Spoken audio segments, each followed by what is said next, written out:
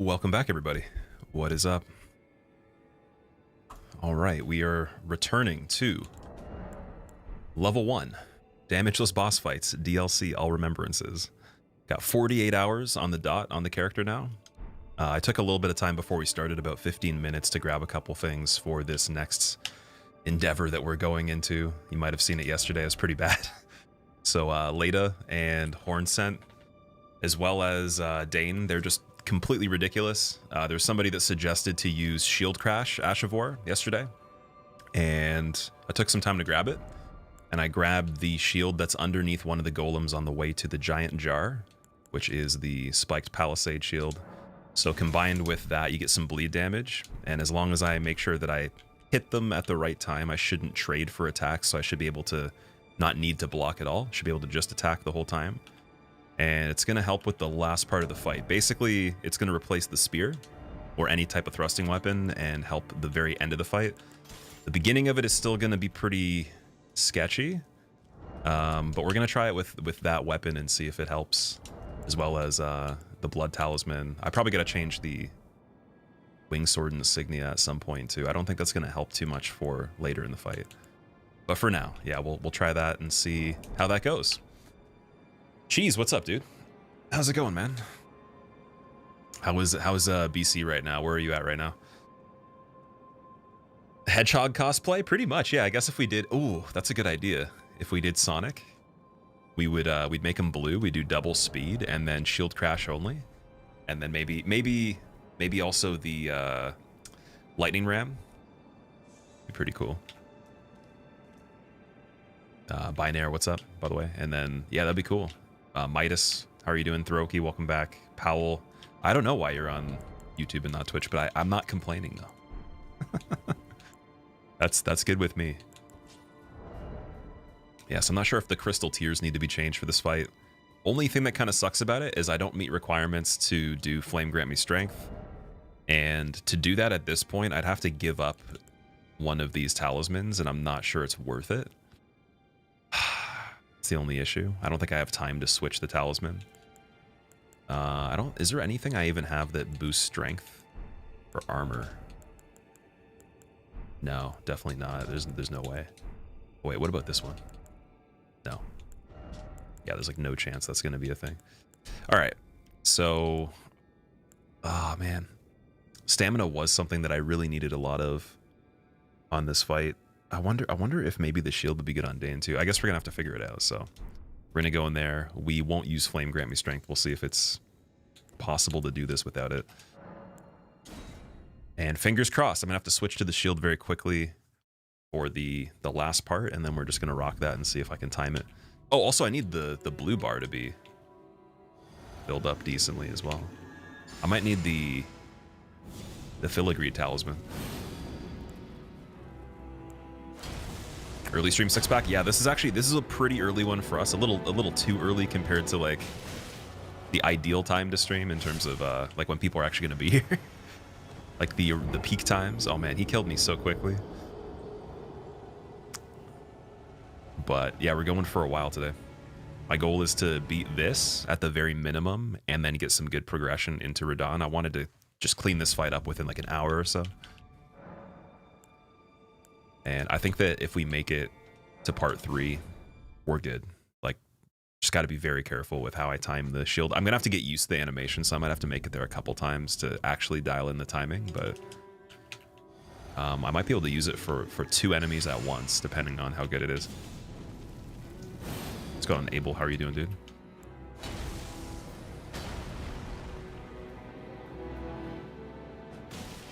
A good dex and arcane weapon.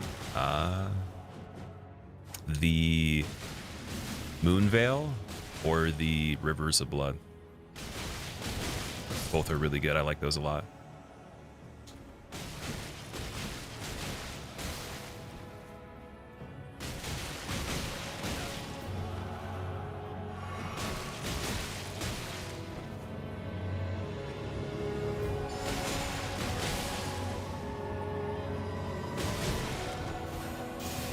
It's okay. It's okay. We can get practice.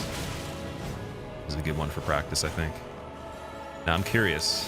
Let's try that shield, see how good it is with both of them. I didn't switch. Oh, the meat requirements message. Ugh. And then medium roll is a problem. Yeah, I need the blue bar. Ooh. Okay, so let's say how are we gonna light roll? Do we even need to light roll with this? I don't know. I'm trying to think of how we're gonna do the light roll. When will I be back to Bloodborne runs, Carson? I'm on the hunt for a jailbroken PS5 right now that has the game with the mods and stuff like that. Kind of hard to find because like random people don't typically like know about that stuff. Like that's a very niche thing. Jailbroken's one thing, but then I need to know that it's able to be set up a certain way. So I'm trying to look for one that already has been played. The mods have been tested and all that. Couldn't find one yet, but there's someone that actually offered me a PS4 that's modded for Bloodborne. Free camera, randomizers, mods, everything that I don't have any access to right now. So I'm actually going to be doing quite a few things on the game in the future. Just need to acquire a console that can do the modded stuff, and then we'll do some 60 FPS runs, maybe 120 if it's on PS5. Definitely a randomizer at the very least, and some other things that I actually wanted to do a long time ago that I haven't got a chance to yet, mixed into that because it'll be a higher quality version of the game at least. So I'm excited for that. I think I'm going to take the person that offered me the PS4 up on their offer, and at the same time still look for the PS5, and if I find it, then I'll send the PS4 back to them immediately. But I'm gonna hit them up this week about that, and then see if they can get it shipped and everything, just so we can try it in the meantime. So hopefully before the end of the year, we get at least a couple things in on Bloodborne. Also for all the other games too, I'm gonna be returning to every single one, all 7 of them, as a marathon to see if we can get it done very quickly, for time's sake, especially around the holidays too. Because I wanted to do that last Christmas, and then we didn't really stream much around the holidays, so I think this year it'd be good to do that. Wait, why do I have the requirements now? How do I have the requirements for this? I'm so confused. For the specifically Flame Grant Me Strength.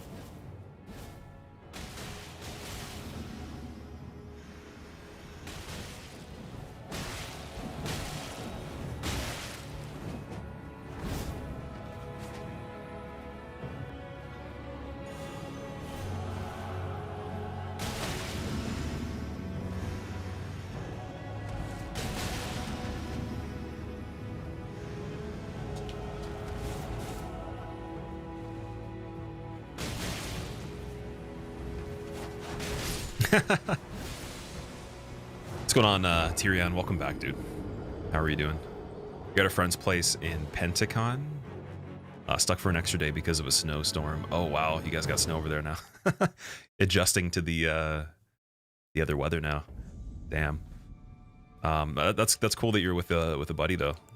That's awesome, man. I hope you have a good time there. You're playing some Bloodborne last night, showing your friends some speedrun skips. Is that the dude that you said you watched you were watching his first playthrough of it, and it was kind of like making you nostalgic about it?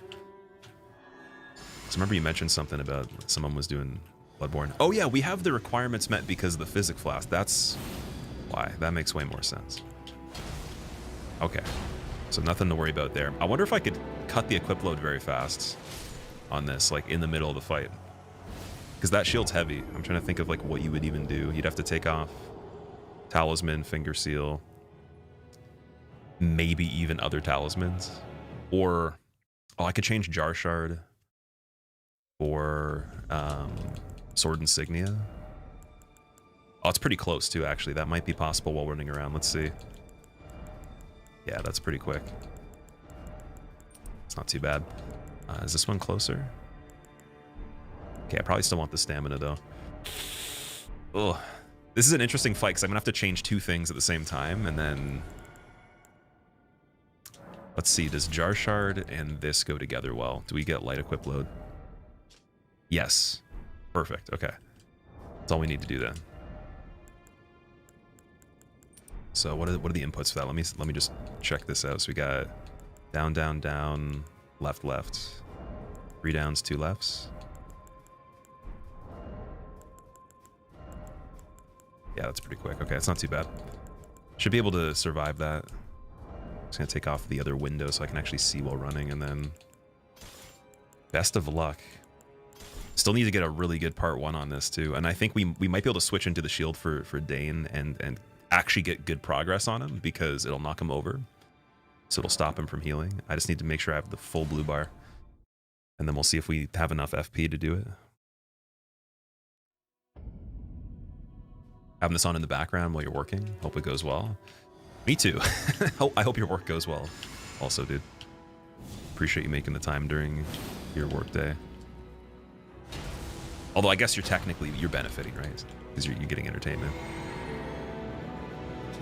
At least you can laugh at me getting destroyed by Horn Scent. It's always a guarantee.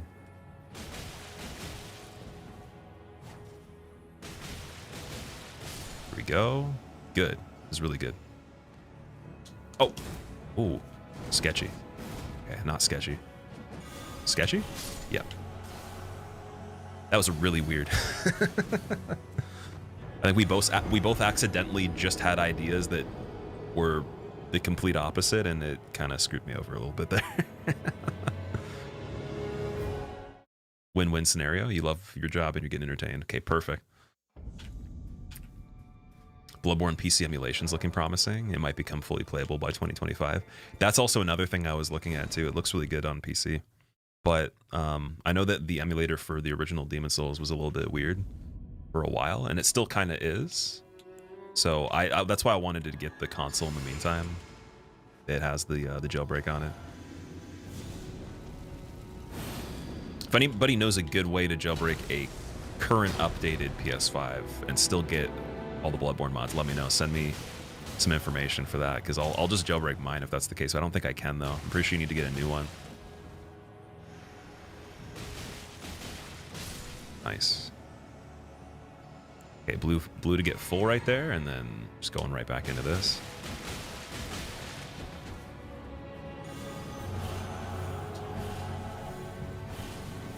So this already wastes a lot of time. I want to see if... whoa! Bro, calm down.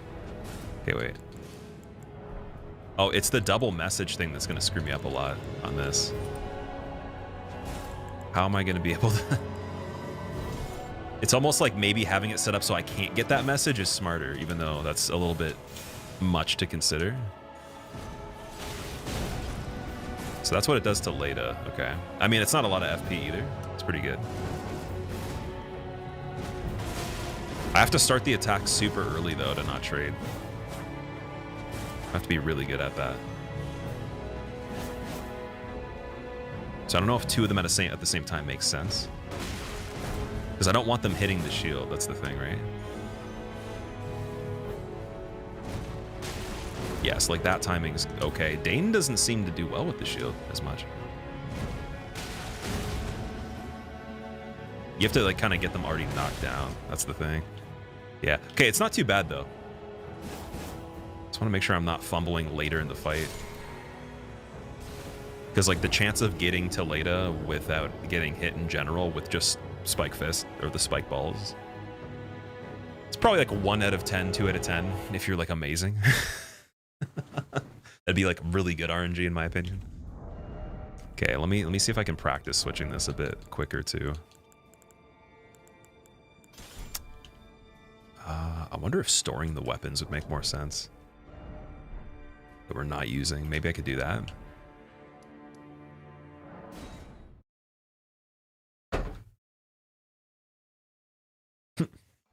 Quick Kane, what's up, dude?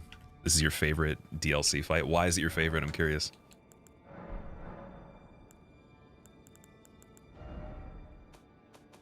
So we're gonna put all the weapons away that I'm not using here.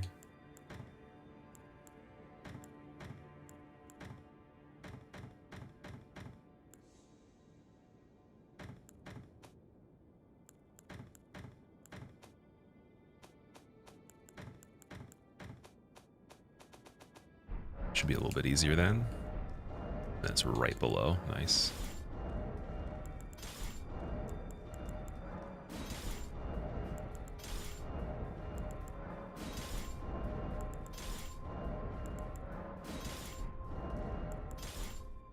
And for the talisman, again, it's basically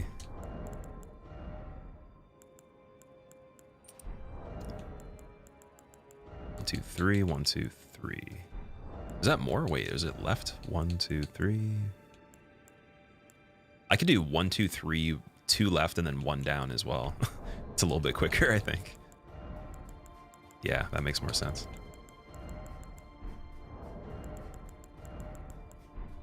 Okay. Cool. Let's try this again. Oh boy.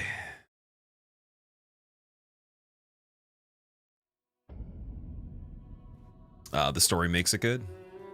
When you want to do Ansbach and Thialdir questline, everything just fits. I do agree, like having the full fight, I've seen a video of it, it looks really cool. But at the same time, ugh. It's just not, it's kind of brutal. I feel like the NPC fights are really easy for them to make in this game. Doesn't take as much creativity, but their NPCs are actually good NPCs, which is the nice part. So story tying into it, I can see that being a huge bonus for sure.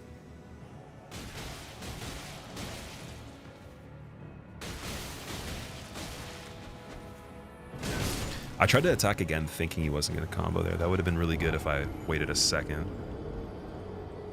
Because that I think the recovery of that, he could roll out of the recovery of it when I punch, making me miss, and then as soon as if I guess that, okay, the thing, it's a guessing game in the sense that if he backpedals at any point and I am already missing a swing, like at the same time as he does it, I have to basically roll punish guess the next thing, but if he did something that beats that, then I don't win. So it's basically like it's a guess or a gamble on if he stands still and heals at that distance and doesn't backpedal twice. If he backpedals twice, then I lose no matter what. If he does something that interrupts, I lose no matter what. So there's like a lot of possibilities where it may be very low odds that I can even interrupt the heal by guessing on that. And reacting to it, we've already said it's too hard at the distance you have to be at. So I might have to like let him get away with it, be patient at that point almost every time, which really sucks because it's not enough time usually. Oh, that was bad. You hate this fight, Zullage? I actually don't hate it, which is a good thing, because usually that would mean it would be terrible to play, especially if we have to get through it to progress. So the good news is I actually don't hate it. I don't mind it too much. It's not the best, but it's also not the worst. Like I think the story, like we were talking about, it definitely makes it better. And their builds for the NPCs are pretty cool.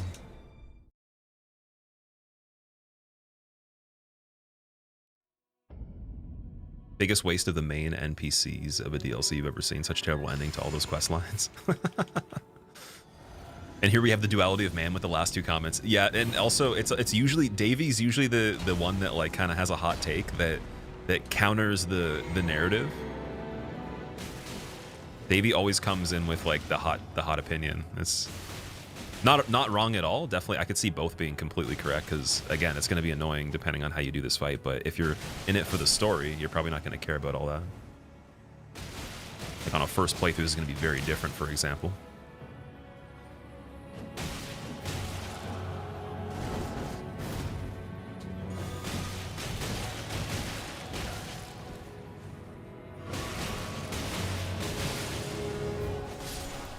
So that would have been a kill right there if I guessed the heal properly. I think the method is literally any single time you dodge an attack that he does, you have to initiate with a running attack again, but you can't run for too long. And I also have to make sure I'm gauging how much stamina I'm investing into the previous combo because you can't do that forever. So if I hit a deficit on that, then I have to walk up basically and do the same thing I did there, which usually you can't bridge the gap. Like you can't actually reach him if you just walk up and do like the neutral light attack, so. It's the hard part. Did I double buff that? Damn it. All right, no Craig Blade, nice.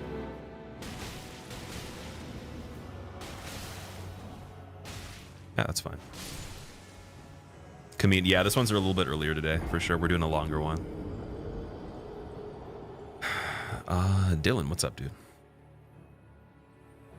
This fight is why I'll never play this DLC again, forcing people into a fight where the entirety of it is balanced around not having only completed the quest lines, but also summoning NPCs to help you win a fight is just shocking decision by FromSoft. If this was optional or even just one-on-one with Leda, it would have been so much better. Yeah, that's fair. That is a good point. I want to see them take an NPC and turn it into like a non player character kind of fight, like a unique humanoid, right? Like Artorias Gale or something like that, like a bigger enemy. But I don't know how they would tie that in. They'd have to make some sort of justification for it being different, right? Like they go through like a transformation. Maybe they turn into a creature like Amelia. That would be really cool. And then in the first phase, they're just an NPC like this, but eventually becomes like a full-on fight. It's not a bad idea. The kick, yeah, I went a little too long on that one. What's going on, Quicksand? You're basic AF. Simplicity is definitely something that it's a lost art.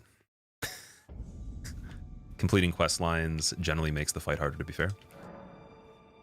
Yeah, like that's the thing that's funny about it is like you do the full like story coverage of the game. Like you engage with all the NPCs, you do what you think you would need to, and then it becomes what, like 5 versus 1 unless you summon.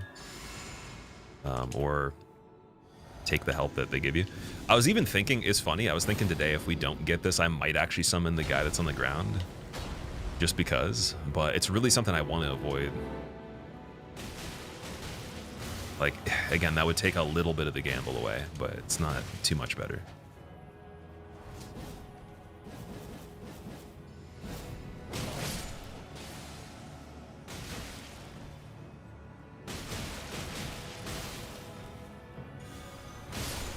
Again, you can't walk up and neutral that. It's too quick. You have to... I'm trying to think, what's the downside of me maybe... If I roll punish and he rolls again, I could test it. I could be like basically every time I guess by doing a roll punish, and then if it doesn't get him because he evades twice or something like that, then I still am in the same position as I am there, but at least I checked it to see if he would do it.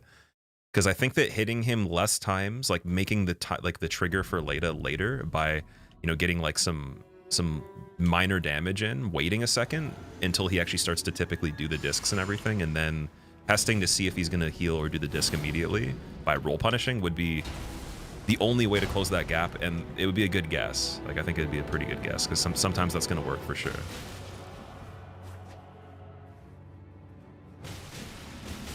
That's something I did not try yesterday. It could make a difference.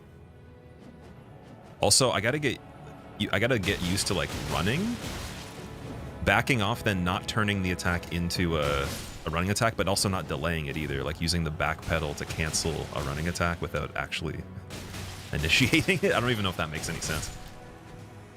But then again, you want to then you just want to run away from everything, and then like if I try to sprint just to preload the potential of a running attack in case he does something that I can punish with it, or if I have to close a gap because he backpedals twice, it's like then I get killed by anything that's immediate close range because you can't escape in time, and you don't want to roll back on Dane, really. Like, you don't want to make space on him unless it's like the first few hits that you deal. It's like when he has a quarter of health taken, it seems to get pretty scary.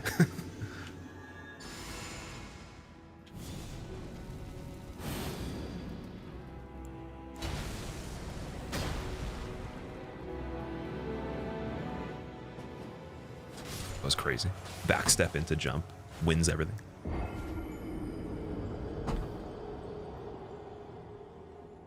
Also, by the way, I forgot to mention for anyone wondering, like, because you might have wondered where I got that shield that I'm going to be using in the shield crash war. I did record it, so it will be in the video.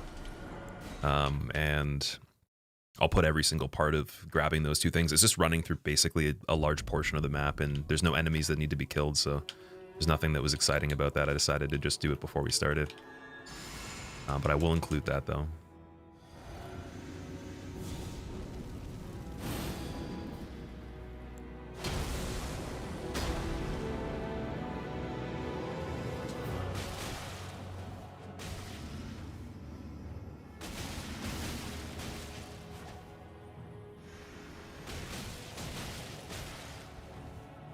I think one habit I have is I try to fight Dane like Horn Scent, but you can't quite do it exactly the same. Okay, 4, and then get back in. Get out, and then, yep, that's it. There we go. Get out, and he's gonna do that, it's fine. Just punish, make sure he doesn't heal. Ah, a little bit too slow. The next Froster, I guess it would be Bleed after that, right? That would get him. That was good. That was actually really good. That's better than before. I'm trying to think of what I did there that was good. I hit him with the second, like the left-hand punch, the follow-up from the single light attack. Like, it was just enough to actually cancel the heal. So maybe there's a range where it's like you're the proper amount of feet away to not get hit by his kick or whatever initial combo he starts. And also still, like, this, like, just the end of that attack just barely grazes him to stop the heal. Like, that's possible. Vladislav, I appreciate that. Thank you, man. They're not really dreads, but thanks, dude. My hair's actually looking really bad right now, but it's funny. The worse it looks, the more compliments I get. But I really appreciate that, though. I'm gonna be redoing it soon. Oh god, gonna give it like another week or so. Been on this fight for a long time. You don't play this game at all? Just curious. Urwa, I was on it for at least 3 hours 30 minutes yesterday, and then we've been doing it for about 15 minutes now. So for me, like on a hard fight, DLC wise, and doing it level 1 damage list, it's like a medium amount of time. It's not too long, but it's not like a short amount of time by any means. A lot of people claim this was like one of the hardest things in the DLC, more so from just it being annoying, not really like skill based, but more so like you have to be very good and planned out, but also kind of lucky too. So I estimated it would take about 4 hours or so to myself. I think it might be a bit longer than that, just given the setup we have.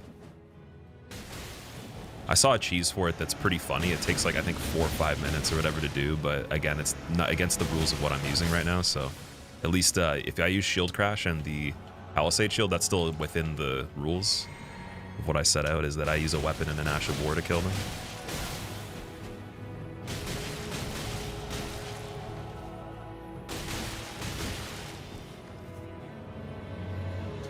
See, right there when he backed, it's like you get into a stamina situation where it's like, I can't, like, it won't activate my run even if I do it right away, and I don't want to force the run by rolling to get the stamina active sooner, because then my spacing's bad because it's not enough to do a roll punish right there, and if I miss a roll punish, then he kicks me and I'm dead. So it's like that's a scenario where it's just luck, like, for if he heals or not. But I'm trying to think of how I could have more stamina into that, because I still have the talisman that gives me it. I wonder if maybe there's another crystal tier I could use instead of... What are my crystal tiers? Let's see. The Faith one, and then... Is this still Stonebar? Thorny? Oh, Thorny. Yeah, Thorny's good. Definitely want Thorny.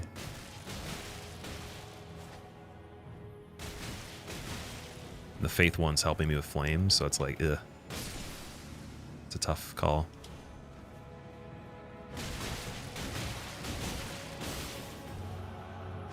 And then his jump there was pretty brutal.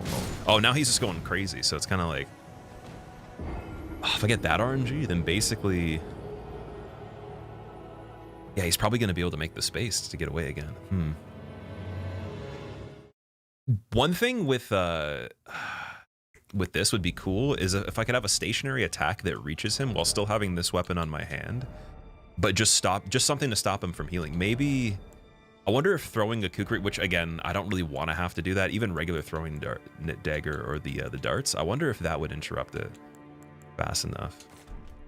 Because if I can just do that for a second, that makes sense. That wouldn't also be to like kill him or do damage, but it would be to just stop him from doing that.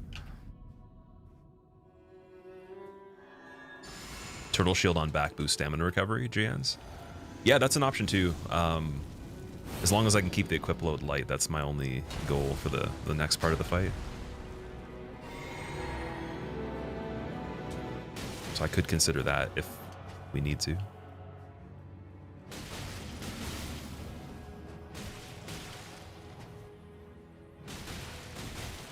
Dane in a second, where is he? Oh, he didn't die. I thought he was gonna die. That was funny. I love the way that... Whoa, yo, he dead angled that right there.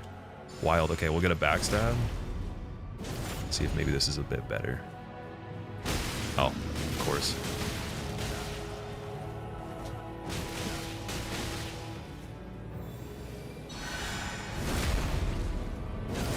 get some practice. Come on, Dane. Don't do me dirty, Dane. Come on, let's go. Oh, there's the heal. Okay, let's just go back to the shield again. And then 1, 2, 3, 1, 2. That pass, she's missing. We're good. I'm just gonna heal up for a second and try to see if I can. Oh, there's the death. Want to see if I can just get a little bit of a sense of the timing for her. Galaxy, what's up? How's it going, dude? Welcome back. Oh. It completely is asking too much. If a player wants to do the whole game solo, they should be allowed to make that decision. They did the same thing with OG Radon fight, but he was balanced around not summoning the NPCs. The fact that this is the first fight in no hit run history that allows this use of summons shows how broken it is.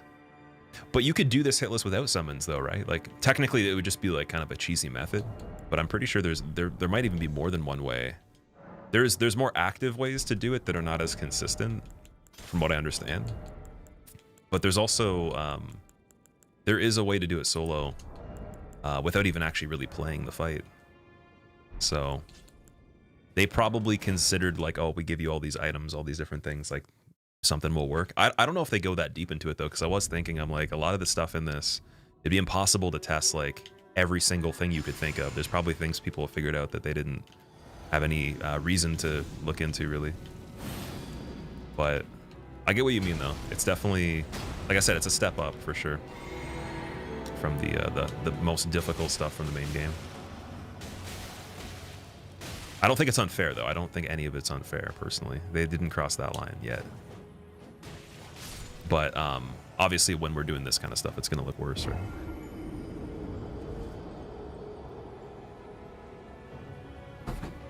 I think for me, like, it's harder to judge within that type of perspective, just because, again, like, I want to get more value out of my dollar for paying for it. So it's like if it takes longer to do something because of a skill issue or because it's like just really grindy, like that's a benefit to me. I'd rather it not be quick, because then it's, what's the point? Where's the challenge? But for other people, I guess the line they'll draw for that is like the type of context of how it is actually challenging. So if it is NPC type fights, if it's not like something really cool or as methodical or whatever, it becomes really annoying, right? So I think they did a solid, at least for the storyline for me on this one. I think it's definitely a lot of really cool NPCs, but like in practice, definitely not going to be that fun to play for a lot of people. Also, I think another thing too, we were talking about for someone that's into PvP, it just kind of feels like a PvP shout out in a way. Like, hey, you know, if you didn't play it already, try it out. This is what it's like if you lose in the arena and your whole team dies or something.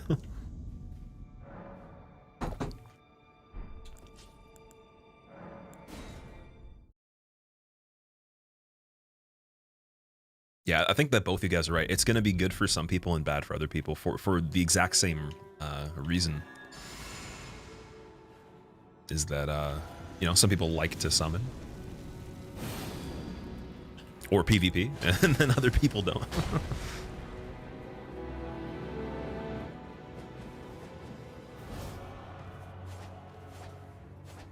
Also, one thing too is like placement wise, if you place this at like early in the DLC or at the beginning of the game, like that would be a mistake. That would not be good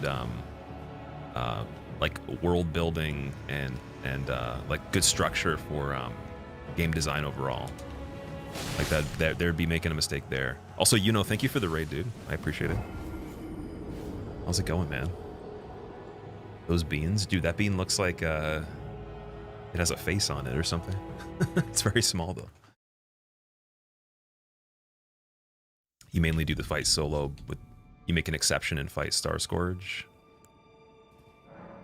Sorry, you make an exception for this in Star Scourge because it feels fitting for the story. That makes sense, yeah.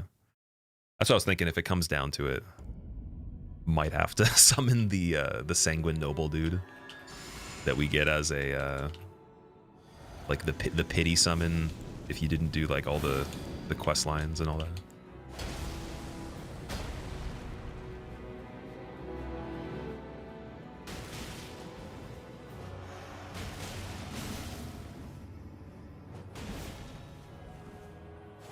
The jump. Yuno's doing DS3 hitless on a piano if you ever want to see that. Pretty badass. Ooh. I will...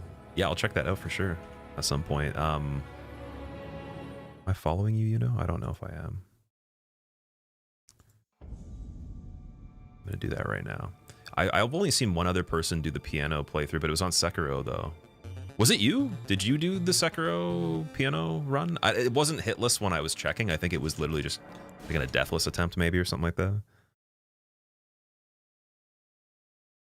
Ansbach summon's pretty easy to get, but I don't know if you're locked out of it at this point. Oh, that's all good. I mean, if I'm gonna summon in general, as much as, you know, once you do that, you've done it, so it's like it counts for anything as a, you know, something that's allowed, I would still choose only one summon. I wouldn't do more than one, because I feel like we've gotten a lot of this down.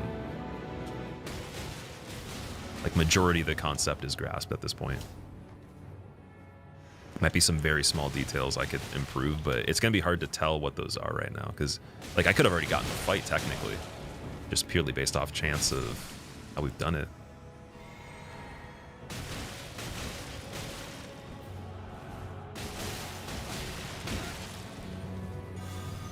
Oh, I have an idea.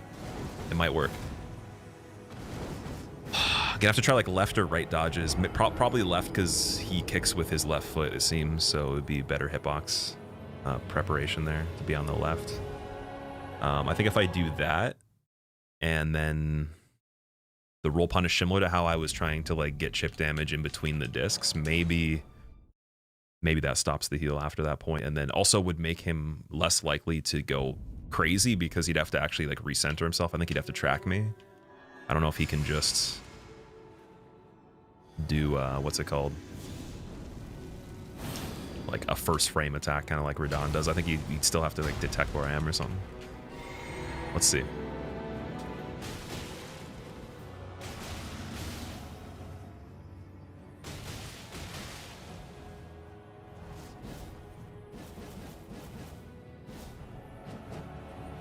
It's pretty bad luck there, damn it. Nice. Six hits at Cinder and you choked. PB is 8. Oh, you're gonna get it soon. That's awesome.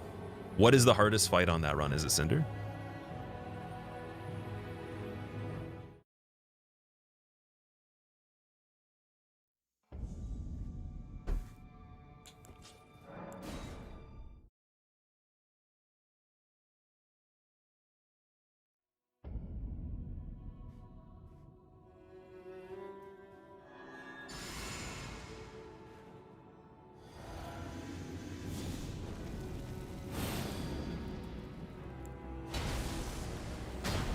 I'm gonna have the throwing knives on too for this next part.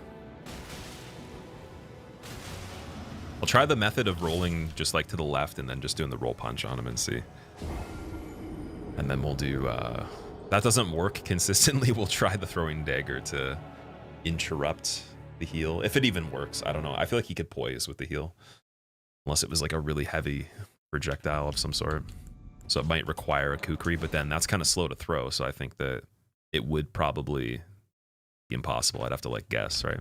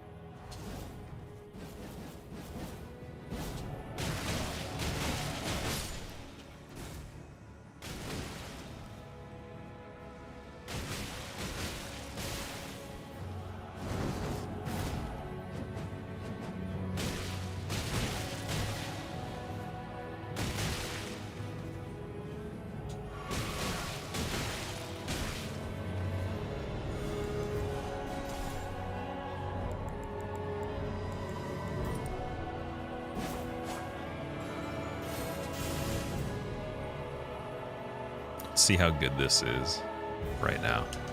It's gonna be hard to kind of like do this while Dane's distracting me, but ooh, couldn't hit me there.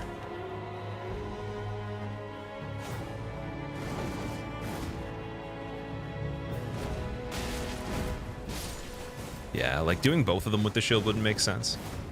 Obviously, even doing him with the shield is he's not even as easy to kill with it. I feel like she's much more easy. Maybe because he's a little bit lighter. I don't know. Giant Hunt helped you through this fight at level 20 tremendously. Detroit, what is that exactly? Is that like an Ash of War?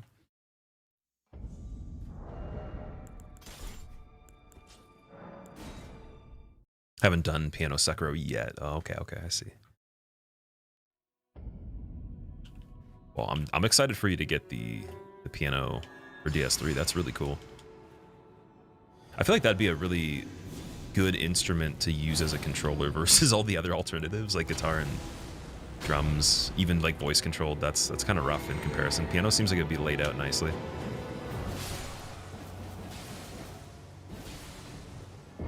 Level 1 Erdtree overall. Like my actual character level is level 1, Michael. Yeah, so it's like a rune level 1. You pick I think it's, what is it Waste of Skin in this one again? Or no, what is the starting class called? Wretch, sorry, Wretch for this one.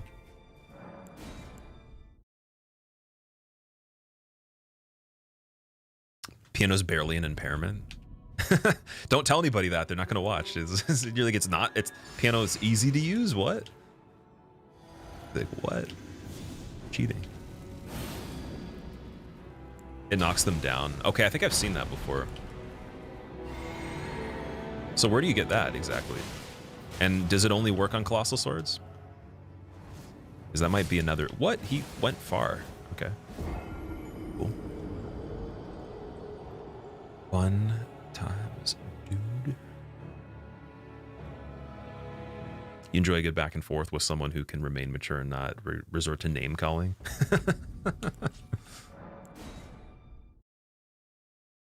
You walked in the room and your allies auto summon like they do in DS2, you'd say fair enough. Just the fact they made it optional, but it isn't really fair. Yeah, like if they made this optional, I do actually agree with that. That would make a little bit more sense as something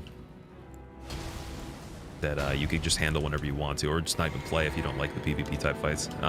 But yeah, Half-Light, I was saying the same thing with that too. Half-Light being mandatory to get to Gale was kind of funny, because they could have done Judicator Argo some justice by actually giving him a good moveset and everything and making him involved for the whole fight, or the actual phase 1.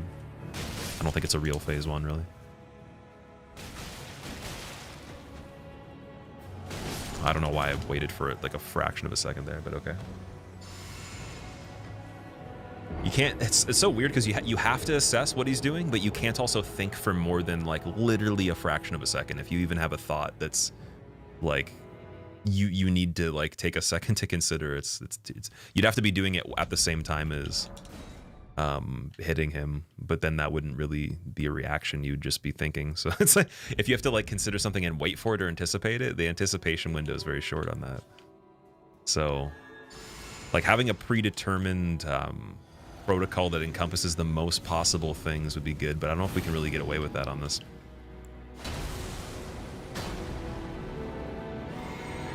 It's more of like a thing the shield would probably do, but again, not really useful until later.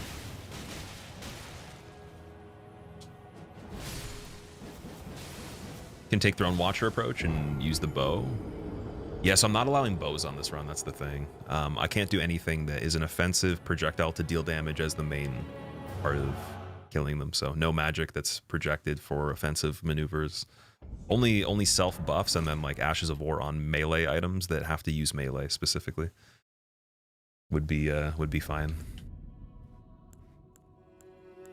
And then also even on the shield too, if they hit the shield at the same time as I hit them, that doesn't count either. I have to make sure that I interrupt every animation properly.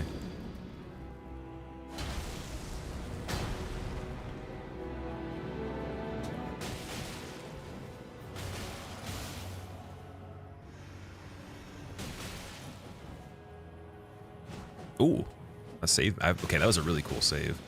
Not intended. When is it ever? No jump. Wow, I'm surprised. I thought he was going to jump there. Damn, dude. What's going on, Joker? Welcome back, dude. Great stars and with wild strikes and stamina recovery tier. Let's I'm not even sure what that is. Great stars. So the world might be mended. With wild strikes. so the world might be mended. Wisdom is the offspring of suffering and time.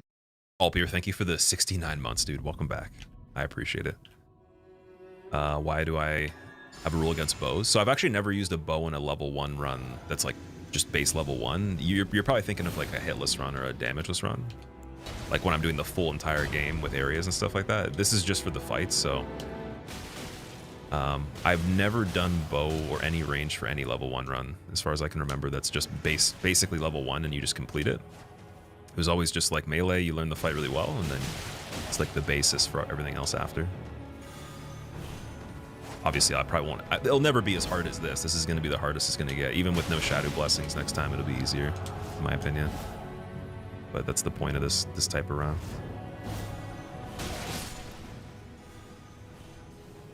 Okay.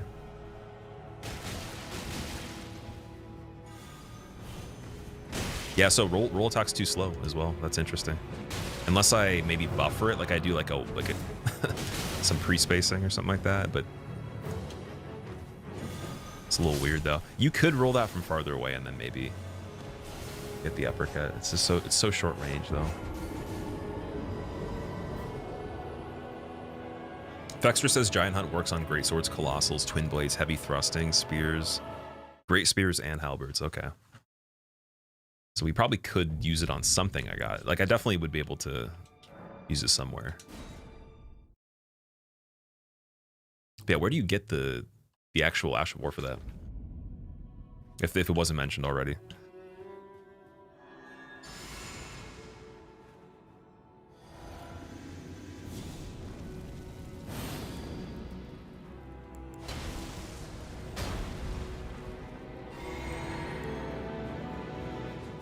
Jump, nice. Knights Cavalry in Liurnia. So that one doesn't ring a bell. I might have fought him once on a first playthrough. Is the weapon art you get from Gaia still viable these days? I think I've seen somebody, it looks like his weapon because it's the same color, same actual weapon, and then the effect is the same color. It's like a spinning thing to do skips or something like that. Like a environmental, like it's a platforming tool for the attack or whatever.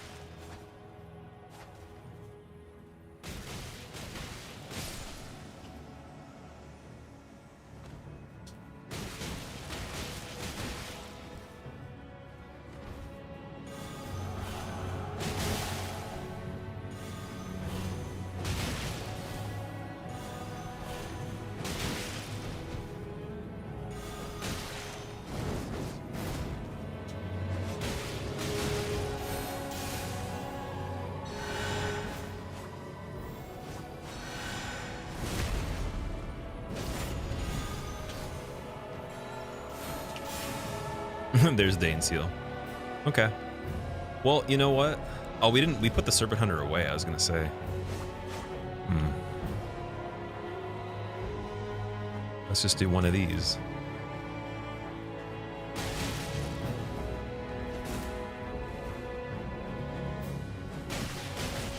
Yo, him falling over actually did damage again. This arena, okay, that's actually the only thing I literally think they needed to look into, and they need to fix that still. Like, there should be an update to fix that. Because you can't design the hills on the ground that steep, like where it is going to fuck with the physics, and then not account for, you know, like the body stagger and damage from him falling because we hit him. That's kind of silly.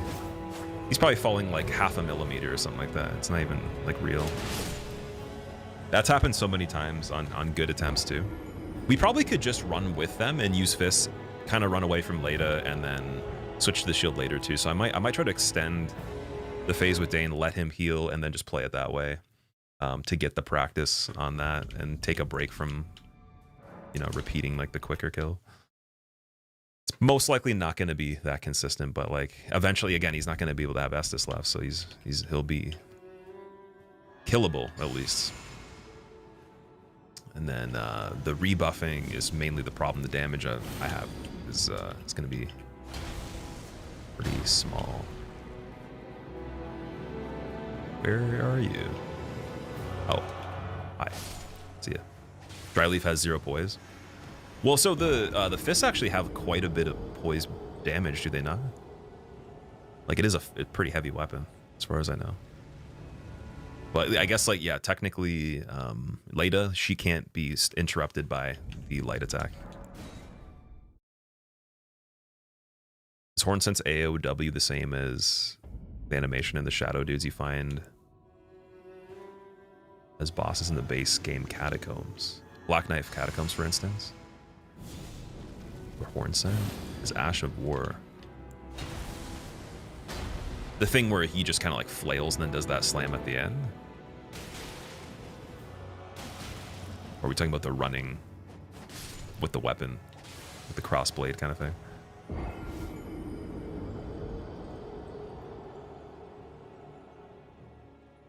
Can prevent them from healing with the Albernuric pot. Ooh, makes sense. How would we make those? I'm trying to think of if I even have it on the menu. That could also work too. That is another option. It just kind of becomes still a thing about like the pacing too. How long do those last for also? Like if I were to throw one at him, like would the effect be active for like more than 30 seconds or would it be like very quick?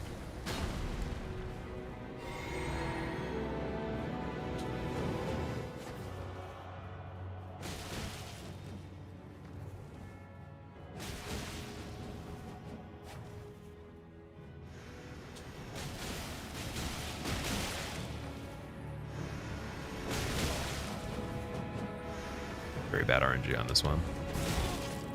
So we're just going to reset that. 30 seconds? That's not too bad. Let me see exactly where we would get those.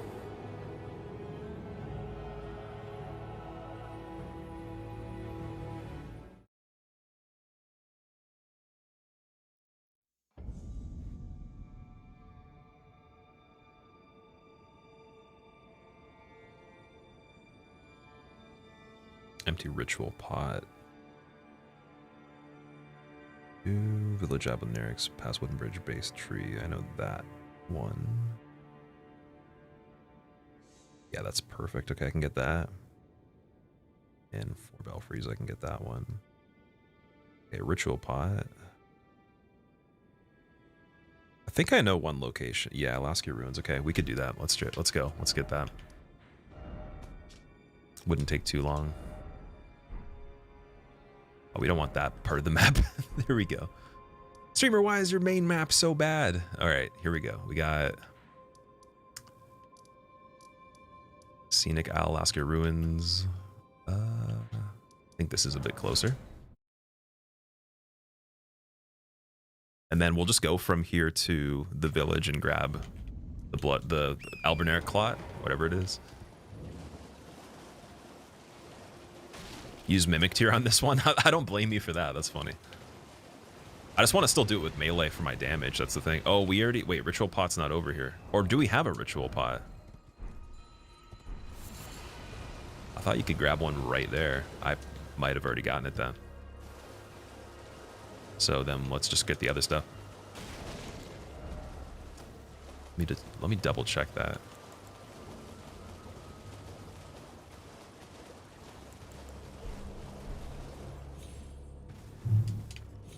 Let's see. How do you find the pots in the menu? Back with rappies, you know? What kind of rappies?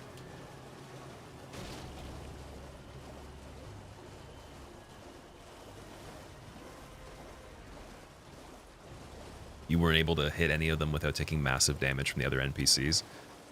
They do a lot of damage, actually. That is true. I saw a video of someone doing them with levels, and I think it was a 1v5 fight, and within one attack, like as soon as he attacked the one dude, he was almost dead. He was about 10% health within the second after he attacked one of them when it was an opening. So like the openings aren't even there. It's basically you're just trading with whatever assortment of people that are in the area at the same time and then hoping is what it looked like. And this dude had a lot of good stuff. So yeah, it seems like madness doing that. Like I couldn't imagine double or triple the enemy. So a 15 on 1 with like a mod or whatever, even with the best build, that'd be probably harder than 2 Radons, man. Like I think I'd rather that. Okay, so apparently the clot was at the base of a tree across the wooden bridge, which I think is here. I'm just gonna get the grace anyways. That's not a wooden bridge though. Oh, here's the wooden bridge, so tree's probably right here. Oh, imagine that guy killed me. There we go. Perfect. That's only one of them, though. I need more. Where do we find more of them?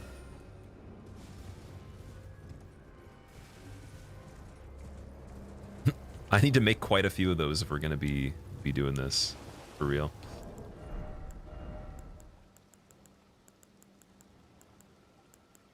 Okay, and then what else do I need?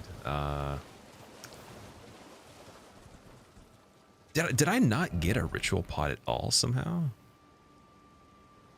Okay, we can buy them from the guy in Kaled, I think, right?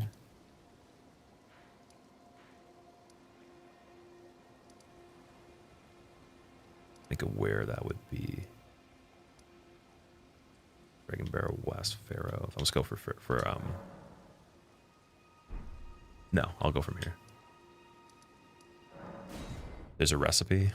Is there a book that you need to make it? You did multiple demon princes, you'd probably figure it out. Yeah, there's probably some way, but just like it would look silly though. What if you hired me but expressly did so to enhance your squirrel hunting abilities? I can't make any promises about results, but I'll take the offer though. Have any of you guys seen a video of the squirrels? Like, I think it's like 2 squirrels versus 1 snake. And like the one's trying to save the other squirrel from a snake, and then like they just destroy it. Oh my god. I didn't know they were that capable. It was pretty cool. Just watch Bloodborne No Hit Run Obsession. I appreciate you watching that. Thank you. That's a really old one, if it's the one I'm thinking. We were talking about Bloodborne earlier. I'm going to be going back to it once I get a console that's modded. And there is someone that wanted to send me one to borrow that also has 2 of them, so I might actually be able to do that sooner than I thought. Still want to get a jailbroken PS5 though. There's 1 ritual pot. Then you need the book for it as well. Okay.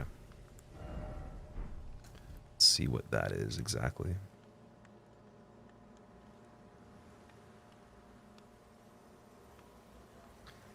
Flintstone Craftsman's Cookbook. Let's see where this is. Maybe it's in a place that's not too bad. Highway Lookout Tower in Eastern Lyria. Oh boy. Where is that exactly?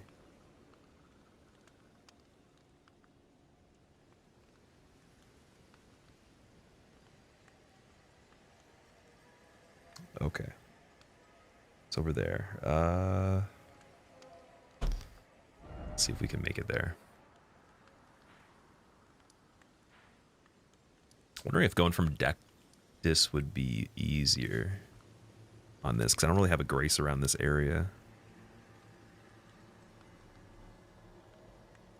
The map shard probably would be really good too. Let me let me grab. I'll grab this one and I'll grab the other one. They don't follow to New Game Plus, do they? I actually have no idea. I've never done New Game Plus on this game, so that is something I couldn't tell you. I would like to see that though. Modded with what? So we would be doing randomizer, like item and enemy randomizers, other types of mods people have made. As far as I know, there's one that I think does. I think you can do first person. You should be able to do. Like I could do cannon only, so I could do infinite ammo for the cannon, so you could do just the cannon playthrough, which is something I've wanted to do for a while. And also 120 FPS is possible on PS5 apparently, which I mean it wouldn't translate too much to you guys, but it'd be pretty cool. Very curious of how the physics would respond to that. I wonder if it would be like DS1 remastered, or sorry, DS fix for the original Prepare to Die. Whoa, can I get this without yo, what the fuck? I'm just trying to grab it, man. That's crazy. Just ran through Dark Souls, so through Xenia, and it worked. Remember pre-patch DS1. Sorry, you ran the Dark Souls ISO through Xenia. I'm not sure what Xenia is. Pre-patch DS1 was crazy. I remember like the most insane thing was just the ninja flipping full havels, or like super heavy equip load ninja flipping, because it had the 50% breakpoint requirement. So it literally just completely it made the system that they designed for like weight irrelevant completely. And then they had to fix that pretty quick. Oh my god. Before it was called Prepare to Die, it's an Xbox emulator. Oh, okay, okay. So yeah, Prepare to Die was the PC version, I'm pretty sure. And that's why we're talking DS fix, but you're saying you're talking about like original console version. What was the difference between the original? Oh, I guess, yeah, again, it would be like a year in difference, or more than a year. So there would have been updates. The butterfly shield is a powerhouse too. Oh, that crystal ring shield is crazy. I like that weapon a lot. But yeah, wasn't it a lot better for a while?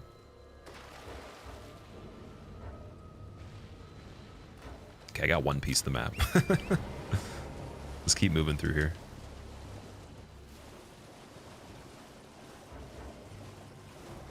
I probably could just go up here and get the thing that we're looking for. Just trying to think of the smartest way to get up on this this cliffside.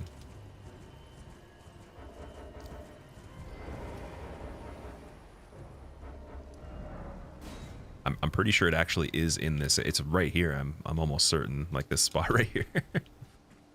So that was a good call.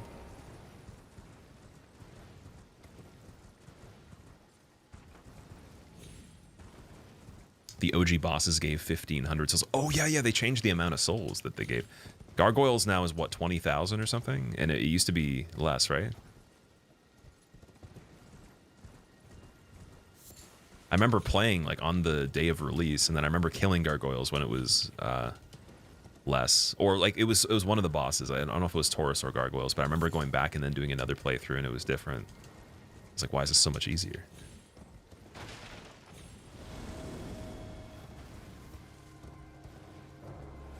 Is that it? Golden rune? No. Where's the book? Looking for it somewhere over here. Probably should have looked up the actual location, like a video or something. But I just read the wiki. So it's supposed to be somewhere over here. It might be below this area.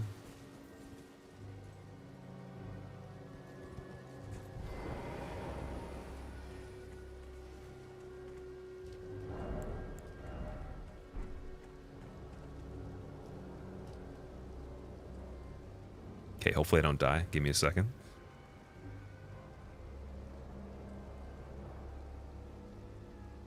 What is the name of it? It's Glintstone.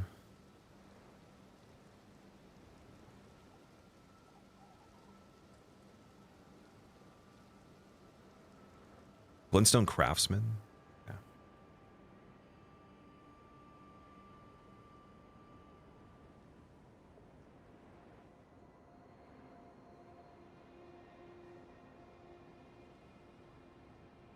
Oh man, there's so many of them.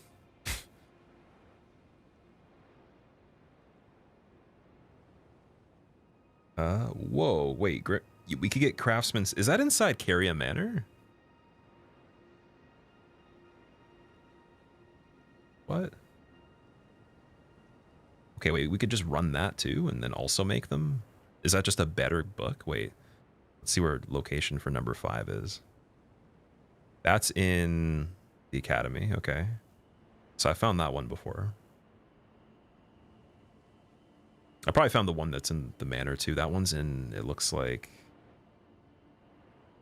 somewhere else. Okay, I don't know what that is.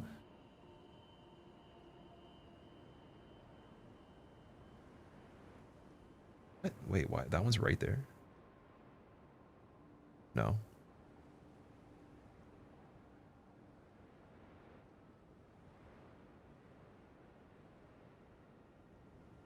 Doesn't, wait, did it say what level? Oh, it's Craftsman 3? Okay, interesting. So, like, if I were to get Craftsman 6, does it just encompass everything from the other books? Or does it, do you actually have to go and get the earlier book to still make that particular thing? Like, all the books are still relevant?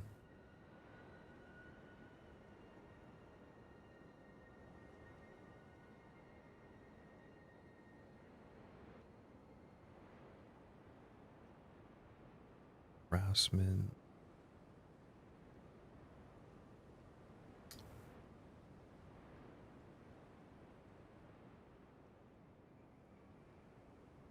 Ah, we were pretty close.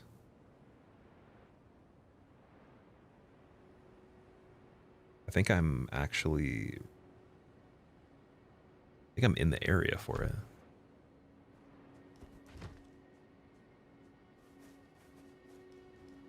Also, Shade, what's up, dude? How's it going, man? Each book has a different item. Interesting. You actually have to get all of them. It would be cool if they made it so you just got all the knowledge from the previous, like the lower ranking books. Oh, you know what? Duh. I was actually in the right place. Never mind.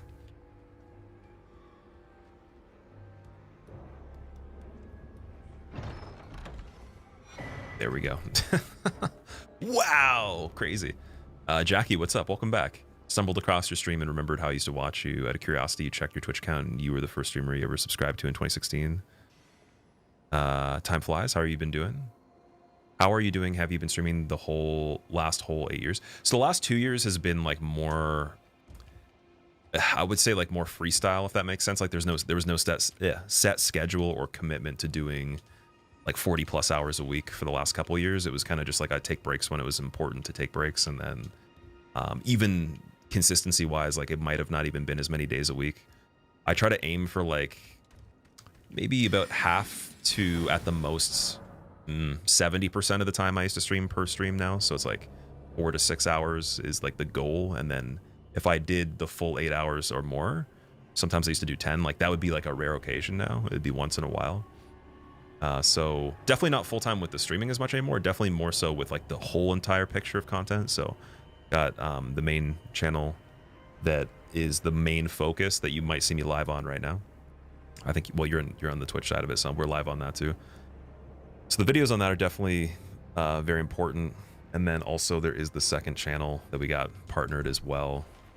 That's just like the long form version of that. And then I put some time into building up the music channel to kickstart it because I wasn't really that good at, well, I still am not the greatest at drums, but like I wanted to learn how to play drums in a year essentially. So a lot of that was just grinding to get the skill for that to make the videos at each point that I uploaded one that was like good enough to have a trail of like where I started, where I'm going with it. So that was a big investment. And then I made a fourth channel and I have 5 videos for it already. The first one's already uploaded and ready. The second one's being edited right now. And then there's a short video I think already ready to go on too, but we're just kind of slowly getting everything edited up so I can launch it and then guarantee there's going to be some consistency, especially over winter with it. So I'm not really in a rush to launch that right away. I want to have some stuff already ready to go. That I won't talk about until it's actually established, but mainly I took some time to do those projects, some other things going on. Started doing some consulting for people for their channels to help them get out there a little bit more too, and also convert people that are just streamers into people that do video making as well, script writing, how to actually write a video, how to, you know, do commentaries and narratives and stuff like that outside of just runs specifically, and how to repackage content that's more of a challenge run like this into something that's more digestible for a wider audience, etc. And then we've worked with some people that don't do Souls as well at this point. Like our biggest client actually does horror games. So me and my editor have been doing that, like tag teaming that for a bit. That's only been the last like 2.5 months, I think, or something, maybe 3 now. So yeah, like, and then there's some other things too, but that's mainly, it's kind of like a pipeline of the biggest thing is the whole entire content picture for the this channel, and then the main channel and the second channel to the main channel. And then I'm aiming to get the music channel partnered by the first quarter of next year. And then also the fourth channel should be able to be partnered even quicker than the music channel was, because it's like the runtime of the content's longer, and it's like a bigger, more popular idea. So we'll see how that goes too. And then if I can have six partnered channels, that's like the that's amazing. Then I just kind of do stuff and try to keep it rolling as much as possible. Maybe film like bulk amounts of videos at once, then distribute them, so it's like there's a flow. Finding the flow in it is the hard part now, because we're just getting back now to like catching up on this stuff, learning more about this game, because I've only played so much of it. But it's been good though. I've been enjoying it. I'm glad I did that stuff. I think I felt the need to do all these things, and then it's funny because the things that came of doing all those other projects, some of the opportunities that came from it actually were things that I was planning down the road years from now. And there's one particular opportunity that's really funny that popped up that I'll talk about in the future, but it reconfirmed it was a good decision to take time away from like going so hard on the content on the streams specifically, and the way I used to do the main YouTube. So I'm very, very happy with that. Anyways, we have everything we need. I think I can probably make this safely now. So unfortunately, I need more of the blood clots to make a lot of the pots. That's the only issue. So killing the Albernerics makes them drop it. We could go back there and just see if maybe I could pick some up by killing the dudes over there. Again, I'm learning. This is something, that actual pot I've never made before. I've gotten that book probably on the first playthrough, and I've gotten the later ones, but I've definitely never made any of that.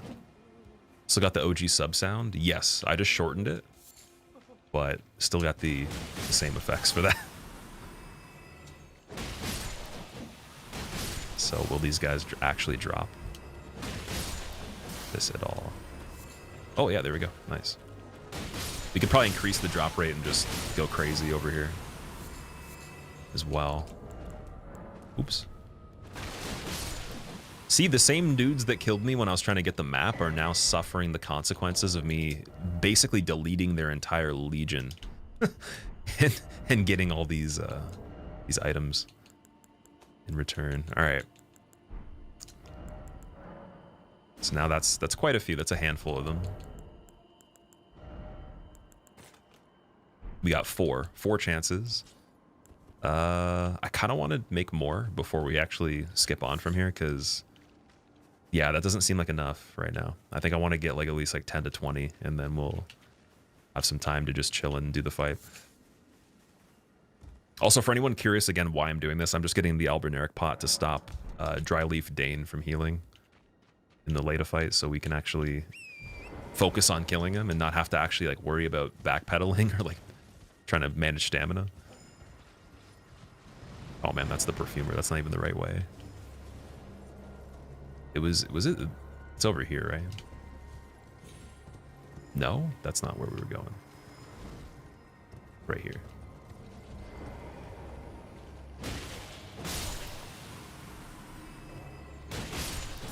Maybe the rot pot as well. Rot pots would be something that I'd be using to kill them, so I don't want to use any projectiles that do damage as like a maneuver to kill somebody. Same thing as no bows being allowed. Mainly just melee attacks.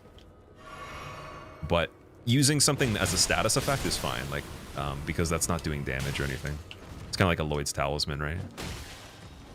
Just trying to make sure the combat is handled by using melee, and then Ashes of War on the weapons that are melee based.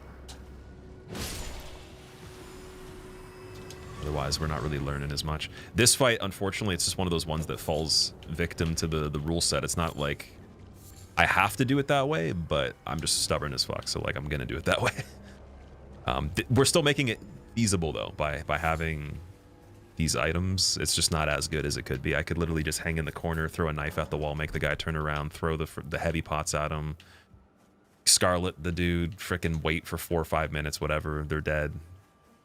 Cool, but that's not really as fun, you know? We didn't really learn as much, and now at least on other types of runs, I will kind of understand how this works from multiple angles, so that's good. You asked 2 seconds before I answer. I might have already been like answering what you asked me. It's possible. These guys have the same type of blood as the research, or no, not the research hall, the lecture building in Bloodborne. Students. They're filled with milk. Okay.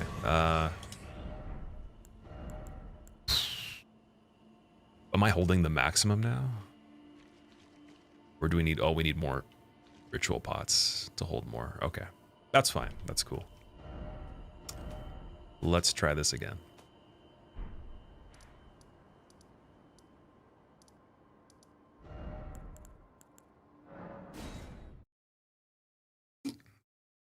What is the technique I'm going for? You joined right as I died today in the last time. So basically, the whole entire method, in the simplest way of putting it, is kill Horn Scent very quickly with Bleed and Frost. And you basically have either like 3 seconds, or you're already going to be getting comboed by Dane as you're killing Horn Scent. So you either have to like regroup at the same time, or just be ready to run right into Dane as he's running at you the second after he's dead. So you have about 3 seconds before he reaches you. And then we just do the same thing to him with a little bit less attacks, like just kind of like bursting it a little bit less. And then as soon as he's going to heal, I'll have to throw the pot. Could also start off with it because it's a 30-second timer, so I might be able to kill him in 30 seconds that way. But if he takes more than 30, you know, obviously he's going to still heal later. But at least there's something. There's something we can do. And then I switch to Palisade Shield with Shield Crash for Leda, and then just try to time the weapon art or the Ashavor on it to get her knocked over, but then also eventually get Bleed. Probably have to wait out at least, like, I think she can heal at least once. So I probably have to do that a good 10 to 15 times minimum to even, you know, make some good progress on that.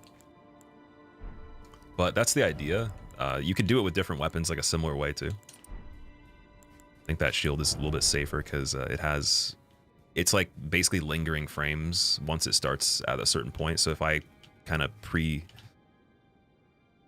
it up or whatever, like within, I think the first second and a half second or whatever, you're already in damage frames. So like if they even ran and tried to attack you, as long as they can't outspace you with their attack, they will get interrupted by it from every single animation in general. There's no attack I think that could beat it. This is just constant. That's my knowledge.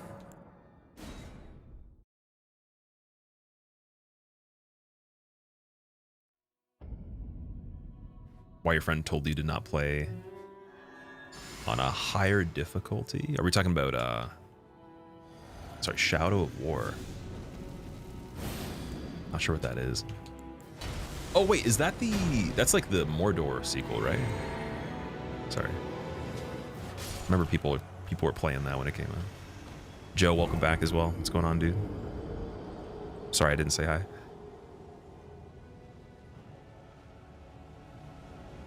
Canary in the coal mine for WB games. Nemesis system's amazing. They just ruined it with microtransactions. Oh no.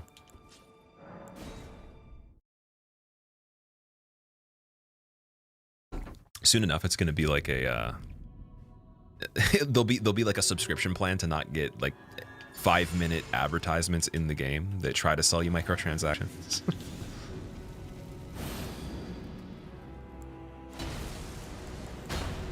Oh, we need blue for the pots as well. I gotta remember that and how that affects the shield. Oh god. Having 2 is really cool actually, because then I technically could throw one at Leda as well, but probably no time for that. It's so funny. There's so many ideas you could have about this, but then most of them, like, it's like, yeah, like this would be really cool, but then it's like, how much time do you have to actually do that? Like, it's like, oh wait, you mean you have to like think? You have to sit still for a second? You have to do an animation that's not attacking them? What? Like, you're dead. Sleep, eternal sleep, keep humans down long enough to help the situation. The sleeping pots? I don't know. I don't think so. I thought about that actually. That is something I was considering earlier. I don't think it does a lot, but oh wow, that was amazing. That jump was crazy. So I reacted to like his quick attack that he'd normally do, or like I preemptively tried to space myself so that like if he did that, it wouldn't connect, right? But then his jump was like, it beat that. It was crazy. I have Trina's arrows actually on this character, so I don't think that would be a smart way of using them, even if we were using the bow. But also make the sleeping pots too. I don't think they'd actually fall asleep for long though.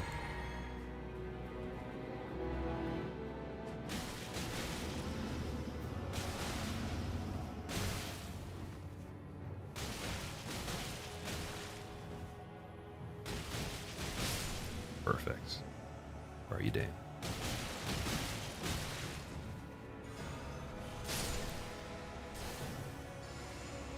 I have to throw it at him immediately, I think. Oh, dude, also he might... It hit him at least, that's good. But again, that was when he was already committed to something. I wonder if he input reads it. Also, can you throw these at the ground and then the effect will be picked up from the ground? Is it kind of like a Lloyd's Talisman? Like where you can like free aim it? If anybody actually knows. That might be a little bit smarter. Like I just kind of throw it in front of me, runs into it, and I can attack him as he's actually getting procced on the effect from it.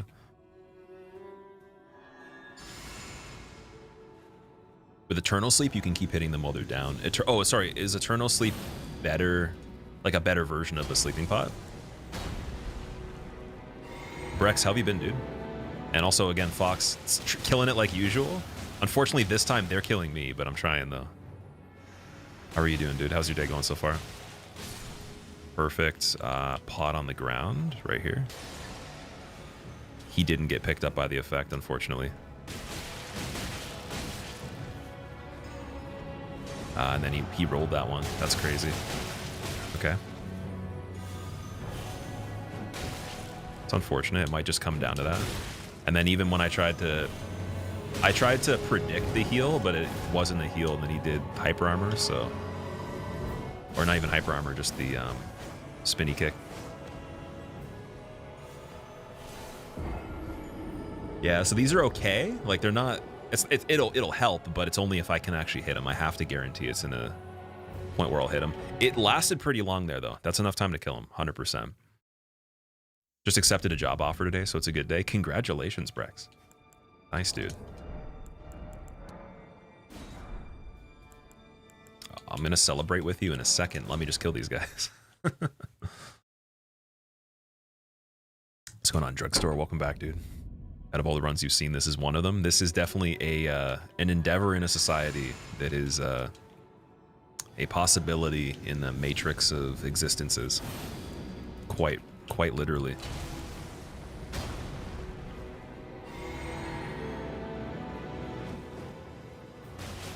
I just figured out something I can do that's like almost kind of like, it's not really gonna be easy to do, but you can like push. This is gonna sound stupid actually. It's kind of like so I have a method to basically do it's like you can do like a mini sprint but you can basically make it so that within like the shortest amount of time possible, you could either do a roll or sprint, and there's no delay because the button's already kind of loaded for it. So it's like, basically, it's like it's a slow release roll. So you have to basically commit to doing what would be either a sprint or a roll, but then like there's like a group of frames you let go on where you still could turn it into a sprint, but it's also not long enough of being held that it doesn't do the roll. There's a similar thing you can do for attacking and running. Dude, the level I'm thinking of on this is just, it's like too much depth right now, like just for how silly this fight is, man. It's silly. Yeah, you have to like basically, you can push the attack button at a time that it won't work, but then if it's something where it's a situation you could punish really quickly and you notice it, you can kind of like, I don't even know how to explain it. I'm gonna have to like record the fight and then look back on it or something. Yeah, you can almost like buffer the attack or do something weird with the attack here. I don't know if it's gonna help me though. It basically is the same thing, with the roll and the sprint. It's like you hold the button that would turn into a roll or a sprint for just the amount of time to get into the possibility of either immediately, but then you can attack, but then attacking can be canceled by, I think, letting go of the button. Wait, let me try to see. Yeah. So wait. Oh, that's weird, man. It's like, I guess I can't attack right now anyway, so it's not letting me, but okay, we're thinking a little too much on this one. You ever work a 9 to 5, Lacko? I've worked a lot of jobs before, yeah. I've done customer service, sales, warehousing. I've done like restaurant and stuff like that. I've done management for certain people before, like running their business a little bit, but mostly just regular jobs that are, you know, the standard stuff you hear about. Quite a few though. I wouldn't say like 9 to 5 exclusively, but like whatever amount of hours, you know, that they allow you to work. So sometimes it was like, I think the most busy my schedule was, it was like 7 a.m. until 11 at night or something like that. Like the day started, I got to the place around, I think it was 8, left by noon, had 1 hour to get to the next job, and then I worked my regular full time after starting off with like the second job. And that was about, I think that was like, I don't know if you count that as a 12 or 13 hour day. I'm trying to think of, because there's like technically the travel time and all that, but that was like my busiest day. And then like standard days would just be whatever they give you, 44 hours to 50 hours, whatever, you know. Never again though. Never will do that again. It is a scam, I'll be honest. Actually, no, it was important. It was really important to do all that stuff, but it was definitely not necessary though. Very glad I didn't. There's an offer I got for a management position at one of my jobs that like would have paid for school, and I literally almost took it. So glad I didn't stay there. Like, there's a couple pivotal moments where I could have easily done something else, and it would have been like nice at the time for like my age and like the money and all that. But dude, not enough though, unfortunately. After a few years, it would have been a problem still. So I think I would have probably gotten used to it. I don't know if I would have left there if I had taken that position, but that was the best ticket to like afford school essentially. So, well, we good anyways.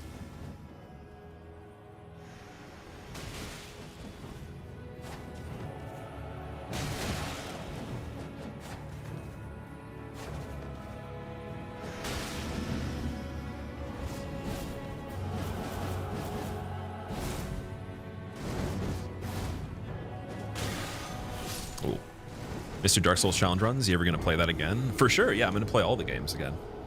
100%. Even Demon Souls will be played, though I don't think Demon Souls is gonna have many runs individually on it that I'm gonna do. There is one thing that I'll even be doing on that too. This fight at level 1 has to be insane. It's kind of weird because when it goes well, it's very simple. And then a split second can change that. Like you have to get lucky on certain things because the pace you need to win is not enough purely based on skill. Like you can't just calculate it the whole time with this setup that I'm using at least. There's other things you might be able to do. I haven't seen much level 1 like this though, where you engage them and you don't cheese them with Scarlet Rot from afar or something else like that. Konami code it.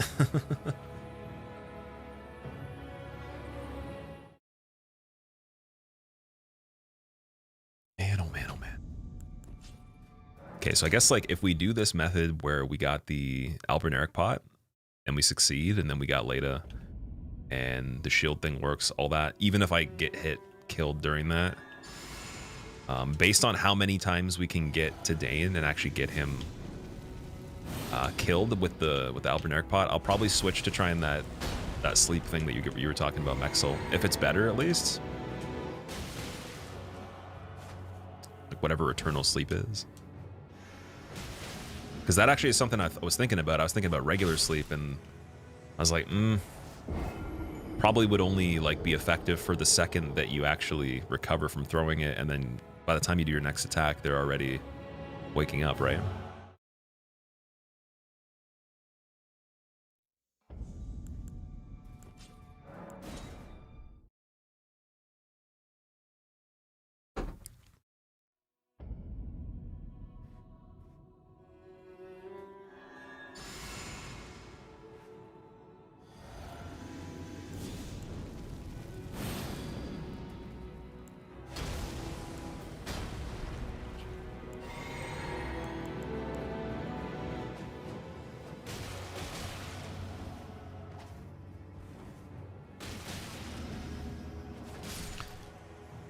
Oh boy, jumping and this backstepping too. Crazy. This run cells within cells, yeah, because I'm thinking in the case that he does jump, if I already have the attack button held down, I'm trying to think of if there's a way to justify doing that method. Like if you already have the button held down and then you also have the roll held for a second and then you let go to do the roll or to do the sprint, you keep holding the sprint, then double tap the roll, but it's already held down. You don't have to like fumble on guessing an attack that you would have pressed. You can almost kind of like take more time to buffer your decision, it seems like, if you have the button held. That's what I'm getting at. I don't know if that makes any sense. Yeah, I'm can also make a grease for your weapon. Can spiked fists even be buffed? I thought with frost infusion you can't, or even in general you can't buff the spike fist. I thought it was only for iron fist. Let me see. Because we have a lot of grease right here, right? Yeah, it doesn't work. Unless maybe because we're in this area. But I thought that Starfist don't have that ability.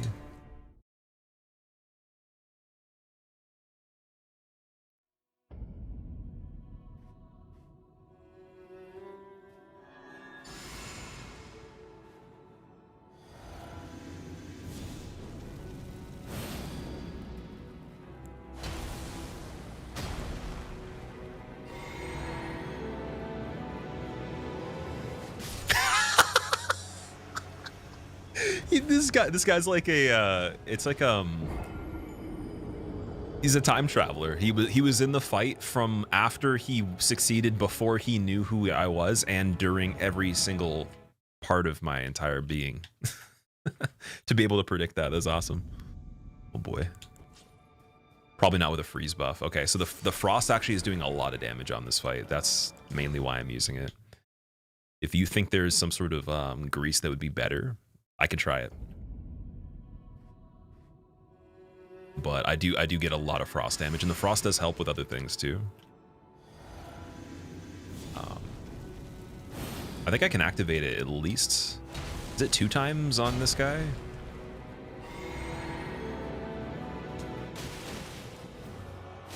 Oh no.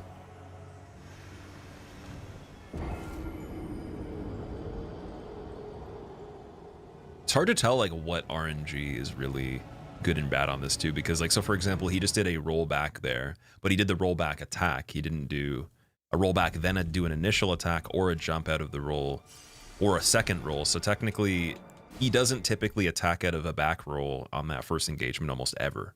Like it's very rare. I think I've seen it less than 5 times in the entire fight. So I'm wondering if that's just unlucky, or maybe I did something that made him want to input read it. That's the hard part, is figuring out what is input reading and what is actually just random from what they're doing. And how can I encompass that a bit better?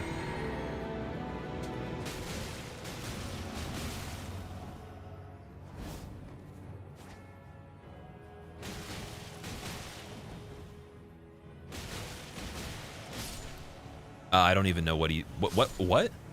Wait.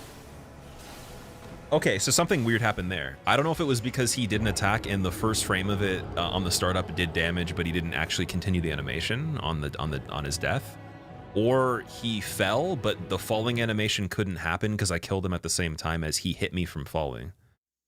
Like that was a really weird one. I think that he actually fell off of the hill he was on, but then died at the same time, so it didn't show anything. Because he was standing still, and then like, yeah, it would have had to have been such a small amount of time that was calculated there. It's almost simultaneous with my my attack. How are you finding this fight so far? It kind of reminds me of Half-Light, but just like the 2024 version of Half-Light would be the best way to put it. And Half-Light I wasn't a fan of. This one I like a bit more than Half-Light, I'll be honest. Just in terms of the NPCs, the style. Yeah, dude, him falling there too, wild. What is with how broken this arena is? I don't get it. Wow, man. Like, where is safe? They definitely have to fix that. Back, you had to get coffee. Cashier told me you need to start singing TikTok so your ego's been boosted. Start a singing TikTok. Ooh, there you go. Were you singing to the cashier? Skio, I think if you do music in general, man, honestly, no matter how good you are, like recording yourself while doing it, I'm sure you know better than me even, is a huge help, right? It's a really good reference point to have on where you can improve and stuff. So like just in the same, you know, ideology as, oh yeah, like what's the point? I'm not that good. It's like actually more of a reason to do it because you can actually get better by doing that, by being able to analyze it, right? You just got to not care about the feedback or the standard that society's setting for music or whatever you're into, because those people have different timelines, right? But yeah, I'd encourage it. I'd say do the singing. I mean, you were a good guitar player from what I remember too, but you said that you were being discouraged by it because, you know, what's happening with what you are aiming for is not matching up or whatever. Oh, we got him against the wall. That's actually really good. But ew, though. Ew, man. What a bad scenario. Okay, wait, what do you do there? I'm trying to think. Like, so he threw the disc. I had a 20th of my stamina. So basically next animation means I'm in a deficit. I can't like strafe the disc. I have to roll. So I'd have to roll and then let him heal there, essentially. I don't think you could. Unless maybe... I can't... It's hard to tell how panicky you are, too, on this one, because things that look panicky actually are strategic. So it's like, what... like, there's so much preemptive, like, plays going on. So I'm trying to think, like, where did I have room to do anything there? Or maybe it was just, yeah, he has to heal, and that means that something I did before that wasn't accounting for it. I was probably getting too juiced up on the wall there, like the fact he was stuck. That's good, though. If we can get Dane near a wall, I guess we have another thing we can work with, because I don't think that's happened. I don't believe I've done that. So let's let him run over to me. We'll reverse him right here. And then, yeah, something like that. And then every time we back away, we just need to make sure he doesn't like trail himself out into the middle again. The only problem is that, again, the hills on the walls over here will probably be an issue. That gate, though, that gate seems pretty good.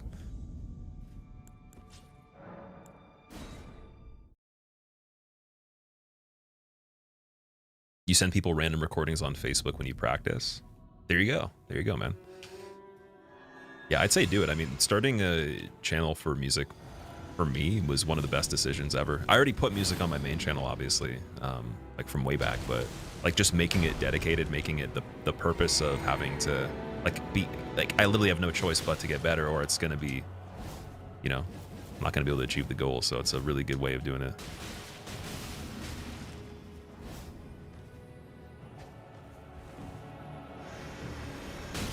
And I actually enjoy watching music content sometimes from people that are brand new. As much as it might seem like no one would care, it's like I actually really like seeing people start channels and like learn. I was watching a couple people, they were just getting into guitar. It's their first few months or whatever, and it was really cool. Oh boy. I don't know what went wrong there. He just wanted to basically spam the whole time. I idled, thinking he was gonna, or I was trying to idle for stamina recovery purposes, thinking he was gonna maybe backpedal. He'd never backpedaled. The assumption of that was an issue. Maybe I shouldn't even worry about that. Let him do it. And then each time he does it, I wonder if I threw this as soon as he backpedals, is there enough time to dodge his next attack or attack? Because the first time he rolls away, if I already have a good distance from him, I could just throw it. But the problem is then if that fight's not a good one, if he does get me with something else, then there's no point of using it, right? So nothing, like not a lot changes using this item, unfortunately. Because you could literally die using it, or the second after, or he input reads and rolls through it as you throw it. So to create this scenario where it lands on him is hard. Over here. I don't know why. Okay, yeah.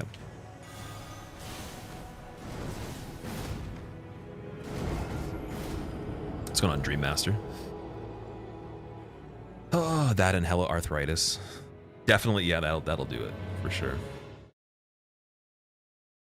Ironically, for me, like I actually had some issues with RSI, specifically like repetitive strain, and they actually went away when I started playing drums. Ironically. Like, even if I go pretty hardcore again, I could probably replicate the amount of hours I was investing into a lot of stuff, and I don't think I'd be able to get it as easily. I don't know, something about like the macro movements that you have to do that are not actually possible to strain the tendons as much. Like, it seems to almost kind of relax them, or maybe even stretch out like other parts of your hands, your arms, whatever, wrists. Maybe I'm wrong about that, but just, yeah, I haven't actually had any kind of like creeping of RSI, and I've stopped doing the stretches for it that I would do every day too, which is good.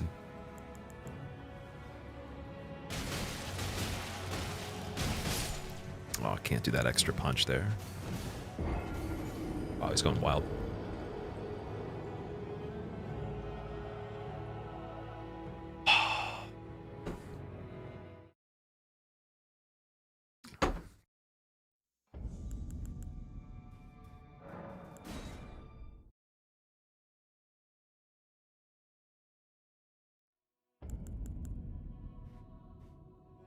I was thinking of also if I were to maybe put any kind of buff on the weapon.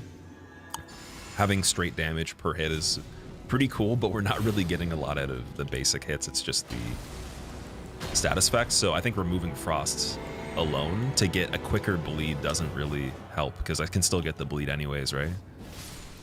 It's kind of debating that. I'm like, I don't know what buff would be enough damage, unless they're all really weak to like a DLC type buff that's new and stronger. I don't think there is anything that crazy though. I'm willing to try it though. We can go through every single one and see. I probably have to buy them from. Oh wait, is more still on the hill near Bellarat if you already progressed to this point of the DLC? Because he has more rune arcs and he also has some other stuff I think we can use.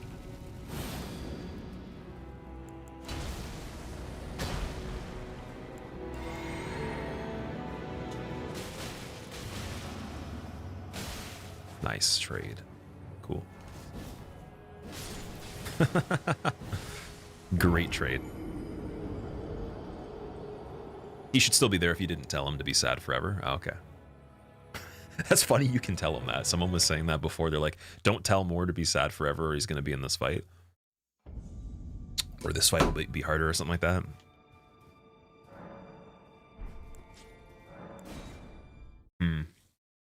Trying to think of anything else I didn't consider of what we can do right now to improve this first part. Not necessarily the part that counts the most, but I don't know. Elden, thank you very much for the raid. I appreciate it. How was your stream today? What were you playing? Also, for anyone from Elden stream, welcome to level 1 damageless boss fights in the DLC. On the probably the least interesting fight of the entire run, unfortunately, but trying to make it fun. Oh, he dies if you tell him to stay sad. Okay, I thought he might have actually joined this fight. Also, anyone that's coming from Elden stream, I'm not sure what you play particularly. I don't think I've actually seen your stream before. Definitely let me know what you guys were doing. But if you haven't been here, I do a lot of silly challenges like this. I've done some speedruns before in pretty much any of the FromSoft games in general. And we're just focusing on this right now. This is my second playthrough of the DLC overall. And then might be the last time I ever play a game, actually, after this fight. Yeah. Just want to say thanks for the subscription. What's going on, Chi Willy? How are you doing, dude? Stream went all right. Doing personal speedruns. What are personal speedruns? Like real life or just like something? Oh, you're doing all remembrances. Okay. All remembrances now in 7 hours 9 minutes. Congratulations. That's not bad actually. That's probably like shorter than it would take me right now with what I know to play all the remembrances in the game. And I've done I haven't done the speedrun of all remembrances, but I've done the regular leveled character or hitless on it, so I know a little bit of stuff to save time. But that's like not competing, you're not there yet. That's still really good though, because like beating the game in a day with this much content now is probably not going to happen for most individuals. So that's amazing. What's going on, Caramel King dude? How are you doing? Look like your cousin but with hair. I actually am your cousin with Rogaine. Sponsored by Rogaine cousin.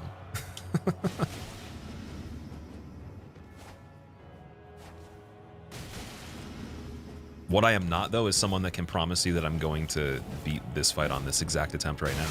But if I do, I will give somebody a tier 3 sub.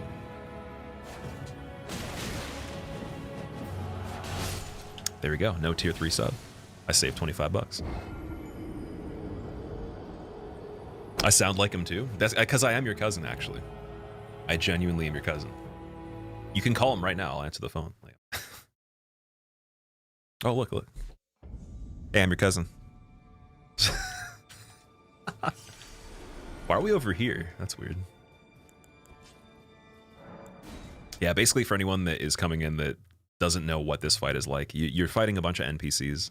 The NPC fights in this game, if you're not familiar, they are not balanced the same way as the more dedicated or, you know, detailed bosses. They're basically just like you with stats that are just unbelievable, and abilities that transcend stamina and reason in some cases.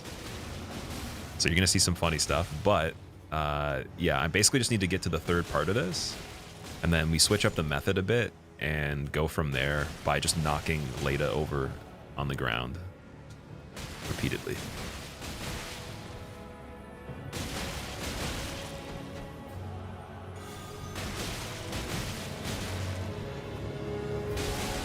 Dane's dead. Yo, guys, everybody calm down. Everybody calm down, guys. Everybody calm down. Oh my God, wait a second. Imagine this one was the tier 3 sub joke. Okay, wait a second. Hold on. I don't know what attack we go for. She's gonna cast something. I don't know what attack we go for. I think it's when she's running. Yeah, when she's running, but far away though. Farther away. Maybe not. Maybe not walking. Nice, okay. No! Okay, I let her cast it, that's why. Ugh. Okay, so I think I'm gonna also bring Serpent Hunter as well and try both. Because running and poking her with that seems easier. Dude, that was sick. Sick. Sucks that it still went off. Yeah, so we were attacking her during that. I would have had to have gotten a backstab to survive that. Any tips for a torn muscle beyond rest? Huge dude landed on you and tore your oblique. Torn muscle. It's just going to be nutrition, sleep, and rest. Rehabilitation once you get to the stage where it's healed enough to be functional again. If you can't contract it though at all, then you just gotta rest up. If you're able to do some load bearing on it, but it's like maybe a small percentage of your original strength, then you're going to want to use it functionally and then start to increase the amount of intensity on it until you can get back to like training it the way you were, or just to do regular life stuff. So in terms of rehab or physio for it, it would definitely have to get past the stage where it's usable again. If it's just fully torn, then just eat good, sleep good, keep your stress obviously lower, and try to also still I know the oblique could be really hard to deal with if it's torn. I can imagine, just because you have to use your core a lot and all these different things. But if you can do a lot of other moving with the limbs specifically, or other activity that still gets blood flowing too, it's always good. It's like active rest around it being torn if it's possible. It's the best advice I could give for that. What's going on, Star Slayer? How are you doing, dude? Welcome. Oh man. So we beat Dane without even using the Alberneric pot. That's funny. I think that using it on Leda would be smarter, but I'm gonna have to throw both of them and then kill her within a minute, so I don't know how likely that is.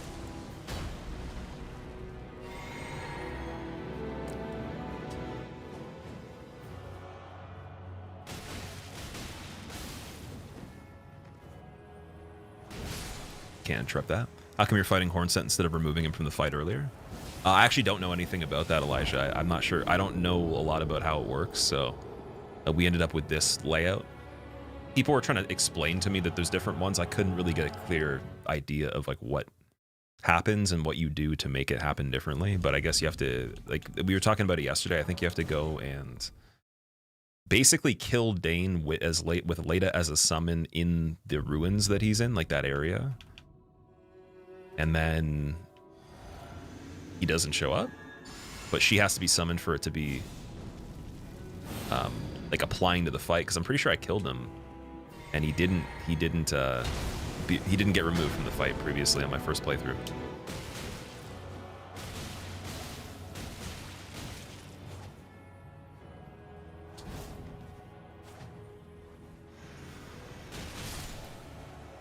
Gave him way too much time. One is to invade him with Leda and Shadowkeep. The other is summoning during Mesmer. Oh, okay. That's really cool. So we could have just summoned during Mesmer one time, like just for a second, and then like died on purpose, and then he wouldn't have showed up here. That's gonna be really funny for the comments, like on the video when this is done. You could have just summoned for Mesmer. But then I could just be like, no summons, as soon as I beat this without the summons. Yeah, one good thing is that shield crash with the Palisade shield, it has bleed, so eventually I'm going to get some good damage on Leda, but just not right away. And I got to find a way, like when she gets up, to chain the attack. I think we should be able to do that no problem until the stamina gets low.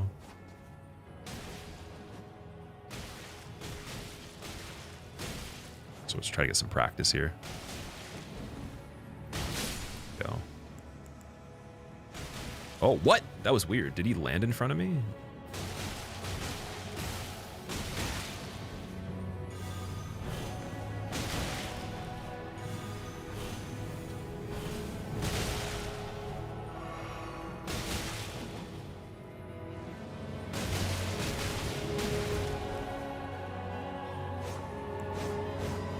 So I want to get some practice trying to kill Dane this way too, because we will have to actually have a fight like this once in a while.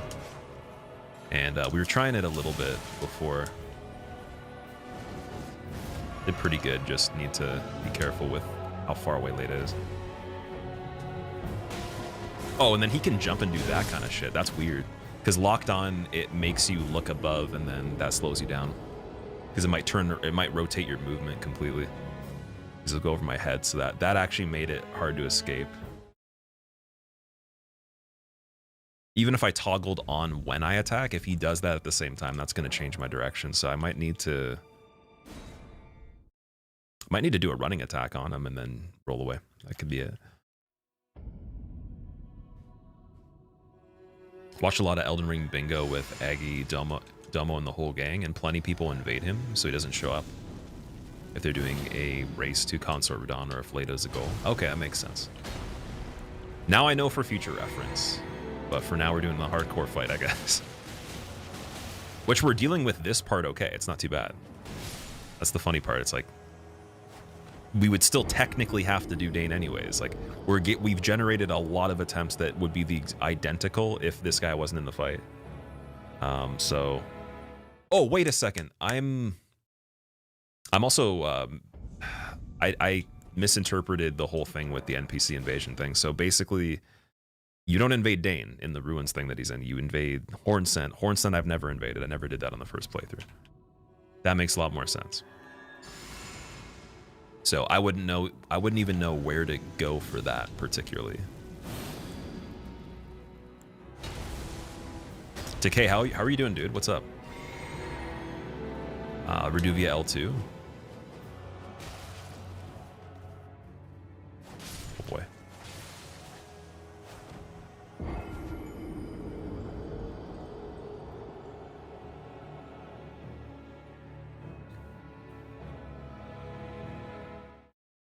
Sorry, also, Callisto, you played the DLC for the lore. You saw the final cutscene of the DLC before you got it yourself, so you haven't fought the final boss.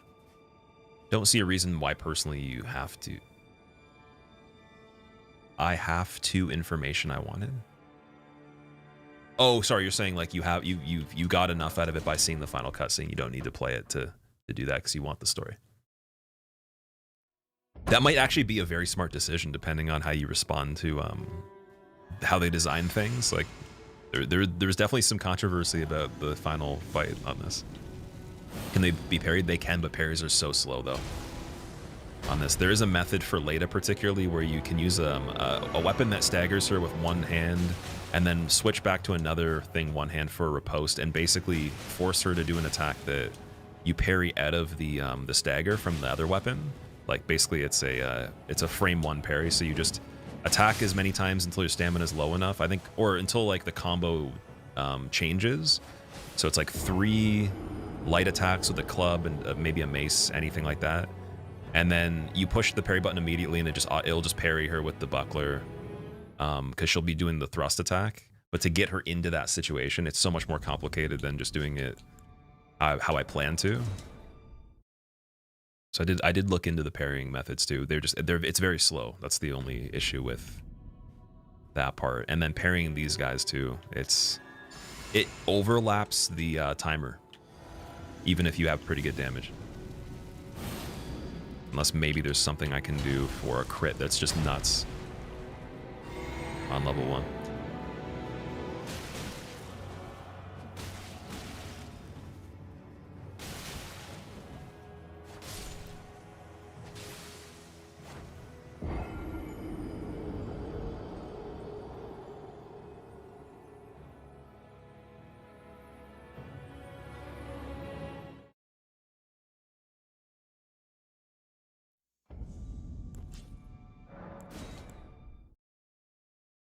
I think the best thing about this fight is I can't use the rune arcs, so I don't have to worry about them running out anyways.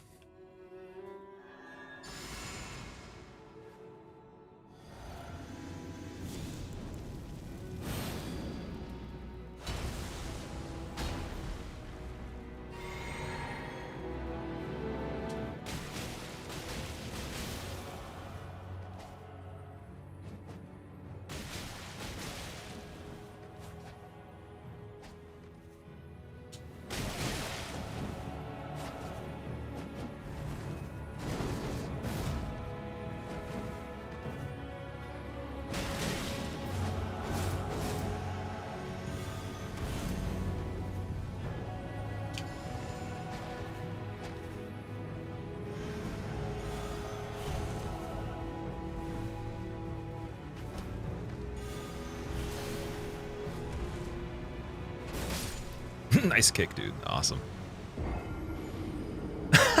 Yo, his animation for stopping the run while the thing was also being cast to at the same time. He's like, I'm sprinting, now I'm not. Now I'm still. You like watching like an Olympic sprinter going from like the peak of their momentum to like nothing within a second or something like that. It's like, yeah, I can just stop that fast. No big deal.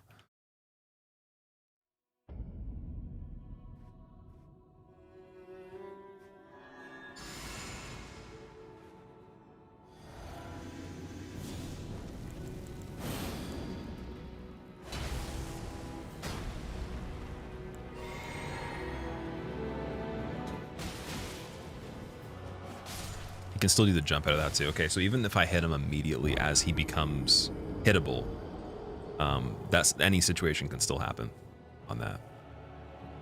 I was thinking maybe like it would hit him so early that like his AI or like his first choice that he did wouldn't kick in till later, so maybe it would delay it and then he wouldn't be able to know that he needs to roll as soon, because there was one fight where he just stood still, like he didn't even attack like immediately.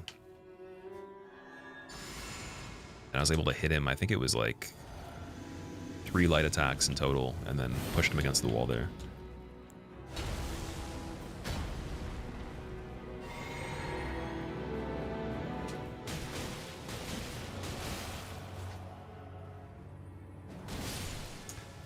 So I can't...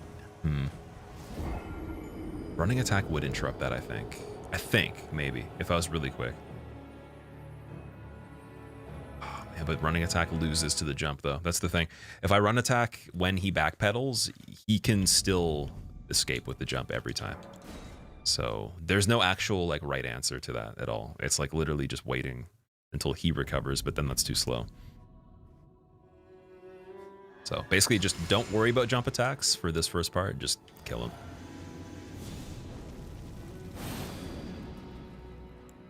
This is what you get for not spending enough time in the arena, exactly.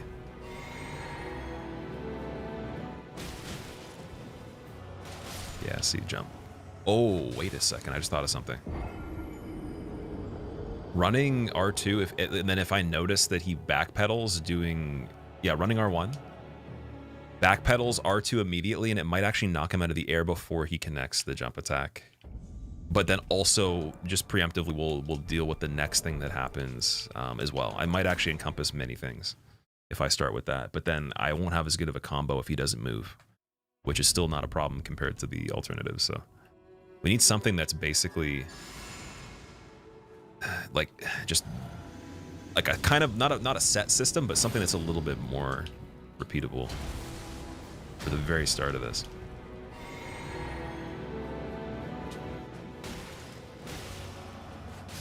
See, there he did a backstep. That was super weird, man. Because I think I just hit him with one part of the running attack. Lord Lapise. It's unfortunate. Oh no. One quick check for the quality, I would say, might fix that. If it is a quality issue with the encoding, because it'll sound like I'm underwater if the bitrate's not full. Basically, any type of bitrate you choose that's not like 720 minimum, I think it will sound pretty bad.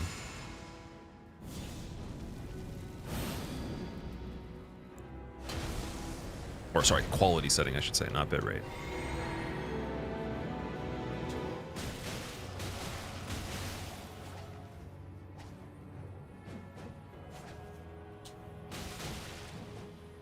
You don't have time to punish. Oh, okay, that's what beats the R2. Yeah, never mind. So you can't do that. Because if he rolls and then he decides to do the roll attack immediately, then the R2 is too slow. Because you can't chain. I don't think you can follow up or cut down the time of the R2 out of a light running attack. Too bad iron jars won't stop the bleed.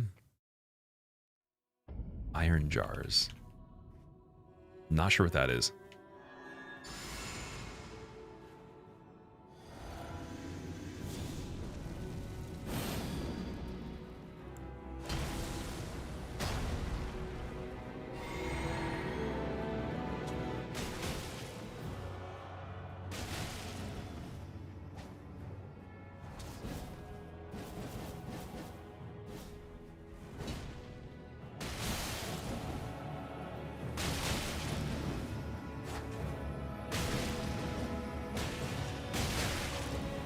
It's annoying that he got knocked by the thing, but we can practice. It'd be a good practice one.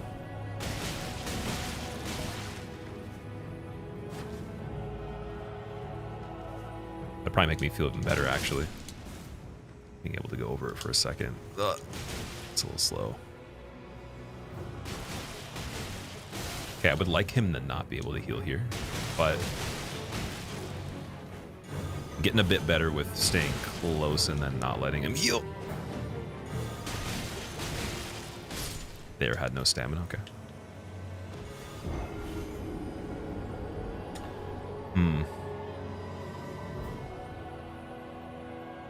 I wonder if consecutive attacks tier would be a better trade for stamina. Because we had that before. Let me check and see if the damage is much less. Because if I can get a total amount that's more for Dane, that does help. It does make a difference that would change that situation right there that we had.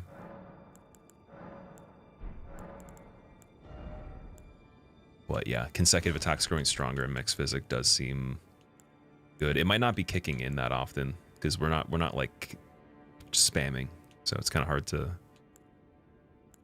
dictate how many you need. I'll try recovery speed first because I have the Viridian Amber +2 on. You're eating ground beef and cheese straight out of a bowl earlier and your bowl broke after 3 bites.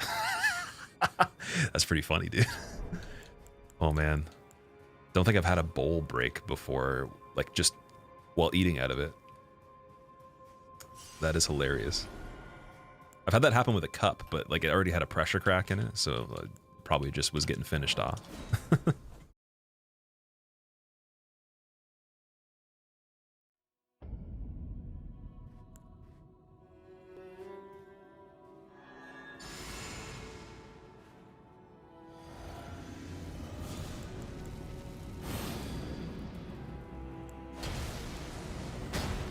Now, I wonder if we can make this Physic Flask last long enough.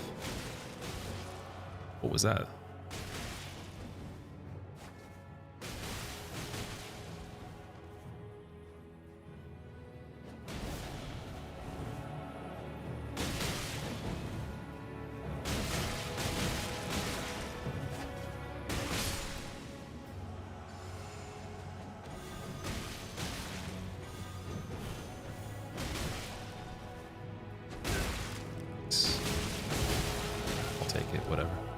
Whatever.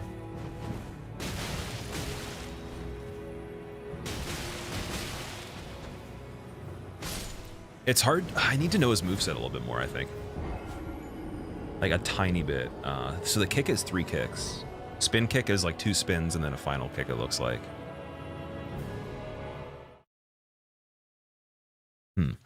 It wasn't an actual proper bowl, but all the stuff fell right in the floor on your hallway. Hardwood or carpet? Fingers crossed, man. Or maybe tile or something like that. Or laminate.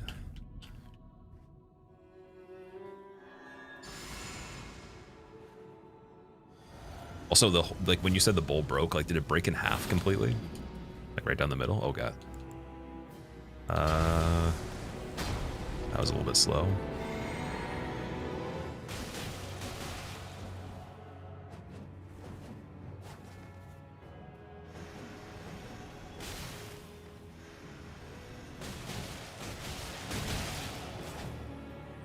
No, that's wrong. If only you could wield Great Sword of Damnation at level 1. This fight would be cake. Great Sword of Damnation. What does that do? That sounds pretty cool. Anybody ever looked at Dane's face? His face looks different than what I thought it would be. He almost looks like he's like a zombie or something. Like his eyes. They gave him the pupils with white iris.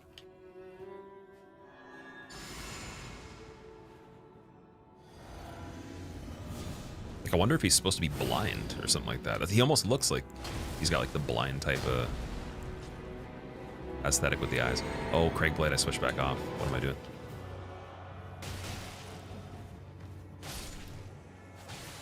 It grabs NPCs and players, crits them in the head. Oh, wow. That's pretty crazy. And then, like, you think that it would work better for this? Because you're saying it would be easy. Because this fight's a time-based thing, right? So any kind of crit, any animation that takes like many seconds to play out that doesn't convert into most of their health within one interaction is kind of almost useless, because when I hit him like 6 times within maybe 3 seconds or whatever, I'm doing the damage that would be the same as a crit from a parry. But the whole process of doing that takes way longer. Even the wake up and everything, like if I waited to like get more damage when they stand up and all that, by that point, I probably could have already had most of their health gone, and then that would only maybe do like a quarter when I've tried to backstab them and punish them with a heavy attack on this. So I'm wondering how much damage that would do.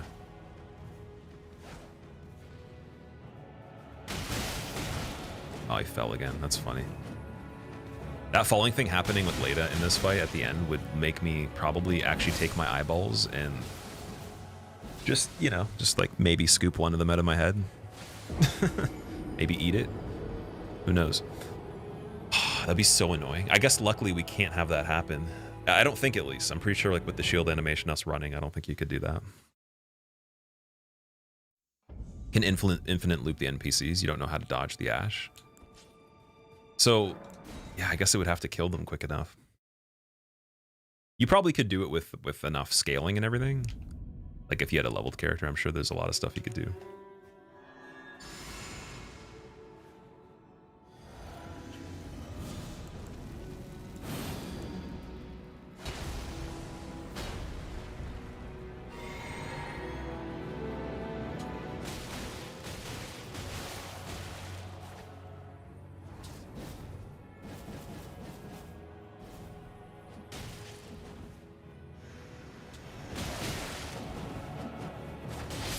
That's a really cool attack. That must have been... I feel like that was an input read because I haven't seen that one yet. I haven't... Like, it might have happened, but I've never noticed that ever. What he just did right there. That was basically like a... like an Eileen attack from Bloodborne.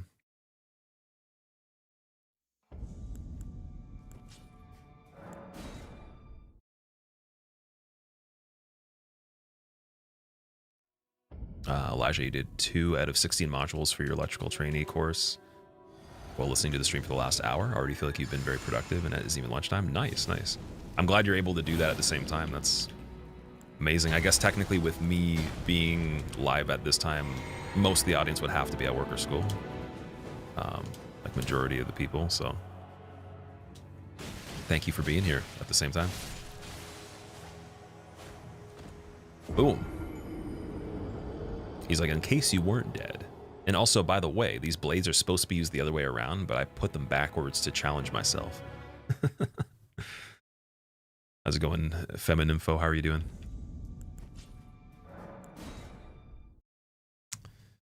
Oh boy, indeed. Poise. Heavy armor provides high poise. It's like, use it on this fight, but still die.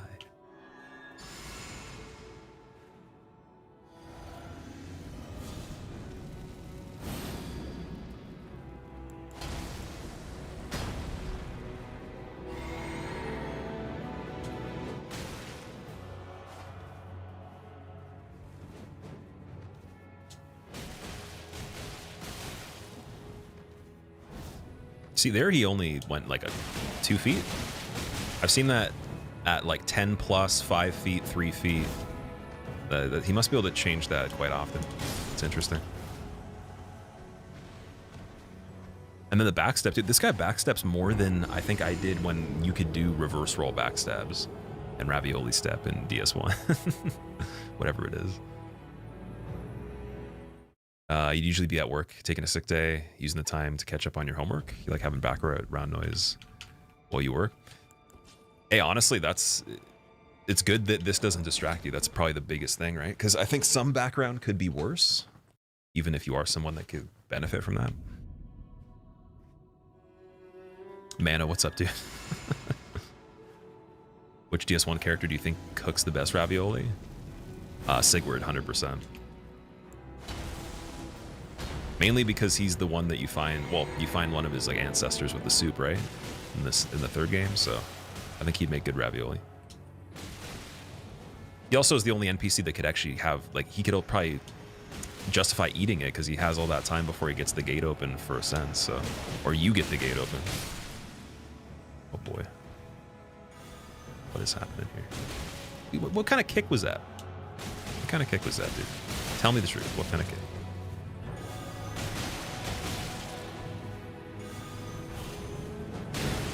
So anything that starts at medium range while he's doing the disc, I'd have to get like the actual early timing on the disc. I can't do any hesitation there. It's that kick that he did, which that has not happened that many times either. He doesn't typically want to do that. It would have also been a dead angle. He would have like rotated it. So he decided it the second after the disc, like as soon as he possibly could. And then the thing that makes me wonder is like, is that predetermined? Like, did he preload that after the disc, before the disc was happening, because I was already hanging in that distance anyways? But because like a lot of enemies can store attacks in the queue. Like if you imagine they had a queue, it's like they'll overlap the logic of like where your placement is because you were placed somewhere like just before another decision was made, and it'll kind of like just queue it up right after that, even though it makes no sense anymore.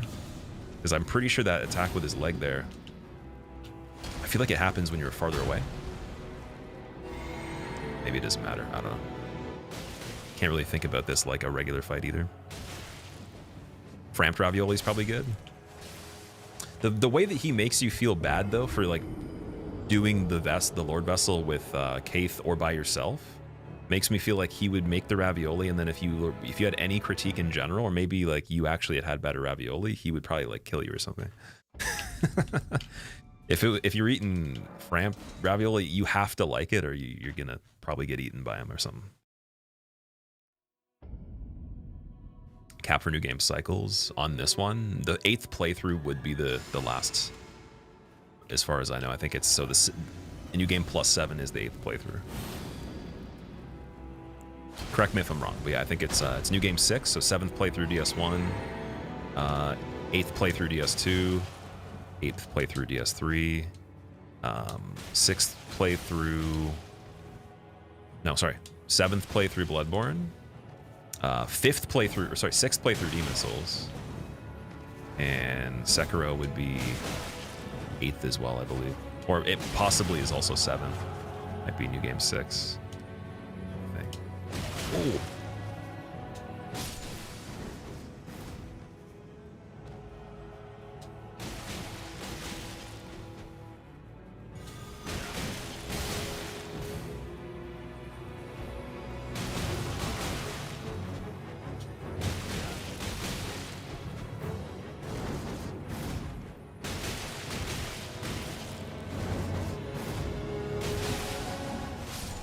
That was such a good one.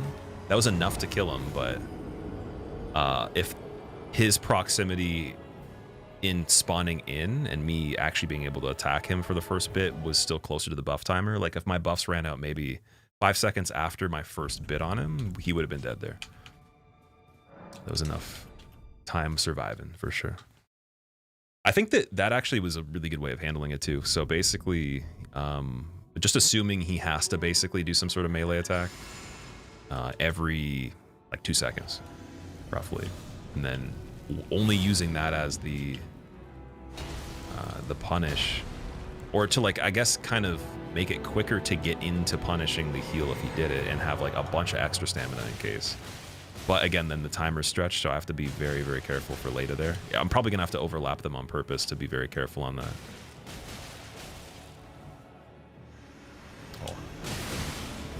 Oh, nice. Cheerio death. Isn't he the only NPC that's canonically known as a woman in the biblical sense? Framped? Did I forget you were here from the start? No, I'm just saying hi again because I didn't see you say anything for a little bit. Maybe I'm misreading chat though. Am I using shadow fragments? I have level 14 on the blessings for it, so 2 past the soft cap. I don't think they're really making a difference now as much, but I guess I could get the other 6 and see if it's a big deal for this. I was told that like 12 is where you're gonna get most of the value out of it.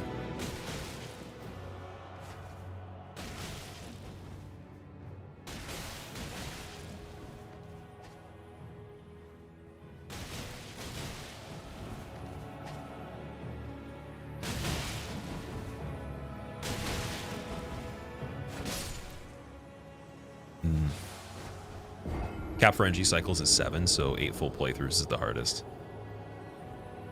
Right. So 8th playthrough on this one. Demons in DS1 New Game Plus damage is ridiculously overtuned for the first few cycles.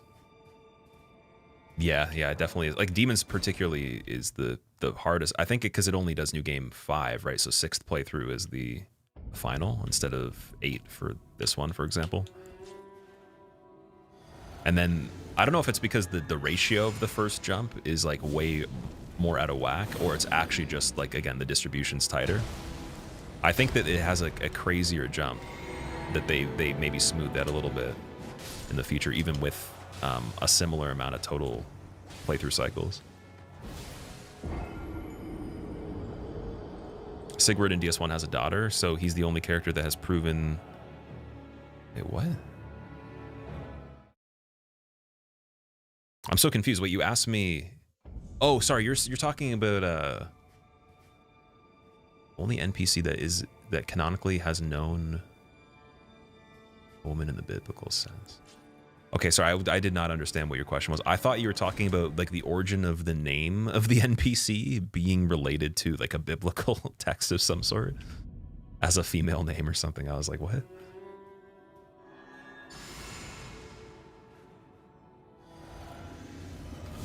You're doing a new game +7 playthrough for the DLC for the first time? Oh, good luck. Good luck, man. I've seen that. I've seen the end of the DLC in New Game 7 for Peeves playthrough. Holy shit. Half of the man's like episodes for streams was just the very end. 25 to 30 streams of just Radon or something like that.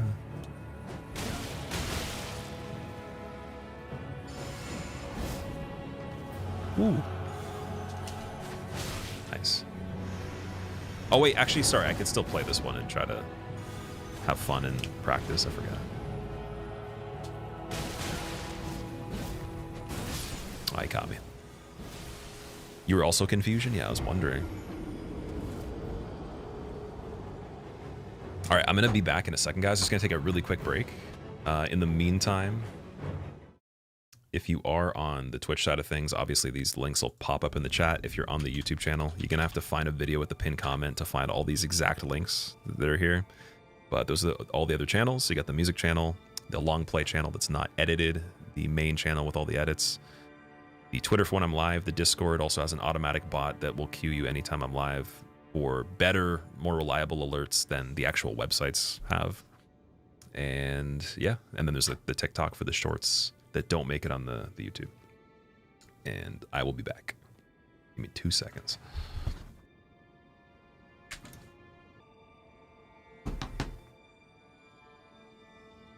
Let strength be granted so the world might be mended. So the world might be mended. Finally, got to see the no-hit King Back's Quill hype.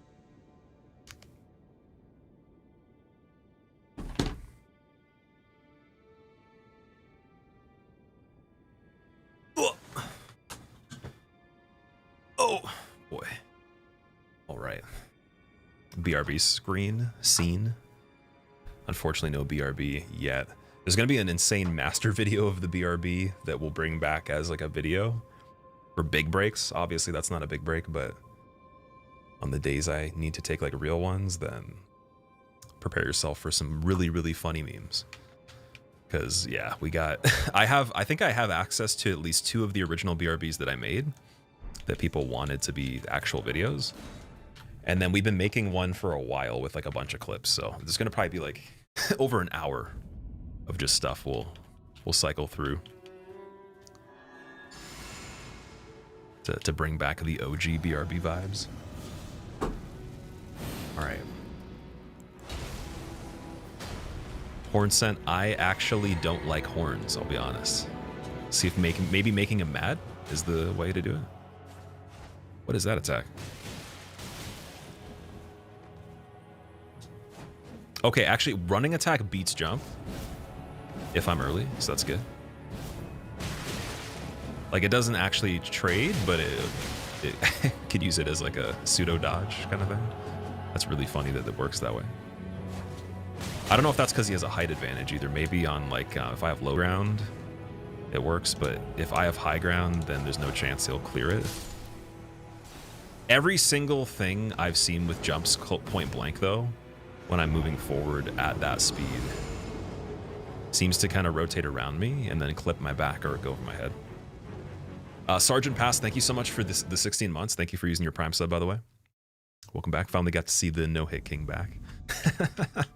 I appreciate that, man. Thank you. It's funny because like being called like a no-hit king to me is weird since like, again, I've been more so like into damageless runs for a long time. And like, that was my thing. Like that literally was my thing more than I think anybody else's in general. Until maybe you find like some of these more like up and coming people doing every no damage possible that aren't on the radar right now.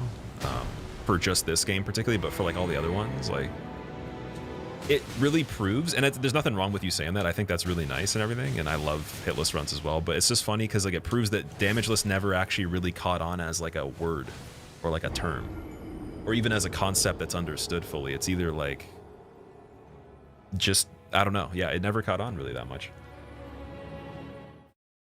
Because like there's still people I talk to even now that have no idea what that means versus hitless, and I'm like, well, a lot of people saw the damageless runs, but yeah. It's interesting. Let's make that the mission to like change the first interpretation of like a hard challenge into damageless being the new thing. A bit weird because damageless is very straightforward. That's what I'm saying. We've created a subculture that literally favors the more complicated rule set than the most basic, perfect example of a run, right? Because again, it's just the history of it, of how it was done like that first. So it's really funny that that actually stuck way more than, you know, many, many years of damageless runs too. And covering most of them, okay? But yeah, that just shows how hardcore hitless can be. Oh god! That was really good that I got that. Yo, his kick didn't touch me. His kick didn't touch me. I'm sorry. Let's get a ref on that. That one's kind of nice because I was moving.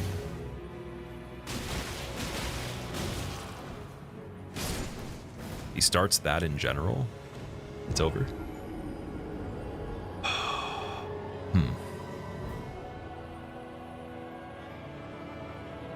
I incorporate a lot of hitless rules into your damageless runs. I don't though. That's the thing. It's the opposite. Hitless incorporates some of the damageless rules into hitless, right? Like in damageless, literally every single thing, especially even scripted deaths, aren't even allowed. So it's like can't get staggered. So okay, that's my preference. That is true. There's the only thing that I incorporate that isn't just obvious that you would have to do would be the staggers. That's true. That is true. I'll take that. But like for everything else, all the other factors, like scripted deaths having to be skipped, never was a thing before that. Like particularly Duke skipped DS1, obviously. And then no Vanguard for demons to load in without the cutscene. And what else do we got? I guess the difference of obviously not using any like low health items for extra damage either, like your damage being different. And then the routing, the actual areas being different because of following and stuff.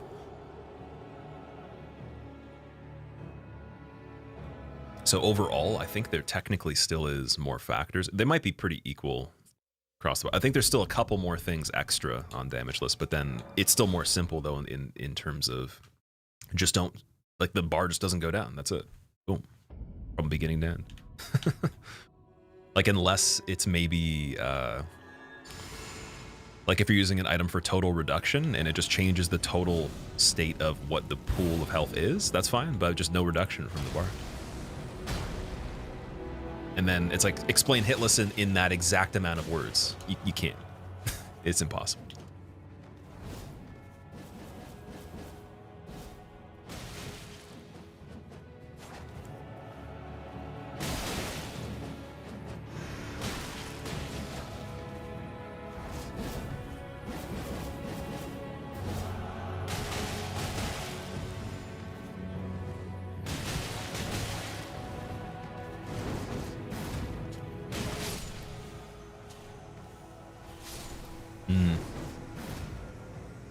I need to remember that if he throws a disc and that there's a chance he could throw a second one.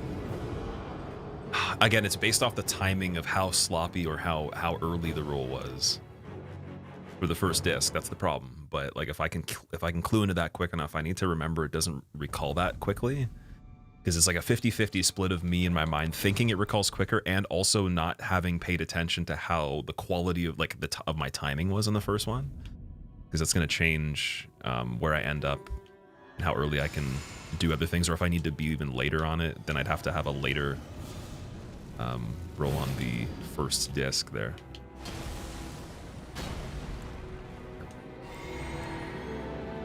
Oh, jumping without even me doing anything right away. Nice. This fight is like a slot machine that purely, it doesn't make you money, but and you don't spend money on it, but like it does make you laugh a little bit. It's like a comedy slot machine until it actually works the way you're supposed to do it.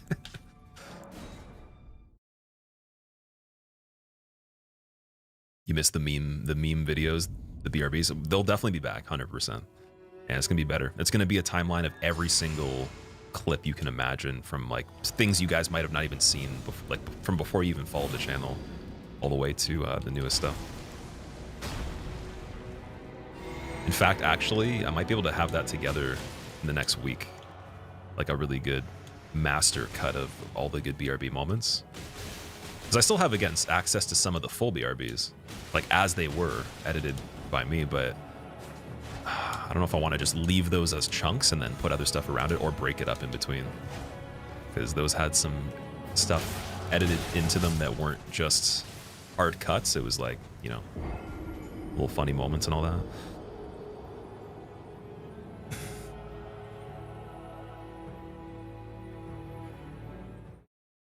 Man, I want to call Miyazaki. I'm going to call him right now. Let me see.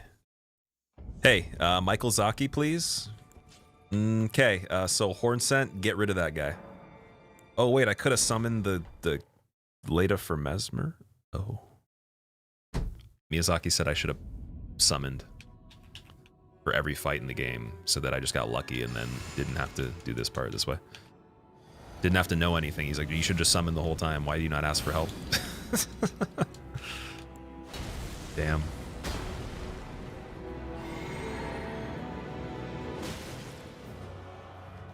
Three backsteps in a row. Yo, this guy's unhinged, man. He did a triple backstep off the bat. Okay, we're seeing new things. I've never seen that one. I've never seen three backsteps in a row.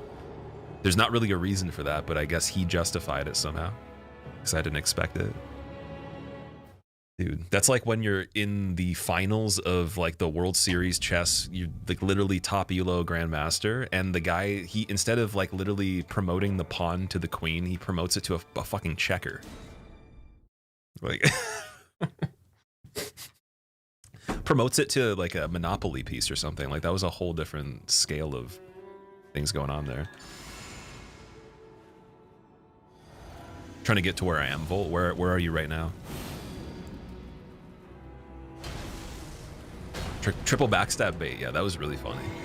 Because like I love doing things like that in PvP against players that don't understand like the way it works. Like it's really fun to troll people with weird, like basically doing suboptimal mechanics and shit, or like purposely missing attacks, making, you know, you make people think you're really bad and then you just destroy them. It's a funny method, but fortunately we didn't do a lot of PvP in this game, so I didn't get to that point.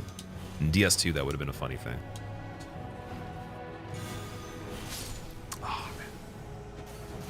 Just beat the boss at the Rotbud. Okay, so you're basically there. If you just beat her, then you just have to go up the unending staircases of doom, and then you're fine. I think any or Alim could be a boss. Like if we made a list of segments for a hitless run or a damageless whatever, and then the segments had to be only boss fights or names, I would make the staircase an entity of its own. It's actually, I think it's worse than the Ledge of Death for Enter Orlando. Like I think it's worse than the Ledge of Death on release for Enter Orlando, with no future knowledge of anything else, no retroactive knowledge, just like literally nothing, knowing nothing at all, and then just seeing that the first time.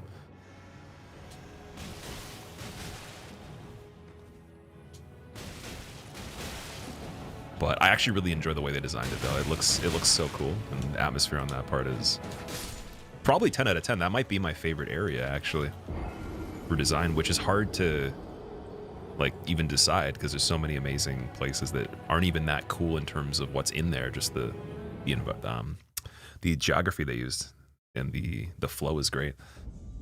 But I think that, yeah, I don't know why I like the Anir Alim area, but yeah. Reminds me of an improved version of Elfale, just with, I don't know, every single thing they could think of to screw you over.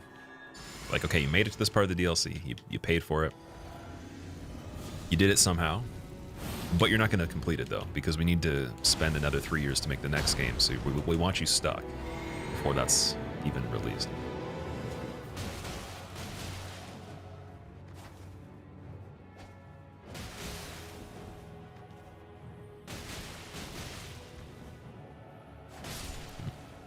Did I kill Radon in my normal run? Oh yeah. Yeah, I killed every single thing I could find. The only things I missed, from what I understand, is a handful of the mini dungeon bosses that weren't Mausoleum. So I did every Mausoleum fight, some of the mini dungeons, every Remembrance, and then like I did the small hippos that were not the golden one on the way to Midra. Didn't find the second lion. I don't think I did Raksasha as well. Pretty sure, because I didn't get her armor. And then, yeah, that's about it. So quite a bit of the DLC.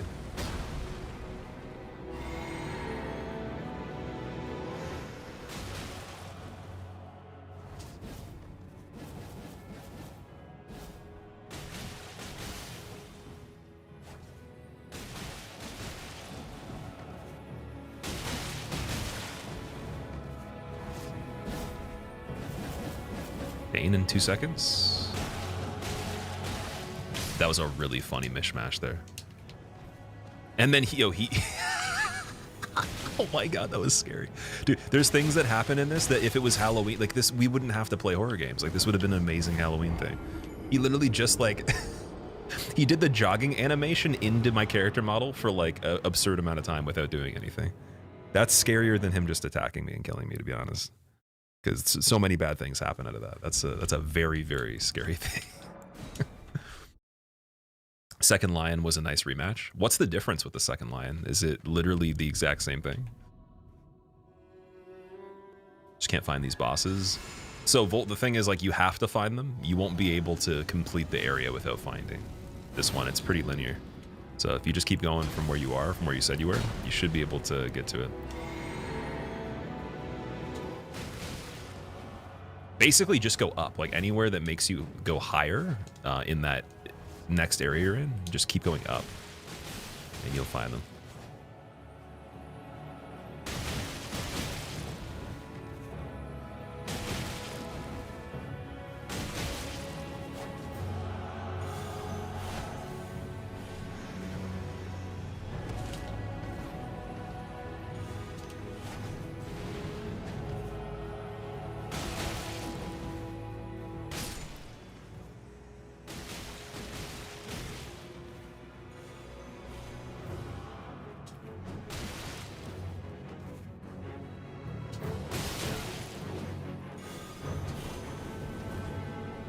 Did Leda not join yet? Oh, nice.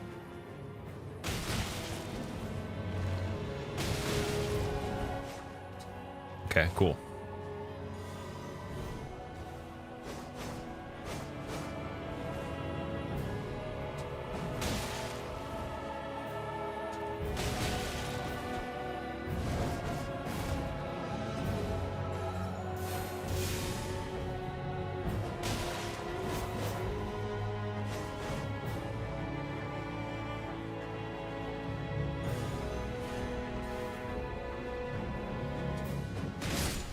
Yeah, if he jumps from that distance. So he can jump from running. Well, no, actually, technically, I guess they all could, but... So no running attack on him until he... Okay, we have to do a neutral punish if we get into that situation. That's the only way. I have to, like, kind of trail him at 5 feet and then wait until we don't see a jump as soon as he closes the gap a little bit. What's my workout routine like, Space? So basically it's antagonistic muscle groups, so back and chest, shoulders and arms, and then lower body, and then I do core almost every single day just because I do yoga about 4 to 5 times a week, at least, sometimes every single day. So I've been rotating around that for a while. And then I think I might switch it up in the future. Just not sure exactly what I'll do. I might do something like really weird.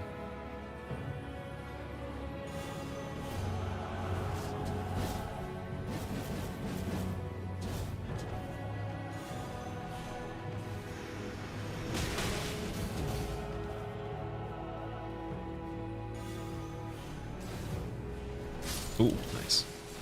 Divine Beast in Rao also has Death Blight and drops some basilisks. Drops some basilisks? You mean like he deploys like the enemies? Or you mean like in the term of like an item or something? I'm trying to like figure out what you mean. Like he's just dropping off frogs. Right now going through a guy that just keeps using these light circles. Okay, you're almost there. You're good. Exact same, but you love fighting him again. You wish you had the DLC like Sekiro where you can refight any of the big bosses you've already killed. Yes, that would have been cool, like a gauntlet or boss rush. Feature inside, excuse me, the round table, like right next to the arena. So the world might be mended.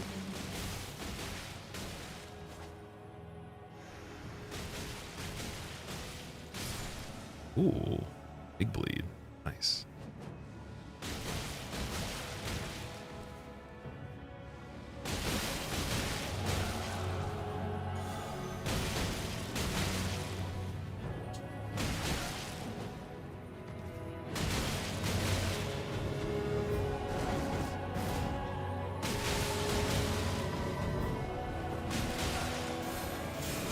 That's so bad because it's so good, and oh my god, dude, how close that was.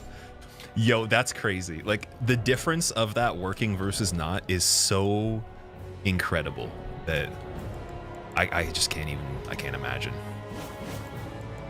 Truly are living in a society in a third dimensional sphere, dude. Like this is ridiculous. We're gonna get good practice though. Like I don't have to worry about anything now, as long as I just make the most out of this. But that's incredible. That like her deciding to use that, like dude, freaking a quarter of a second or less of a difference there. Oh, I didn't want to do that. That was, dude. How did I get Craig? Okay, that is also just nuts too. I literally just hit her with Craig Blade by accident, and that interrupted her running attack just by like not even trying to do it. But then I try to hit her with an actual attack and I can't even do it sometimes. That's pretty funny. That's still active. That's still, it'll kill you if you don't do it quick enough when she gets up. Has to be as soon as she gets up. Oh man. Funkeldorf's going pretty good. How are you, dude? Oh, Blue Roo, how are you doing? Welcome back. What's up? Oh man, that's so funny. It's incredible. The one thing though I didn't switch back for a long time was this Rotten Wing insignia, so I do need to make sure I have that on for more damage. Probably is helping quite a bit. That's so funny, the difference of that. Oh, thank God I didn't win, man. Shield crash out? Yeah, I took your advice and I grabbed it earlier before we started.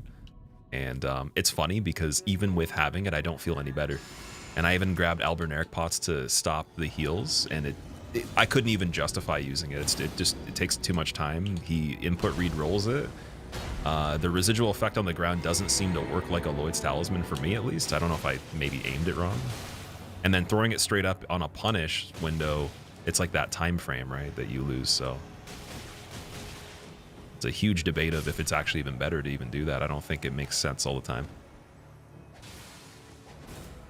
Unless maybe you could like be so ahead of the clock that you free aim with the bow and like chuck one of them across the entire arena and it hits him on spawn, which would be, for Dane, that would make a sense if Horn Scent was part of the fight, right? You wouldn't be able to do that. So maybe if you had done it differently where you summoned Leda from Mesmer, you didn't have Horn Scent, you could possibly on his spawn hit him in the head with the pot because it'll already be in the air, or like he'll be standing still for a second. And then there's no time lost there.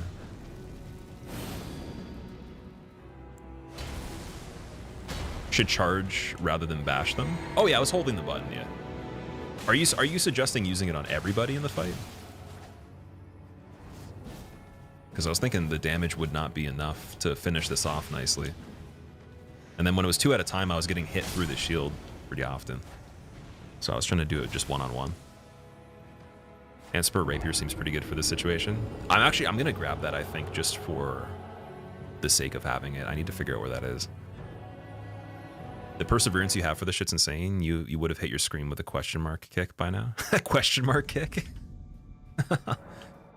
Well, like I said, I think if you understand what it takes to do the thing and you have the goal, and then the time frame and your anticipation and your progression matches up, then there wouldn't really be a surprise of what's happening. You're always kind of aware of why certain things are working the way they do.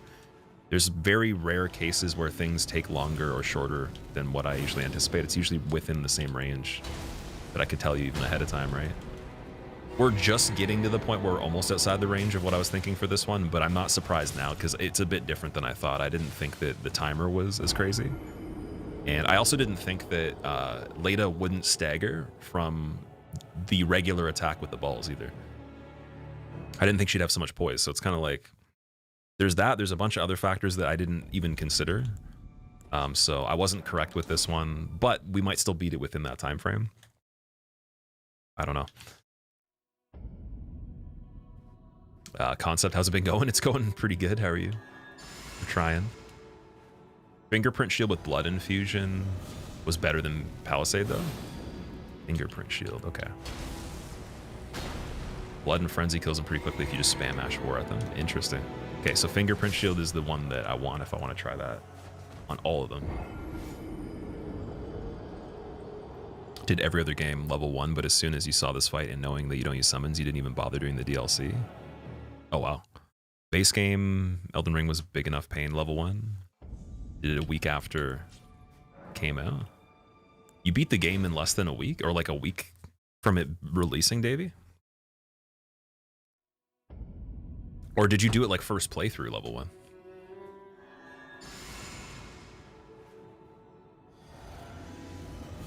That's pretty quick. I think it took me like 3.5 weeks to finish it, but I was also taking some time.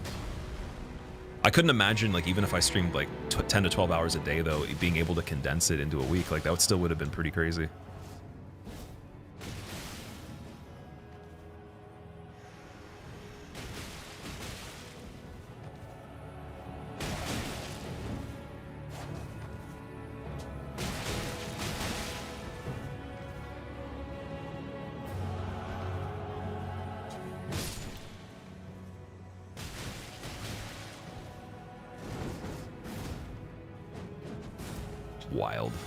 Wild exchanges here.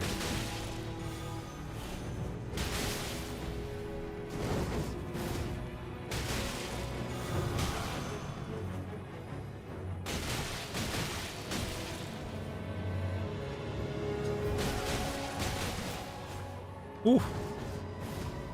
Okay, now it's both of them. So we'll switch back to this. Because there is a claim that we should be able to do both of them at the same time with this, so I'm wondering how that's going to work, but we'll try.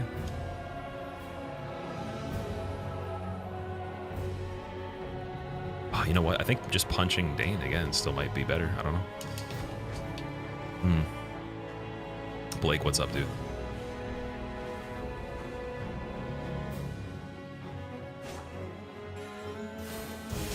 Ooh.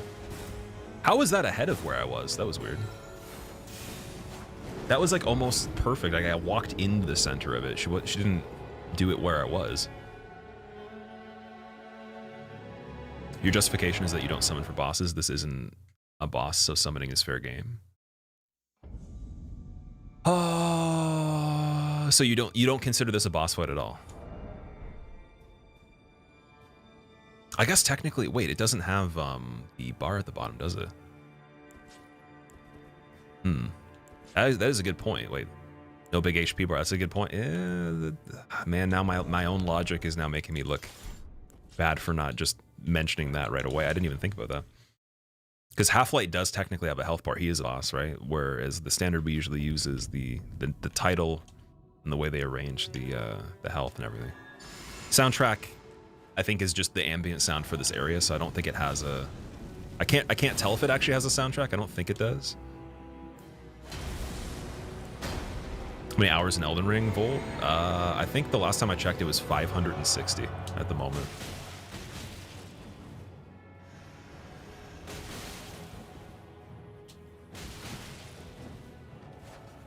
And then out of that, Or was it? No, wait, maybe it was 6. Was it 650 or 560? Let me double check. It might be 6 something. It has to be in the 600s now. I don't think it's in the 500s. But let me check after this and we'll see.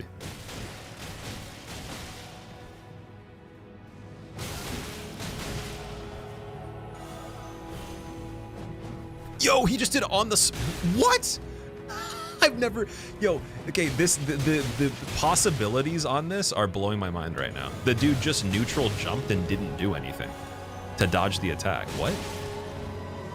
This is better than actual humans. Like, what is going on here? I could have... If I was fighting 3 actual people, I might have won quicker than this. Jesus. That's actually incredible. He just did a basic jump for no reason. But it was perfect, though. So it looks like there was some reason there. Man. I think killing Leda with killing Dane with the fists and then doing her with the shield while they're both active is the only way I'm gonna get this consistently, because then at least we can guarantee we'll make it to her if I have a good system of chipping them down.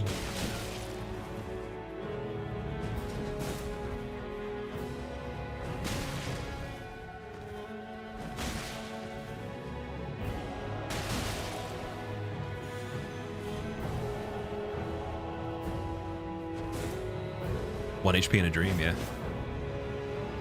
How much do I actually have? Let's see. 8. We have 8 HP.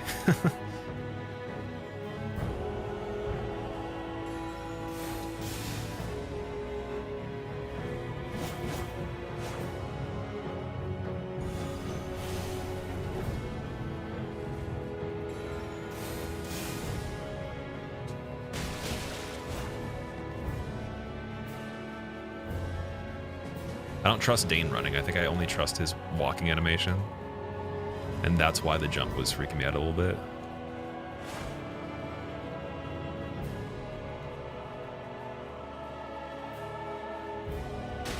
Yeah, because if I wait till he gets that close, I should be pretty good. Then he'll heal back. Oh, he can't heal now. Nice. Okay.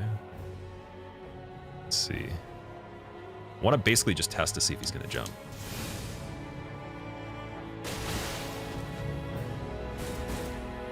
That was a really cool attack right there.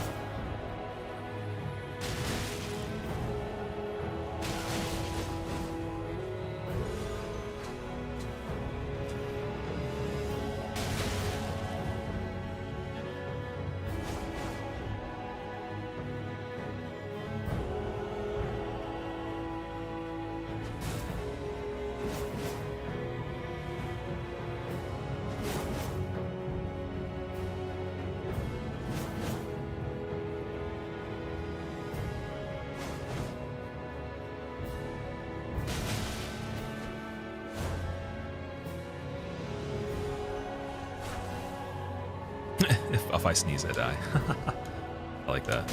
Oh no, but so him redirecting it, because I tried to essentially back roll, he went on a weird angle. It auto focused me in that direction, changing my movement even though I wasn't going there, and then right into her attack.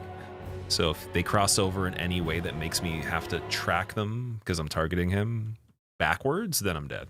I have to consider I'm dead as soon as I pivot based on him influencing the camera. So the good thing is that actually works. Like, that is pretty good. So we spam him down to like maybe 50% past the health, past him healing, even if he does heal right away. That was a really bad start, and we did pretty good. So he would have already been dead on a regular attempt. I almost fell trying to hit my armrest. Damn. You got Shadow? How many do I got? Let's see. I don't have any right now as far as I can tell. I think I've used all of them.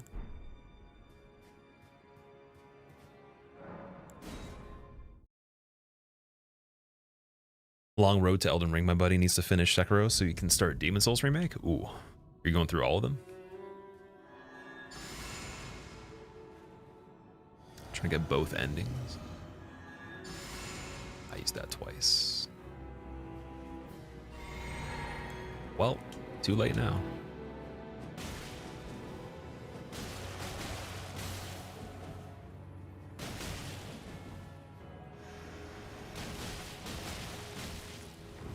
You can actually tell the damage difference quite a bit. Oh. At least I got that bleed. And of course, this one goes well, but then he jumps at the end, yeah. Goes perfect even without the extra damage, but then he jumps at the end. Ultimate test of patience. See, the patience on this one for me, like, doesn't really even kick in yet because we're not even at the state. We're just getting to the point where, like, now it's feasible. It wasn't even feasible before without, like, a lot more luck, I would say. Or a lot more guesswork. Also, I want to change this back.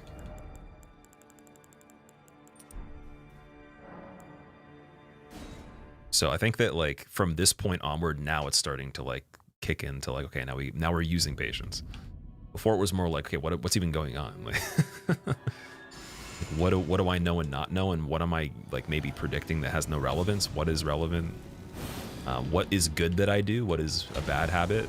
Is there even habits that matter sometimes? Am I just going to get screwed on something regardless if I'm good? And it seems like all those actually are a yes, depending on what we're looking at. But that's based on the context of doing it this way too. Like if, again, I was in the corner and I just threw pots at him, made his AI kind of like look at the wall and then killed him that way. That's very easy and probably could be doing that first try, but there's no point though. Not for this run. Did you fight all the non-boss hippos in the DLC? So I fought for this character, we didn't kill the hippos on this guy, but yes, we could kill them.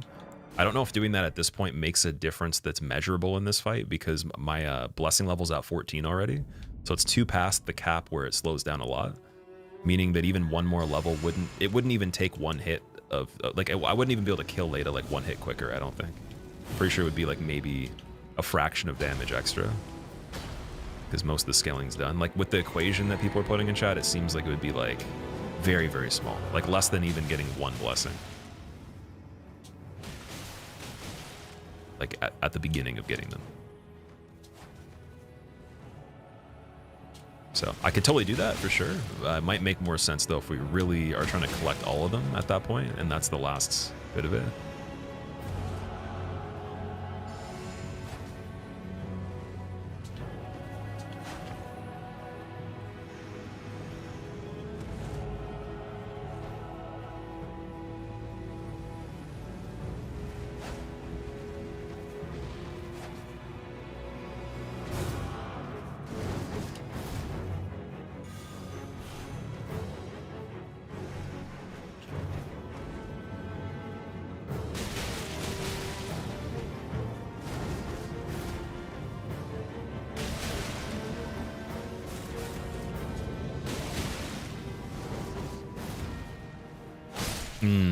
Almost got him.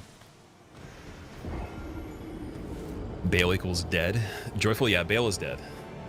Bale was really good too. I think I actually like Bale a lot more after the level 1 run. I have to knock him up to like probably top 3 in the DLC. At least, actually, maybe even top 2.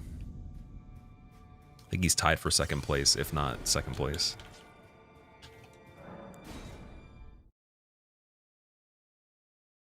If you're at level 12, another level only gets you from 1.85 times to 1.87. Yeah, so 2 decimal places of damage.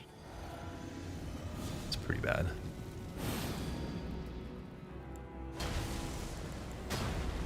I'm very curious at how this would work with no blessings on level 1.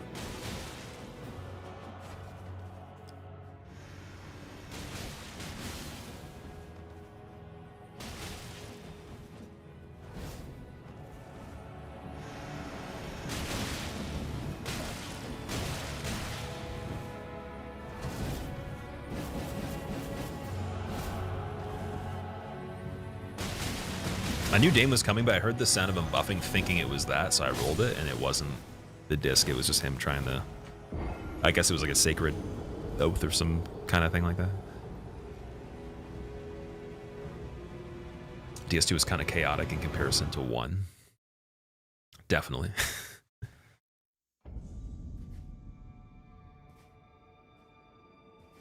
He tried the Great Katana for a while, beat them with the Ice Spear. JBO, and that was for level 1 on this as well. When you die, does Mikola speak or the two guys speak? I'm pretty sure it's Leda that speaks, right? Like that's her dialogue right there. The other NPCs don't have dialogue as far as I understand. I don't think they can speak. Maybe like outside of this area. Dane didn't say anything when I found them in the overworld. So I don't know. Yeah, it seems like even like trying to do the whole running attack beats the jump because it goes over your head. It doesn't work on flat ground. Or like maybe again he has a slight like incline. I don't know. It doesn't seem to work there. Also, dude, Gino, thank you so much for the raid, man.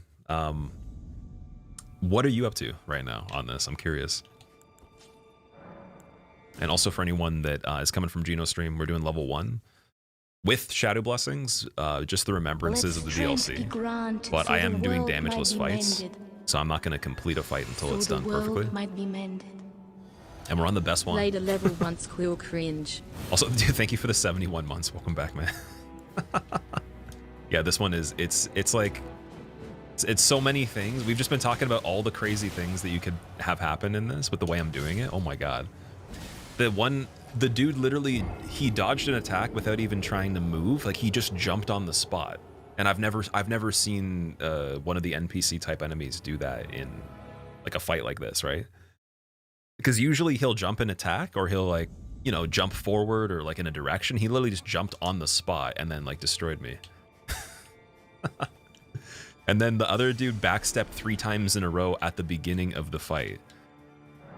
Which I don't think I've seen him do that. I don't know. There's a lot of really small, funny things happening. Yeah, anyone coming from Gino stream, I do this kind of stuff quite often. Definitely hitless runs, damageless runs, sometimes speed runs. And that spans across all the FromSoft games. Definitely been focusing on this one a little bit more as of lately. But yeah, we're seeing if we can finish this up in the next, I would say maybe 3 streams at this point with how this is going. Not this fight, but just the rest of it, because we have Radahn and Matir after this, and then we're done. And Radahn's not something that is going to be lucky. It'll just be getting good. So that's nice. Wow, 2 jumps in a row. Okay. Starting to work on level 1 all bosses deathless randomizer. Ooh, that sounds kind of fun actually. Maybe not the all bosses part because of how long that would take, but yeah. But yeah, that sounds pretty cool. Dane is the only one that can't speak. Okay, so Hornsent can speak, but does he have any dialogue in this particular fight though?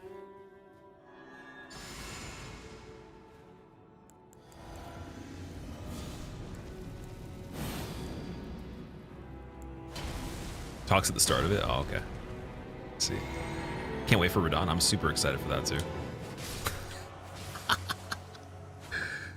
Oh boy.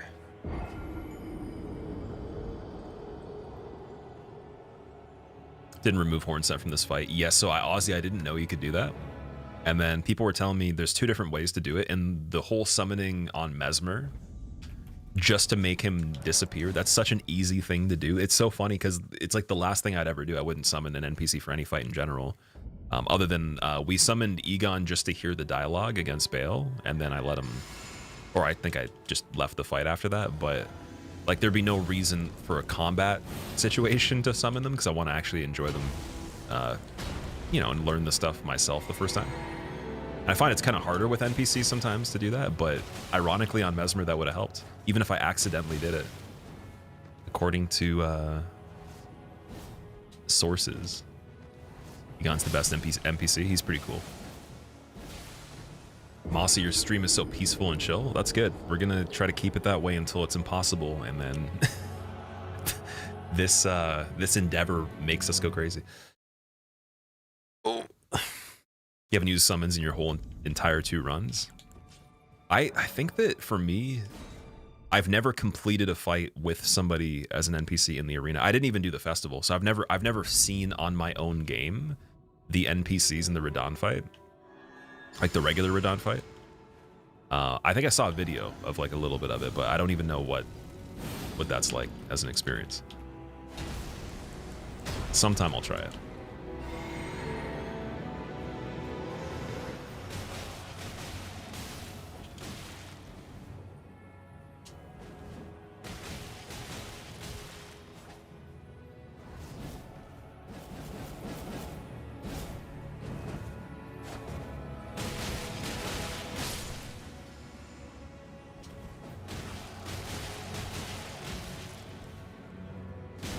Yeah, if he does that, yeah, I gotta wait. I have to see him doing a walking animation. Basically, it's the same thing as later in the fight for this. It's just walking animation. Even running, if it's point blank, is fine. How can you get so many rune arcs, Rocky? I have no idea. This file wasn't something that I made myself. This is from a bounty that I believe Distortion did for speedrunning the DLC. And I think he made the save file, but it had a bunch of rune arcs on it by default. So I started off the DLC at the beginning with it. And then it has some talismans and some items from the base game. And nothing from the DLC. It also, for some reason, has the glintstone staff as well. You cheated them in, so then, yeah, you'd have to obviously cheat them in then. There you go. Well, I guess you could... Can you farm them? Is there a way that... Like, there's technically would be a way to get them, right? Or is there, like, a limited amount in the entire game?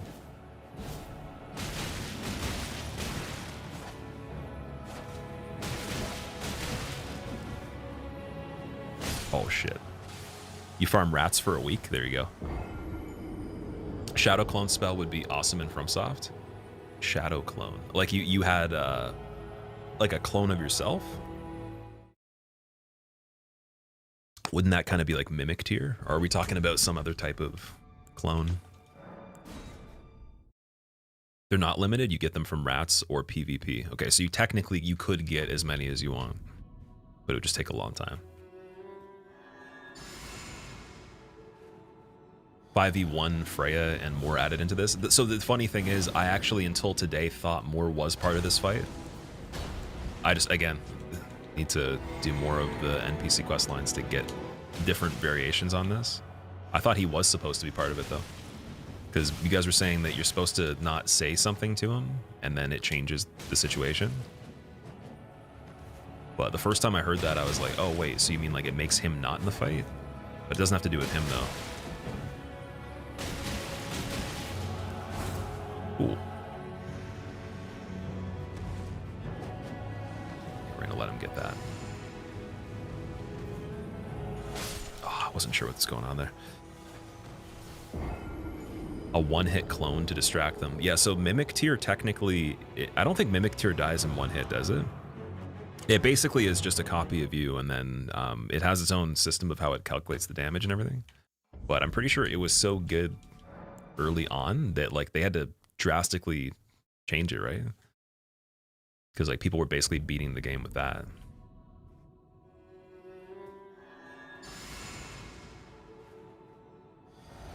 You don't bother with any of the quests. You only get Hornsent, Dane, and Leda. And if you do Hornsent's quest, you can get rid of him. Okay. But can you get rid of him by summoning Leda for Mesmer as well? Or is that not true? Is that fake news? Oh my god. Okay, yeah, so again, this is my least favorite thing in the fight for anyone that popped in. If you punch them and then they're on elevation where they catch air for a frame or something like that, you'll just be hitting them and then they'll just collapse and then you'll take damage because the elevation of the floor. I haven't tried Mimic Tier myself. I did try it actually, but it wasn't fully upgraded though. It was like maybe second level of it or something, and I just wanted to see what it would do. It was pretty good, actually, with not that many upgrades. Yeah, we did that on either a randomizer or convergence, maybe.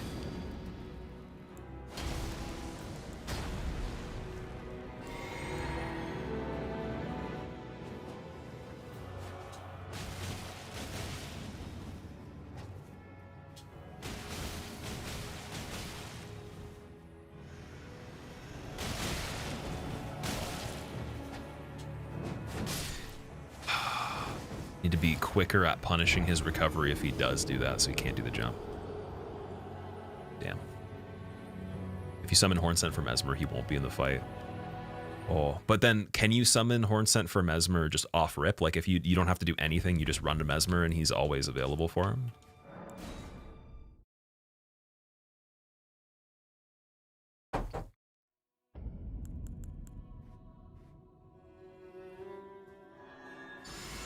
Basically you with a percentage cap and terrible AI. Yeah. Imagine it took a ghost of your best performance on the fight, and then like it actually did like a ghost time trial or something like that, but you're co-oping with it. That'd be amazing.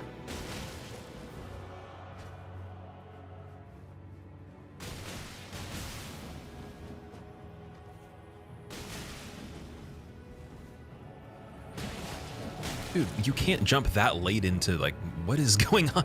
The jumps are getting out of hand now because he's jumping at times that don't even make sense. Like, I already hit him and he's jumping. He was able to take a hit, jump, and go over my head all at the same time. How's that possible? How's there enough time for that?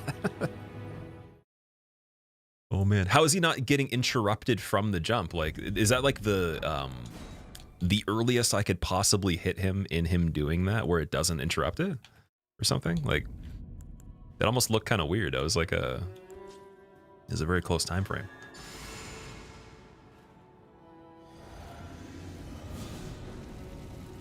It's the worst fight ever, Madge.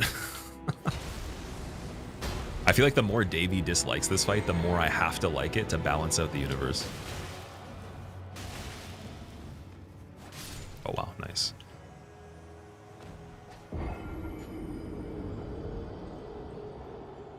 You have to speak to Hornsent prior to fighting Mesmer at the High Road Cross. Okay.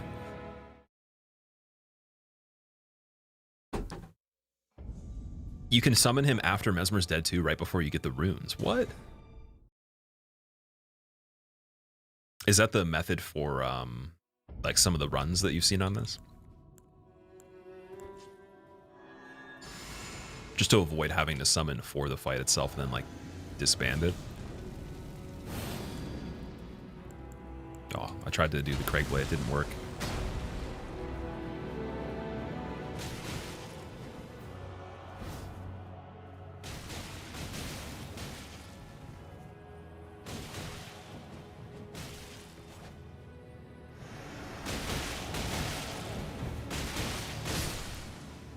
Okay.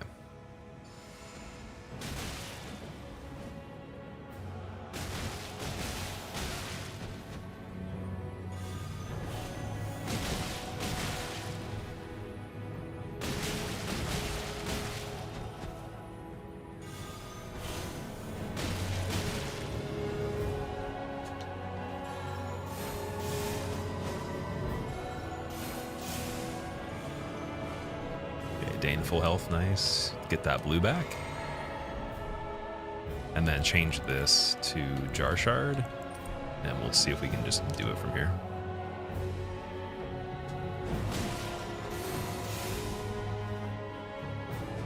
Oh, again, jump. Didn't get close enough. There isn't enough positive thinking in the world to balance your absolute loathing for this fight, yeah. I feel you on that. I wonder, you know, actually, I have an idea. I have another idea. So we just have the Serpent Hunter ready to poke him out of the air if he were to jump. It might interrupt it. I don't know if he has hyper armor on that. It's possible. It would be easier to actually get the hit in, at least, if I'm just going to be hitting him for like 200 anyways or something like that. Imagine having a drink with Dane and Gold Mask. That'd be pretty interesting. With like any of the NPCs, actually. Maybe not the Maiden Husk thing. That'd be kind of scary. All right, so what do we need to get?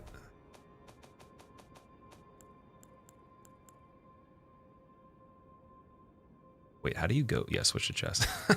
You can tell I think I've only used the chest in this game one time. It's like, what's the button to actually activate it? All right, cool. So yeah, we can put this back on for the second part of the fight very quickly, and then I'll still be light load too, which is nice if I stay with the Jar Shard on by default, which kind of sucks. I'd rather have the insignia thing, but that's fine.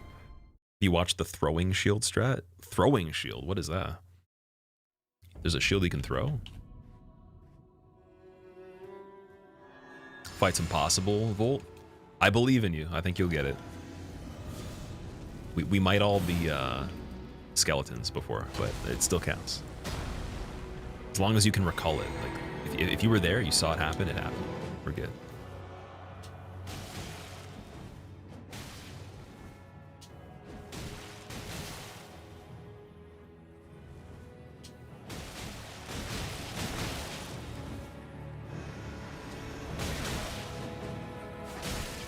That was really interesting that connected. Cool. Nice.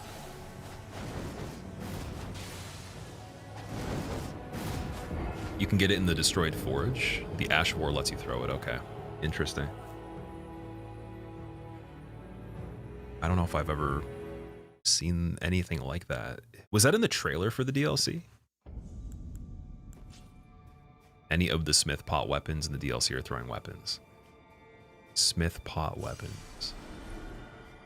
So is that a different thing from the actual pots themselves? Like they count as a weapon? Again, I don't know how that works. I've seen a video of someone throwing like really big pots, like the hefty ones, and I've seen the hefty in the menu or the crafting, but I've never made one though. Try to sleep them, Volt. Yeah, the thing is the sleep timer though, right? And also having to sleep them takes time too, and it doesn't do damage, so it's like we're wasting time. But at this point, we don't need a solution for anything. The method's fine. It's mainly just getting better at doing Dane carefully for the second part, if we need to. And also, again, like being very good at anticipating what he can do out of the situations. Typically, we'll see. See, again, the falling over thing is really the culprit here. That's annoying, but okay.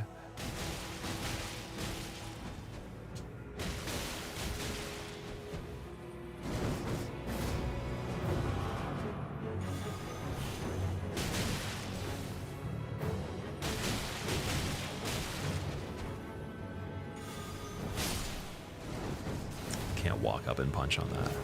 Also, once we see the summon for Leda anyways, I gotta switch the weapon. If he's not about to die. It's kind of funny how like when you frostbite him, he looks like a lower resolution like set of textures for the same character model. It looks like he was like made on previous generation or something like that. Or to save like the the intensity of it processing.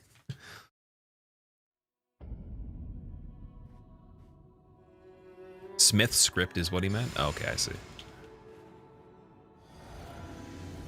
Not trying to backseat. Oh no, Peacebone, you can suggest anything you want. What I just tell people is sometimes I might not take the suggestion just because of the rules that we're doing or just being stubborn.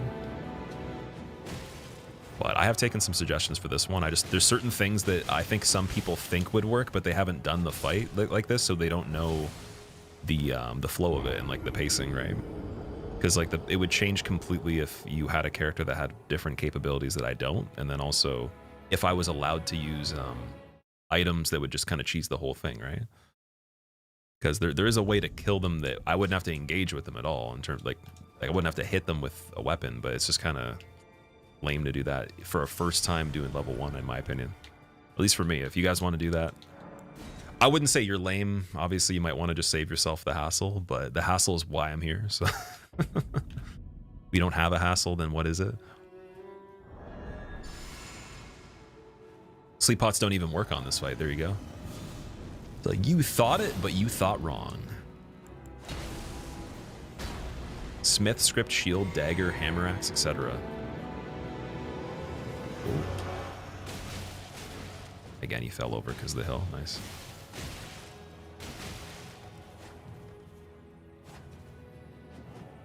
It's like, I've decided you're practicing even earlier than normal. Yeah.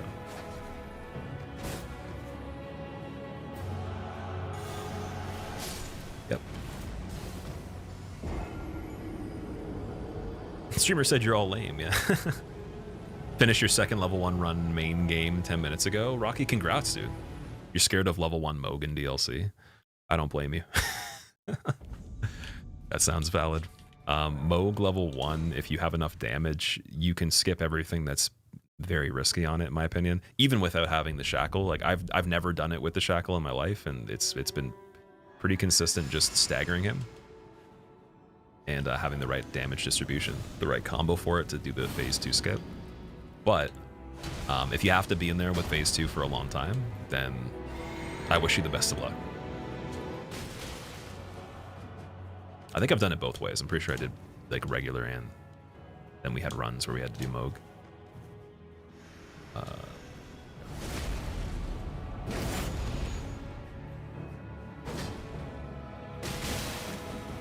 Yeah, shackle also will help. I'm sure you probably have the shackle, but that's also good too.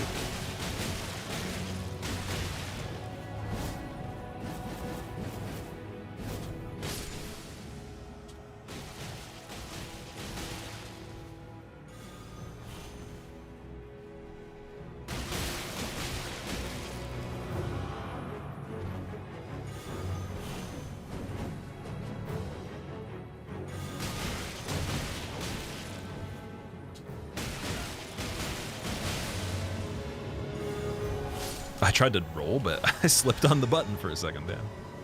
That was just a me mistake there. Okay, I'm gonna take a really quick bathroom break, guys. I'll be back literally in a minute.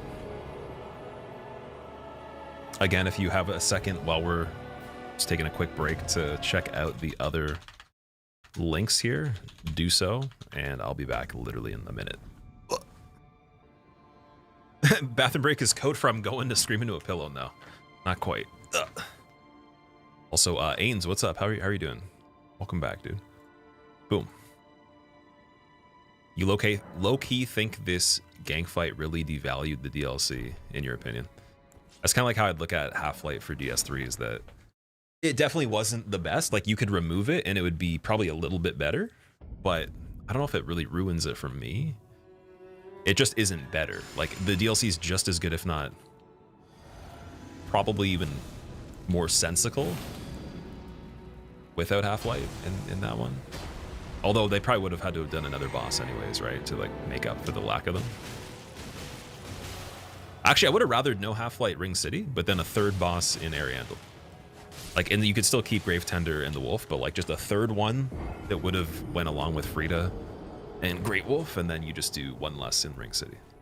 I'd pay the same amount of money.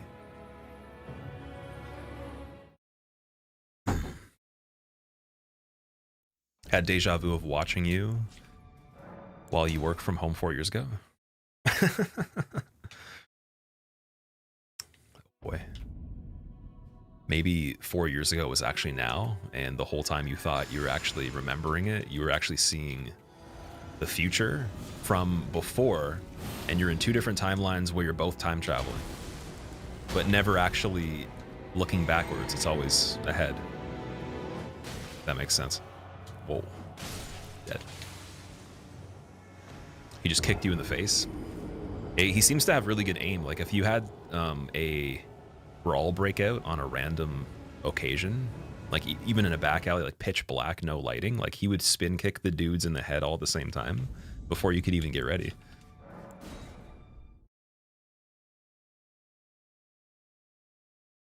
Tralfamador?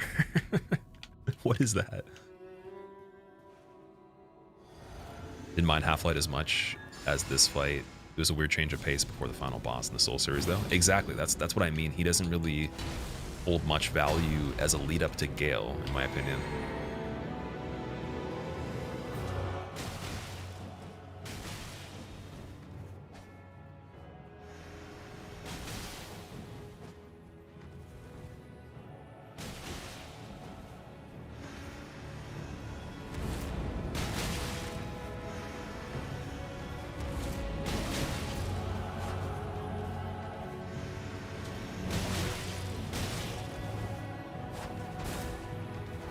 Crazy that I survived that long.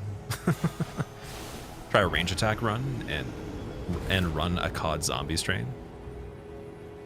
Oh, you're talking about for this, JBO? So I'm not allowed with range attacks. I don't do that for level 1 typically, unless I'm doing like a run where it's the full entire game with no damage from anything, or like a full section of it with areas and stuff. Then I'd probably use a bow or something for stuff that sucks. Because I mean, I don't want to be like 4 hours into a run and lose on this because of a gamble. But if it's like we have infinite amounts of time to attempt each thing, I'm gonna do it in a way that is melee based usually, or like at least an Ash of War on a weapon that's melee.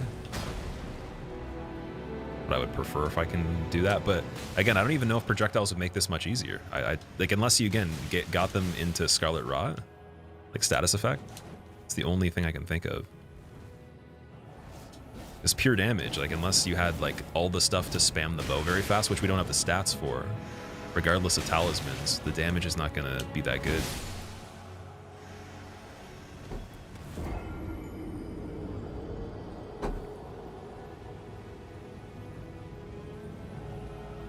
What if we don't use the Ash of War and run immediately to Hornset and spam light attacks and push him into the corner? You can't spam on it, Rocky, because he'll just kill you. If you push the button indefinitely, you'll die every single time.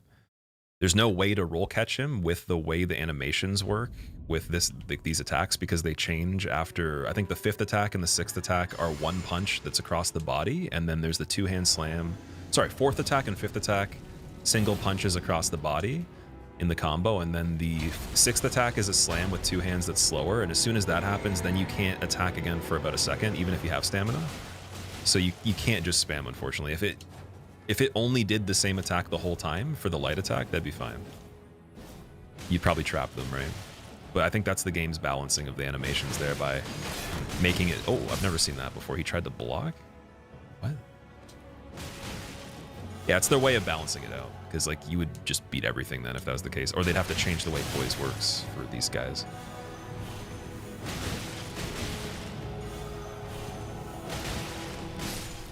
See, I want to be 90 degrees or greater if I'm going to punch him like that. Maybe 180, but then if I went behind him, he'd actually roll again, and then that would make me probably turn into the thing or not have the spacing or the like how close I'd have to be to hit him the next time, because I'd have to wait for the disc.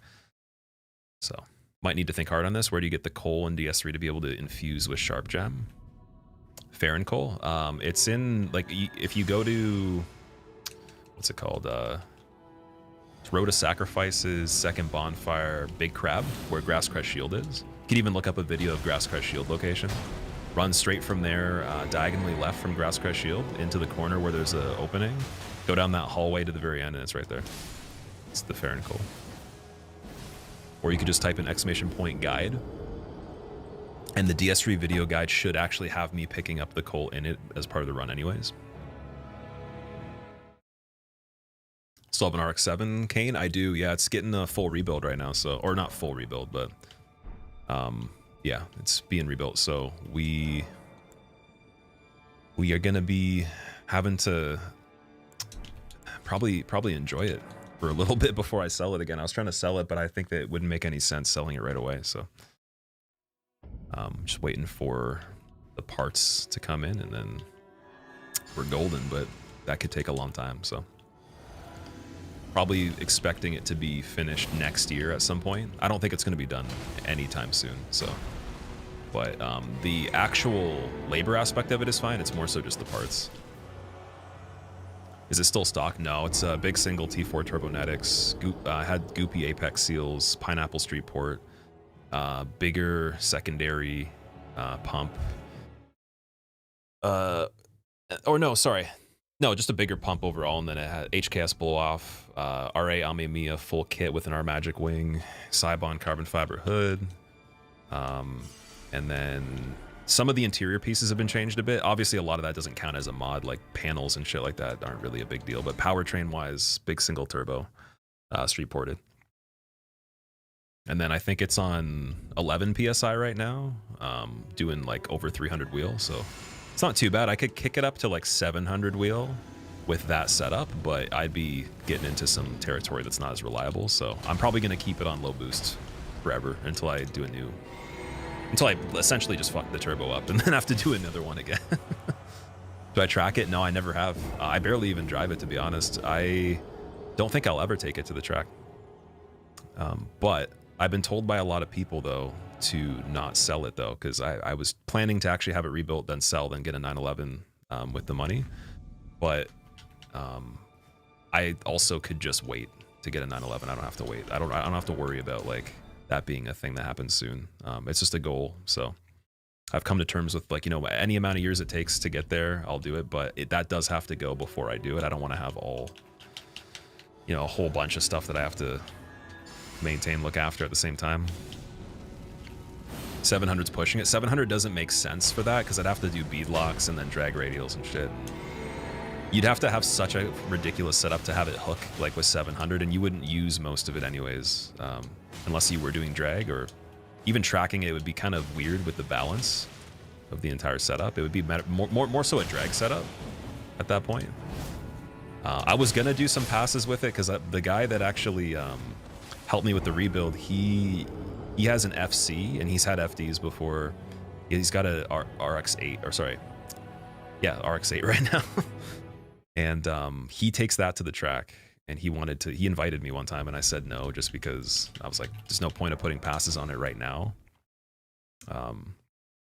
If I plan to sell it, and also if I'm gonna still just enjoy it casually before then, I don't want to like have to like do any major things and, you know, pay for the consumables for it if it's not like a dedicated track machine for the rest of my life or something like that, or for a longer term.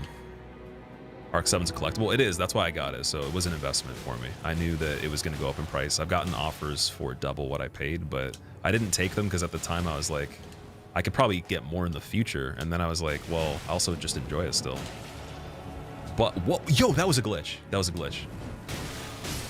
That was crazy. Yeah. But the problem is though, also,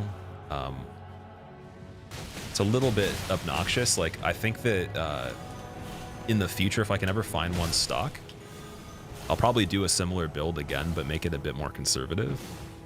And that's the only way I would ever come back to one, other than just keeping this one forever, but I don't know if I'll keep it.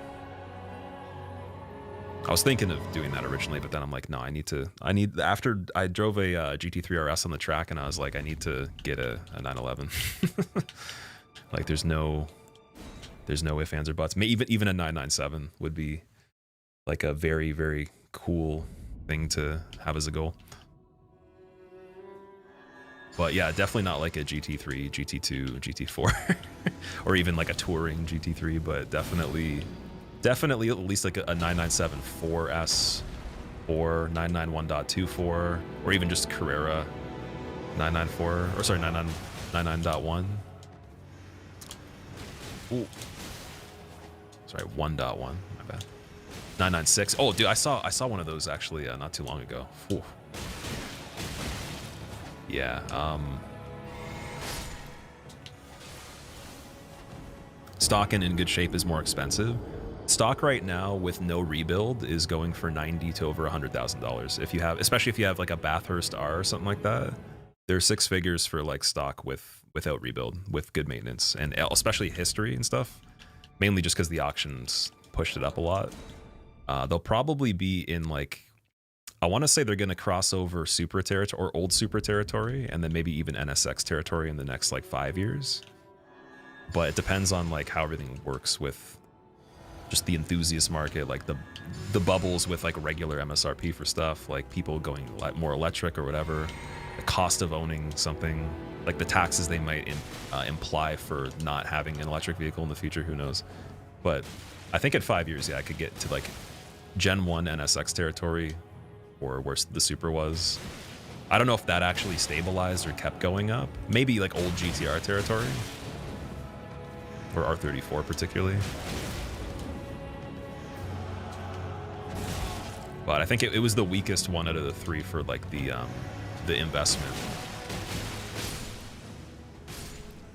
For like, I think it'll always be probably like the lowest increase on the original price out of the 3 of them, because yeah, Supra was definitely more popular. R34, unrealistically popular, so people always want that experience. Yeah, don't think you could go wrong. There always will be somebody. The problem though that comes with like even having a sale for it in the future, like getting a price that I want or whatever, would be that I don't want to sell it to somebody just to sell it to somebody. Like they need to be a certain person. So like there's people that have already wanted to buy it. I don't care about entertaining it if they act a certain way or say certain things. So it's like I'm very particular with who actually buys the things if it's something like that. And so I would literally not sell it. I'd sell it for less money actually to somebody else that's a better person to own it than like I take a hit on the actual value just because it's the right person. So the original owner actually, in this country at least, he hit me up about it. And he was just kind of like talking for the sake of talking. Like he was thinking of getting it again, like buying it back, but then he has too many projects right now, I guess, so he can't do it. But I was willing. I even said, I'm like, you know, you change your mind at any point, I'll sell it back to you for less than what I'm actually ideally looking for, and we'll adjust that price based on the future if the value goes up more as well. Because I'm like, you know, he would be a good person to have it. He would actually get a lot out of it, take care of it, understand it decently.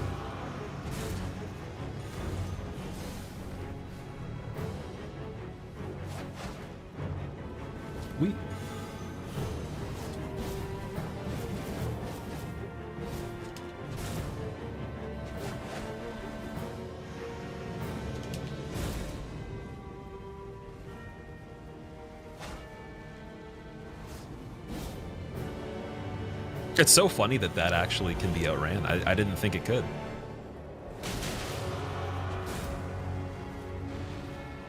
I didn't think that was safe.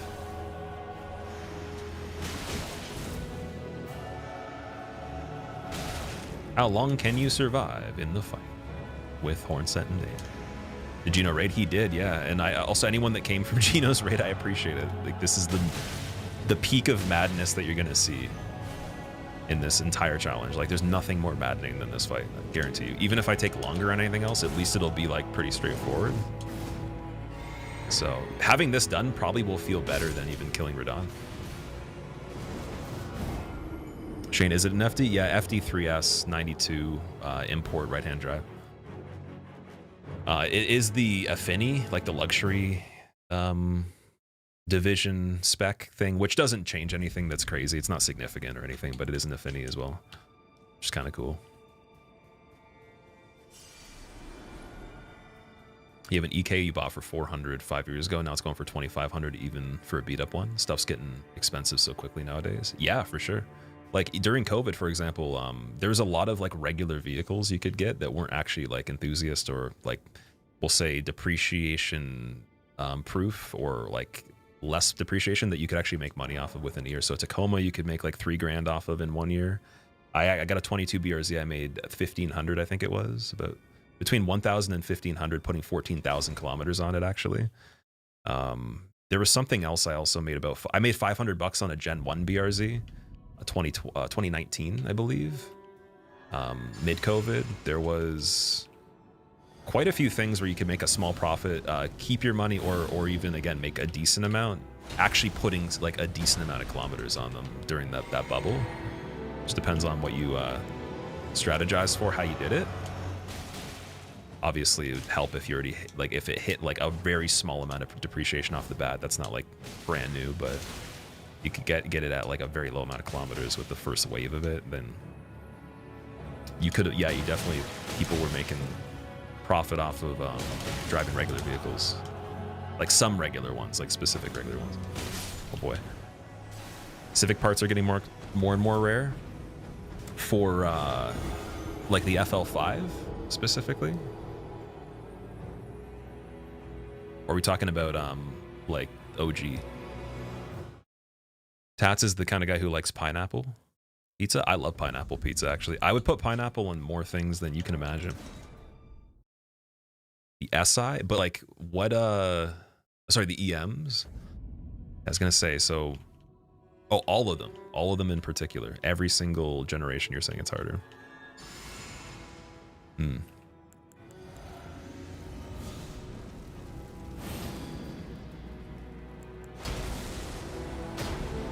Sick as hell. You'd love to see it.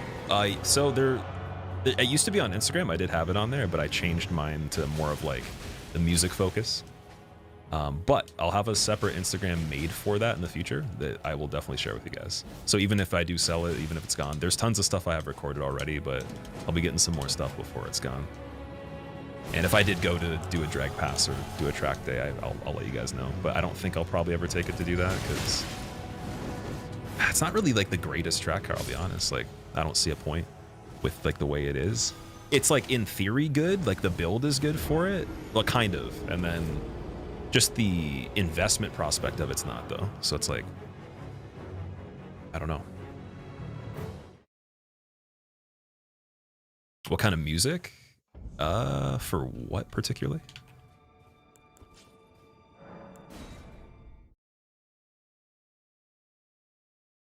You have to go. You feel it's only right to stay once more before you do. That you hate this fight. All right, Davey. I think that you leaving might open up the possibility of me getting it. Subconsciously, somehow something's gonna click in, and I'm just gonna believe it's the best fight, and I'm gonna win.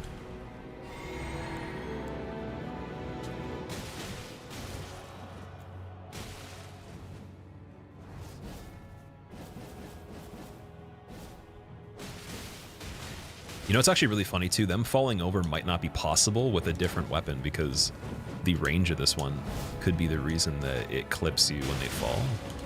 Like if I had a really long weapon, it might actually not be possible to have the trade on their body falling over. It'd probably look different too. It's funny how that happened the second I said that again too, but then before we didn't see that at all until like how many attempts? Oh, sorry, you said you changed the Instagram more music. Yeah, it's to basically just promote the more relevant like videos that you guys might like on the music channel. Like if there's a song that's more popular or, you know, something that I thought was worth putting on there, then I'll put like a small clip of that. The music is ranging. It doesn't matter. Genres aren't really important.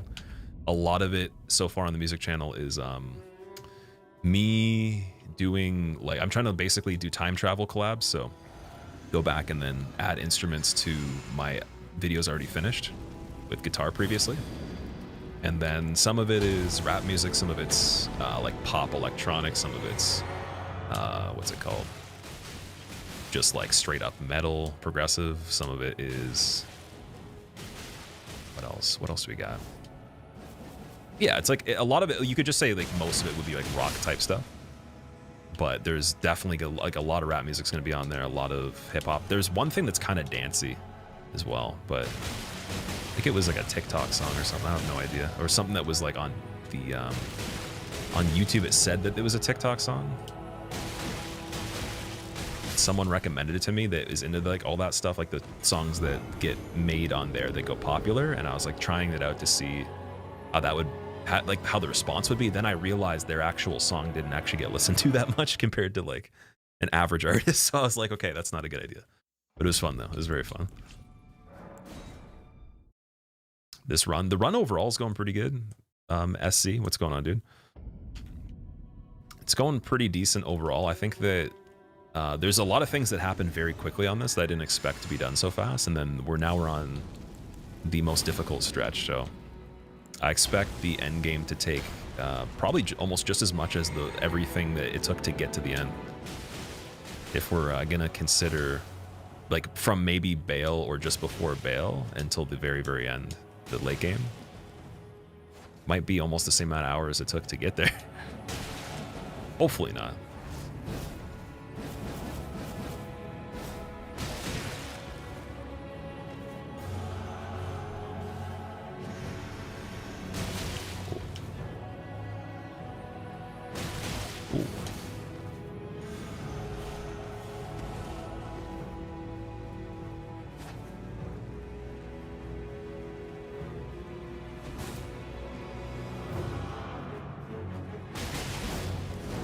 Okay, Dane helped me because he blocked Horn Sense attack right there.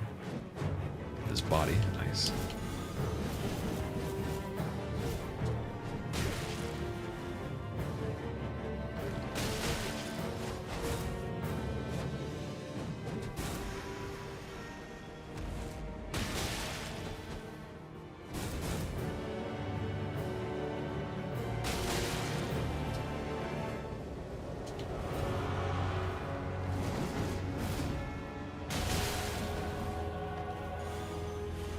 Oh, I ran straight looking at the orb, and then I was like, oh, he's got a disc.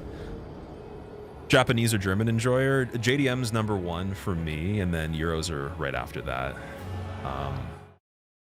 But yeah, JDMs are like definitely more by like just a little bit.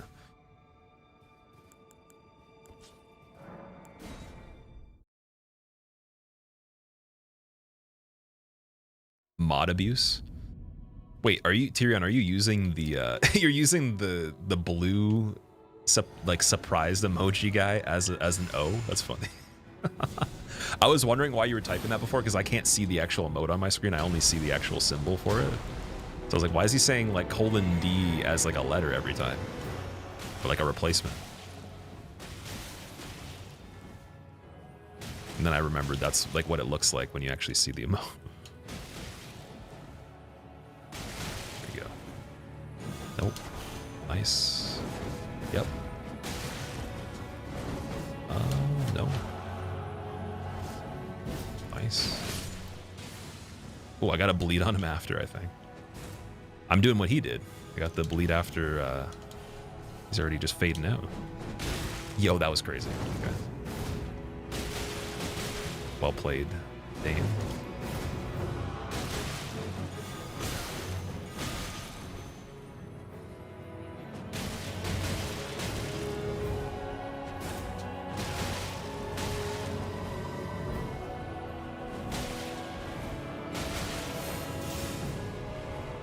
Okay, now we'll just, again, get practice.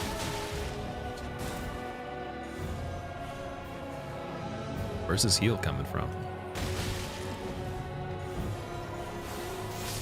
Oh yeah, okay, so you can't attack twice on that, because if he does roll away and then she does that magic, halfway through your second attack, you don't have enough time to get away, I don't think. Anywhere from like the point you start the second attack to halfway through is already too late. Okay. Too much RNG with this fight. You can go in for a punish and just get jump attack. Yeah, so the jump attack thing 100% is like the worst. And then like a roll back from Horn Scent with a rolling attack, it can't be interrupted by many things either. Or even like anticipated. So those two things I've just discounted as like, you know, we can't do anything. But luckily that's only problematic on the first bit, right? With Dayton, he doesn't seem to do anything that like is impossible for me to deal with as often. But also because he doesn't have a weapon really, he's just using his like the dry leaf arts, right?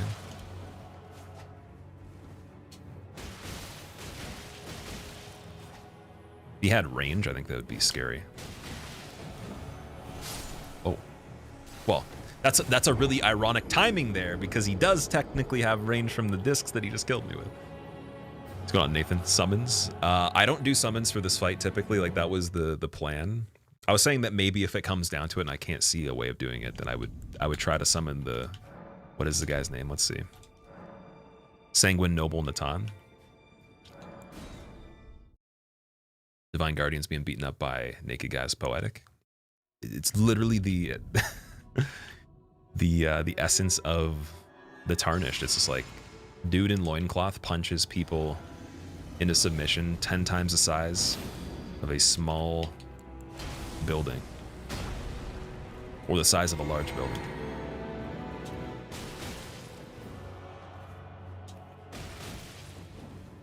Is there lore for Natan? I don't know. Because Sanguine Noble in the ruins from main game's not the same guy, right?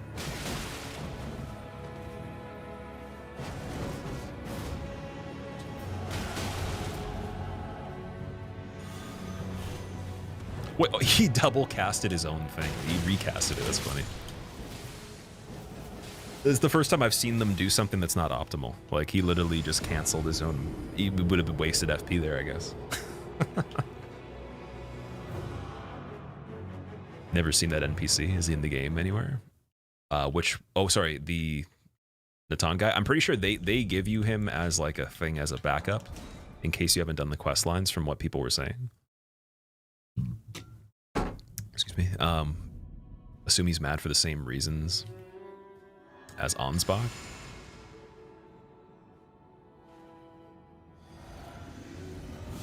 Don't know if it's established though.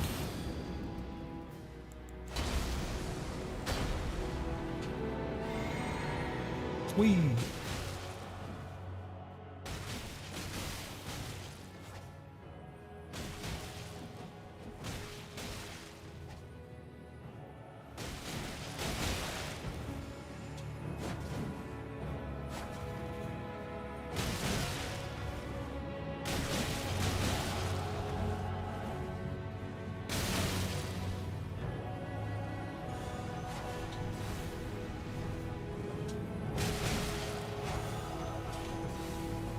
I kind of like the idea of the frostbite running out on Dane.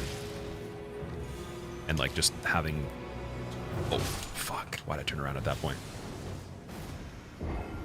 Yeah, because we could always like reactivate it again even sooner than just trying to chip him down while it's there. Recommend summons for this fight for maximum fun, especially for this fight they very clearly intend you to summon. Yeah, that's the thing. So, like... the more something is implied to be the way they want you to do it, I'm probably going to be even more eager to not do it that way. But also, I don't even like summoning by default anyways. So it's kind of like, not only does it make it harder for regular fights for me in some cases, but it's like a rule on a lot of the runs that many people do that you just can't do it for a lot of the challenges. So I've been used to not using them. Though, like I said, I might do it still. I'm not saying I won't at this point. I just want to try not to. Like, I can see the way where we don't need to, and it's going to feel a lot better for sure. Because things like that, unfortunately for me, like, I won't be able to forget that. Like, that'll bother me, and the quality of how I enjoy this forever will never be the same for the first time we did it. And it sounds dramatic, but, like, that's just how I work. My brain works. Like, I won't sleep the same if I know that I didn't do it the way I wanted to. That's why I was even saying with when we were doing the other fights, if I didn't do them a certain way, it wasn't as satisfying because like I wanted to absorb a certain amount of information for the future so I could apply it. And if I couldn't exercise that and demonstrate it properly in that, like all consistency aside, then, you know, it's a little bit disappointing because I'm like, I had enough time to generate the possibilities to do that. But unfortunately, with the way it worked out and the rule set, the way we're playing, it's just, it was a victory that didn't push those boundaries to the place I wanted them to be. But it doesn't mean I don't enjoy it. It's just like that will stick out in my mind. I'll always remember it as like on Bale, we got a fight that looked really cool, but it wasn't as cool as if he had done that one attack that he didn't do that one time. Because I really need to work on that, right? But is it a big deal? No, because like that fight's already wild anyways. But on something that's not as crazy, I would need it to be that all of it's encompassed. Like we've gone through everything.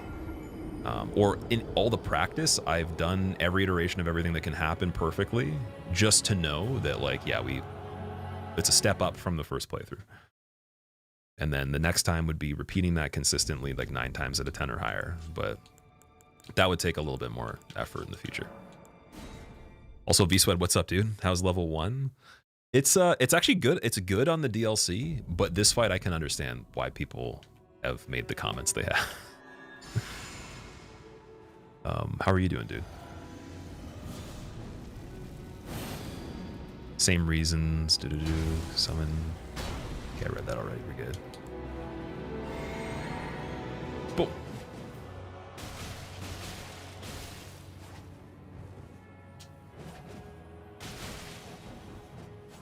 Could be a strategy to just run from far away and hope he jumps.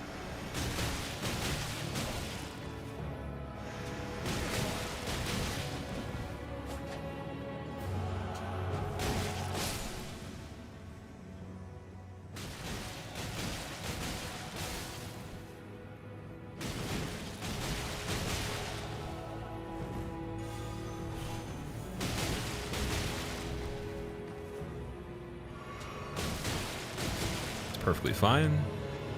And now that you've healed one, oh fuck. Okay. Yeah, when he does that jogging or running without attacking when he's able to attack, it's so scary because it's like, why didn't you just queue an attack? You were able to, and then he just decides to wait for some reason, which makes it really hard when there's something else going on. The one tap, yeah.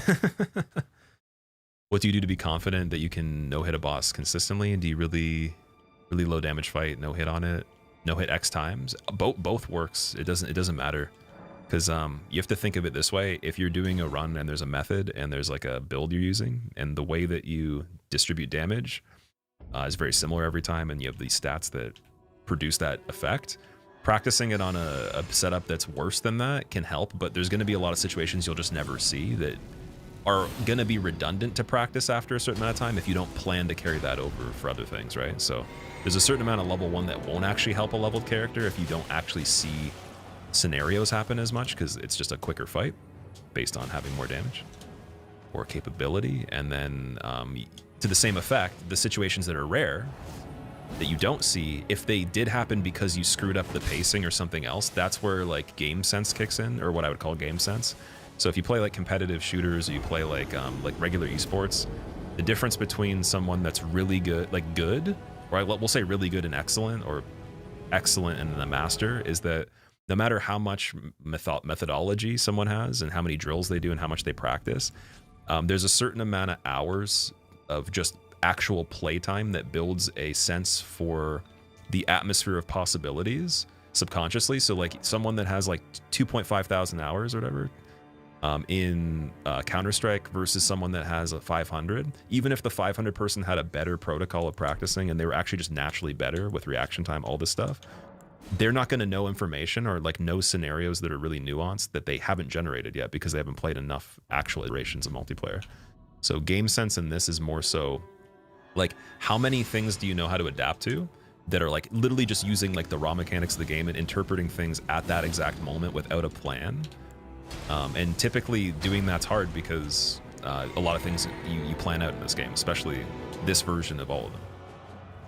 And that's why I said in tournaments too, it's like, if someone has like just general like massive playtime and like they've done every iteration of something you can imagine, they can still be beaten by somebody that doesn't have nearly the amount of the skill or, you know, whatever, that has a good plan. But as soon as that plan doesn't go according, there's nothing that's going to allow them to adapt nearly as good as the person that has the game sense. So that's always going to win at the end. And if you're just playing with your, like, if you're doing it for your own goal, it doesn't matter. Like, you don't necessarily need to be able to adapt to everything, but it is a cool skill that will carry over to pretty much almost anything you can think of eventually, right? So it's good to eventually be good at dealing with the widest variety of things, but it's not required at all. Like, you could totally practice just the run as it is and be really good at that, because you're gonna still have to do that anyways. Watch a guy doing an impression of Eric Cartman. Eric Cartman doing a cover of Slipknot's Duality? I want to see that. Can you send me it? It's awesome, dude. Yeah, Double, it's going pretty good. How are you?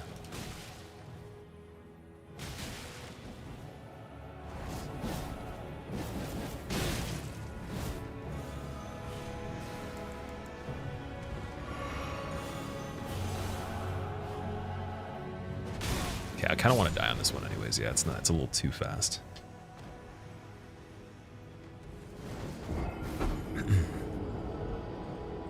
Dropkick Dane. He was definitely in Dropkick Murphys. 100%. Oh boy. With fragments? This is with fragments. This is with level 14 for the fragments at the moment.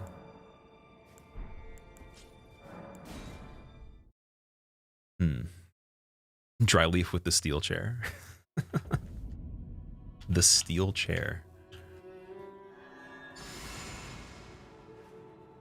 That makes me think of like tabletopping people.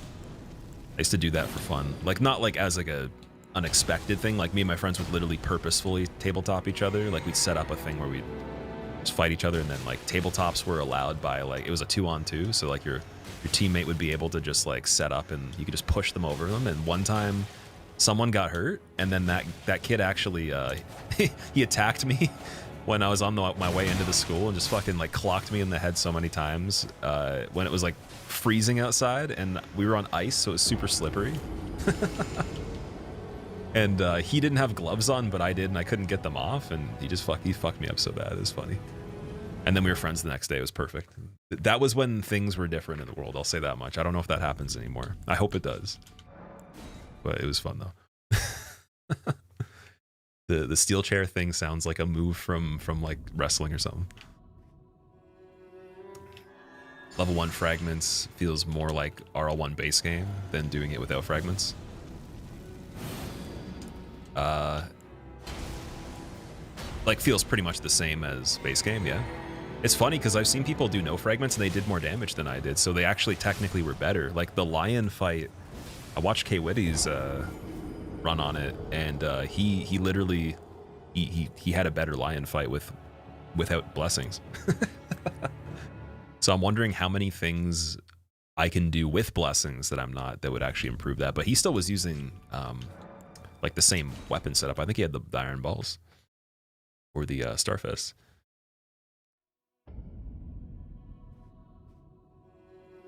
Let us fight Radon already? Yeah, I need to get dialed in on this one again. I think we're just... I'm still focused, but I'm not focused enough. Like, you need to be very, very attentive on this one, so I need to get that really good start for the fight. And the second part we do need practice on anyways, if we're going to have Dane alive at the same time as Leda. But it was going pretty good, actually. We did hit him enough times to kill him, as long as we had a good first part on that one test of it. But here, this situation right here is weird.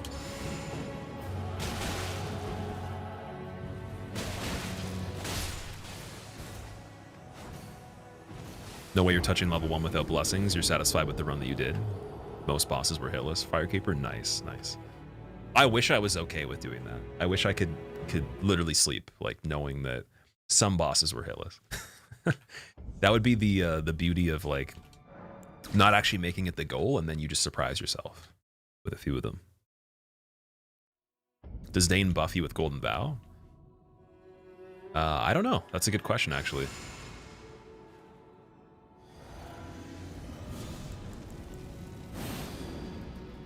That would be really weird if they made it do that, considering it's an enemy, but yeah, I wonder. Because in PvP it would work that way, right?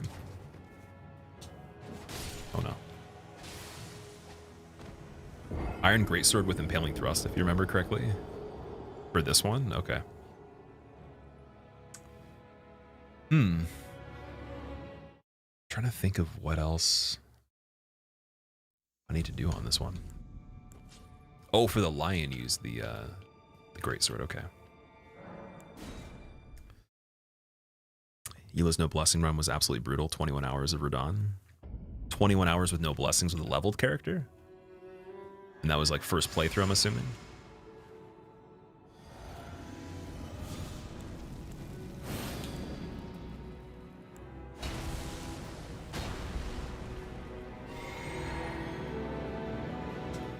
Oh my god. Oh, level 1, no blessings. Okay, 21 hours of Radon. Damn. That is a lot, actually. But at the same time, it makes sense if he's level 1. You're holding on to it. You know the formula, KZ, but you're holding on to it. No worries. Don't tell me. Don't tell me the answer.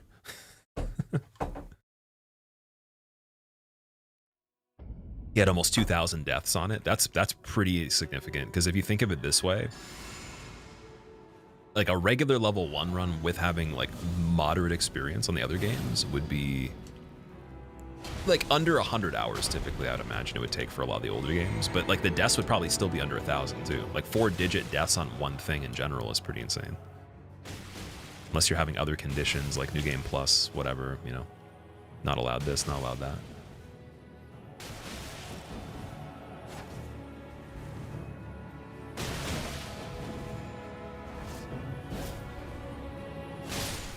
I thought he was going to do the combo. You went for a hitless parry fight. It took about 1,000 attempts. Hitless parry fight on Radon. Is that after you already know how to do it pretty well, or was that just like you were learning it as doing that? Yeah, it's a lot of deaths. I wonder how many deaths Peeve had, because he was on Radon for 100 and something hours on his first playthrough. 108 hours or whatever. That must be like 5,000 to 10,000 deaths, at least.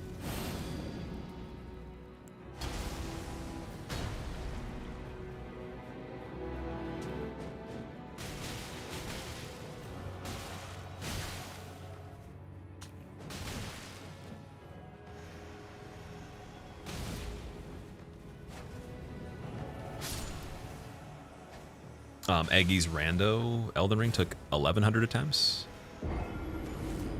That makes a little bit more sense though. Like that, I'm not surprised about like the whole run randomized hit list being that much. Because like regular hit list runs that are significant portions with like not a lot of preparation or skill previous to it, and then just getting into it, like it would take probably 1,000 attempts or more for some people. I can imagine like the mid hundreds, like maybe 500 or something like that. If you're already like pretty understanding of like how you make your process for it, and it's like even if it's a new game, like maybe 250 to 500. But I like for someone just getting into it, I can imagine it being about that. Kale, what's up, dude?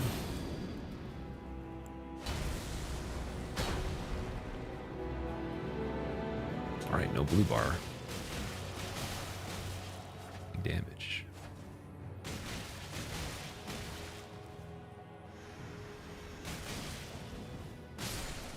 Perfect. Okay. Didn't chug the right thing. Okay, Dane.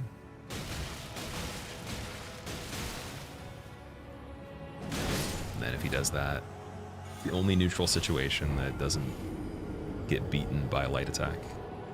Unless I can hit his foot before it tracks, or sorry, it calculates damage. Like if I aim down, maybe you could interrupt on that one. You know, Jack from Soft, he currently streams his project 426. I don't know who that is, no. Radon took me a very leveled character. 18 shadow in many respects. Oh, okay.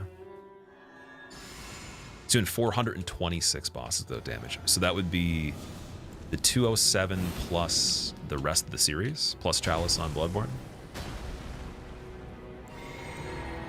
Austrian, interesting. That's pretty cool. We were talking about that. I was like, I'm wondering. Someone was asking, like, are you going to do like everything? And I was like, it's not going to be too much longer until you see someone start that run up. But I was imagining like how long it would take. I was thinking 2.5 to like 5 years or something like that. Like if it has to be consistent and there's a rule, like a break if every 4 hours of it can be done within one day, let's just say the whole thing takes, I'm going to estimate for everything. Elden's like 10, 8 to 10. We'll say like best case scenario 6.5. Again, I'm not super knowledgeable, but let's just say we'll give him 6.5 for this. We'll give him 6.5. We'll give him a total of 14 hours between this and DS2, and then 3.5. We'll say 3 for Bloodborne. We'll be on the super low side of this, so 17 plus DS1. We'll say 1.5 that he speedruns it. So we'll do 18.5 plus 1 being 1.5. Yeah, 21. Let's just say like more or less it takes him 25 hours to do the whole thing, and he takes and each day he only puts in 4 hours, and he can sleep in between and then continue it. I think it's going to take over 1.5 years to do that personally, and if not, that's incredible. I need to like, I wonder, it probably changed the timing if you'd already done the marathon that's the equivalent previous to that. Like if you had done everything with any percent before that, that would be, yeah, you'd probably be like a little bit quicker. That dude does it in less than a year, I'd be impressed. Very impressed. I'll be impressed either way, but I'd be super impressed.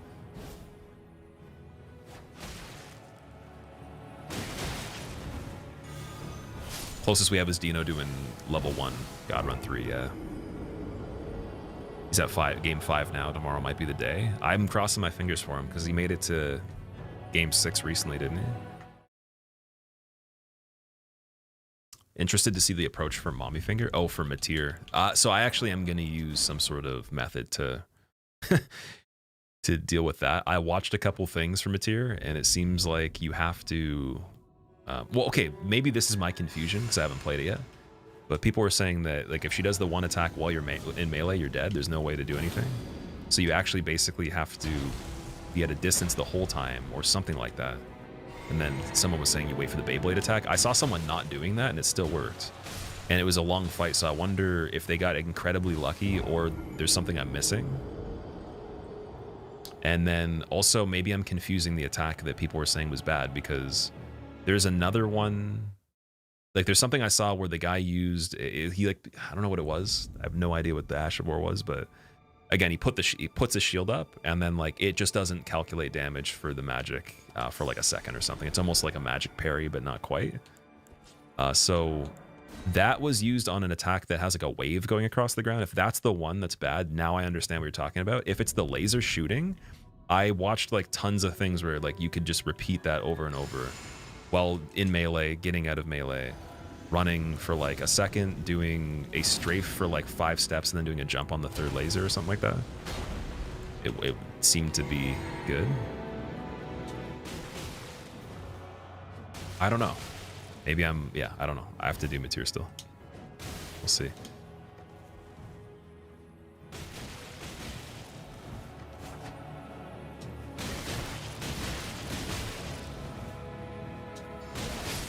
Perfect.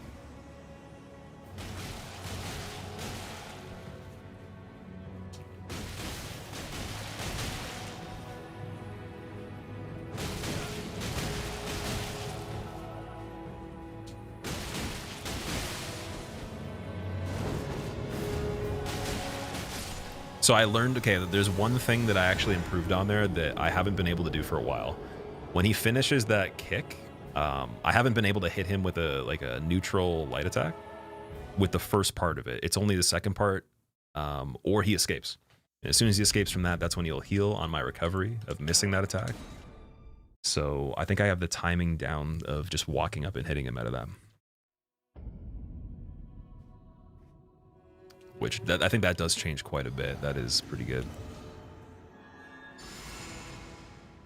Now, if I don't get hit by the kick that is not the spin in the air in a neutral situation, then we're good. But I think I can avoid that too.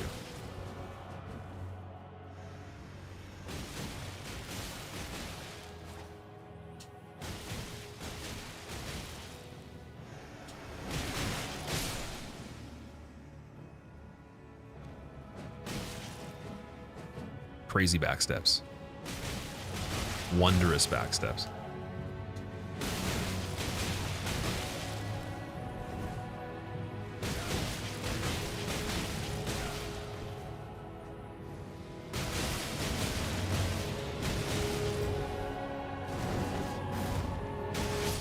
Perfect. Okay, there we go. So there's a chance.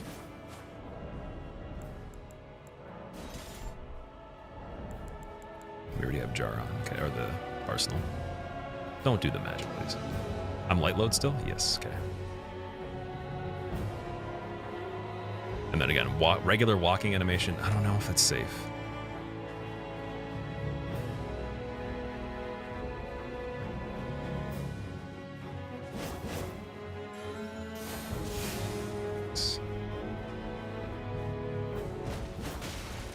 So that didn't count. It's okay, let's get practice.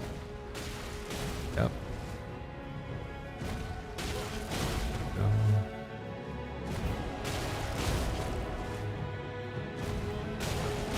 No, blue flask, and then you have to wait and then redo a situation again where she can be punished. So let's try to find that. Now that we have a little bit more freedom to kind of relax, let me actually try some things.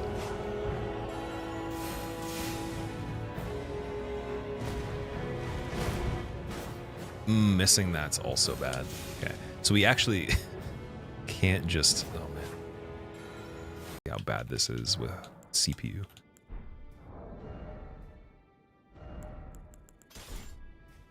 Yeah, no, it rips. So it's been happening for a while. It's all good, Blue. I was just saying for anyone that can actually hear me, because I was kind of telling you ahead of time before it was about to happen. I caught it.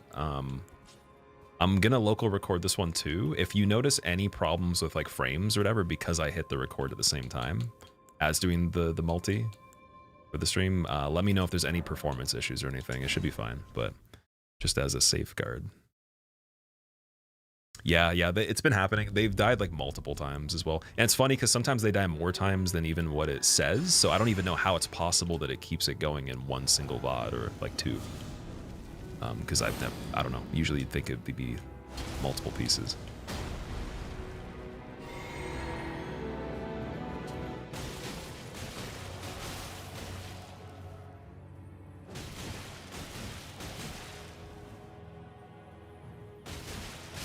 Perfect. Nice. Nice.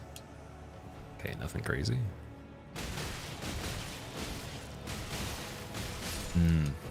Nice. Late in allies doxed, yeah. Yeah. They might as well, I mean. It's an extra thing I haven't seen yet, so there you go. Laser's bullshit, but you just enjoy Materia despite that. When we say like laser attack is bad, it's the one that shoots multiple lasers, like 3, right? Or is it a thing on the floor?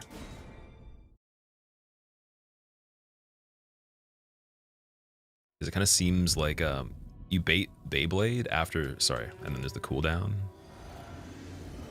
Saw some of that. Big unavoidable one. So basically, if I had seen it in a video, it wouldn't have been hitless. Then basically, there's no way to like you wouldn't see it in a video that's successful. Is what you're getting at.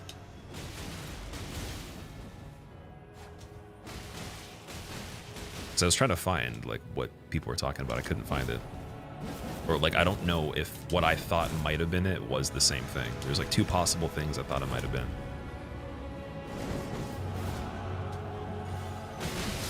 Ooh, that would be nice. Curbs, what's up, dude?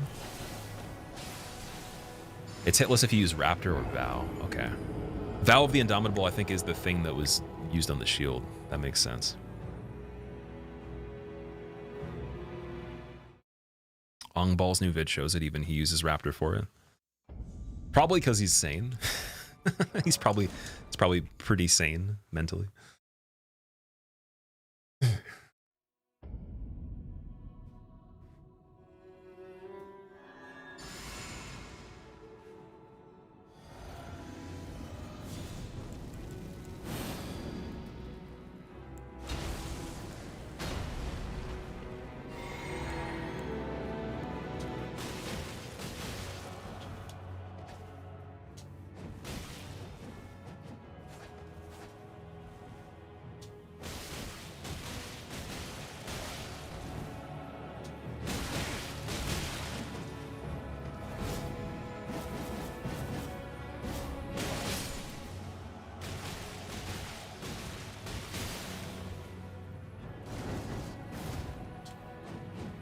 Back steps after that sometimes.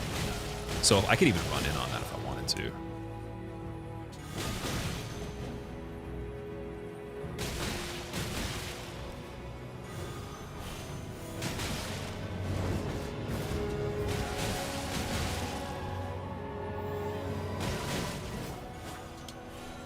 Heal it.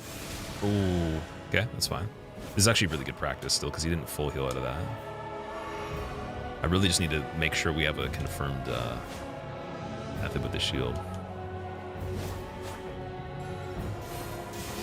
Also, I guess we get to practice the magic from Leda too. It's a good idea. Even though it's pretty simple. Not the greatest at it.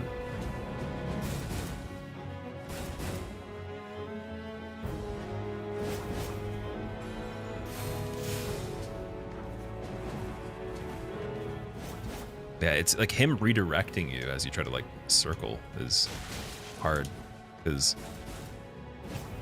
I don't know if I can't really tell when it's going to happen ahead of time. I guess expect anytime you're slightly turning if he's running close to you to be very careful.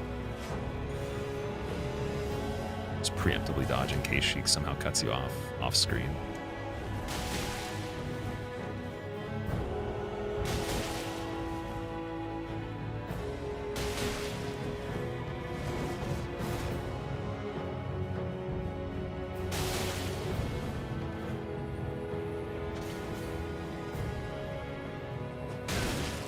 Wild. How long, Jaden? I don't know. I have no idea. Something like probably 6 hours or something like that. Maybe more. 7 hours. No, seven or so. When do you think we'll get a 7-game God Run, all DLC, no leveling, no weapon upgrades, all bosses? From somebody? I don't know. I couldn't tell you. But oh, probably. Sorry, you're saying like no upgrading weapons too? Probably never, just because most people don't like to do the no upgraded with the weapons and combine it with hitless. It's pretty rare, so the likelihood of someone liking that idea is pretty low. But I would love to be wrong. That's one thing I would love to be proven wrong about. So I don't think you'll ever see that. But with weapons being leveled, it's a matter of time, I think.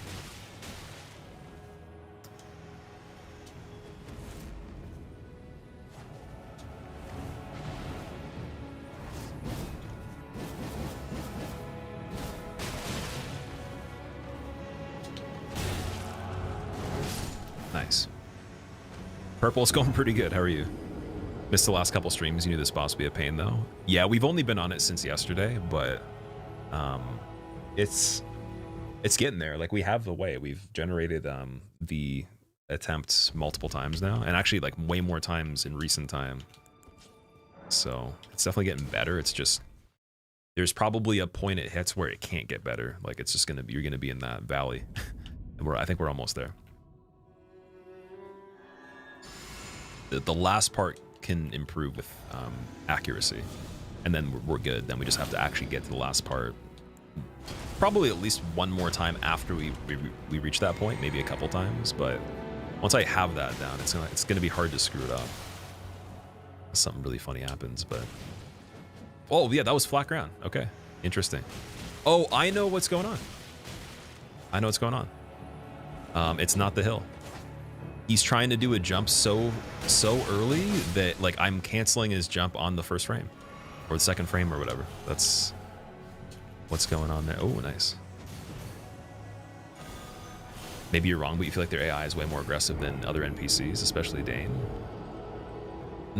Maybe. I don't know. It's hard to say because I know the weapons that they're using have very spammy movesets. Other than Leda. Leda's moveset's not that spammy. So I would imagine if you were playing against somebody in PvP, they could do a lot of similar things. The thing with the NPCs that are different is that they don't, like, their stamina, like, and stuff like that's not really realistic to, like, what yours would be.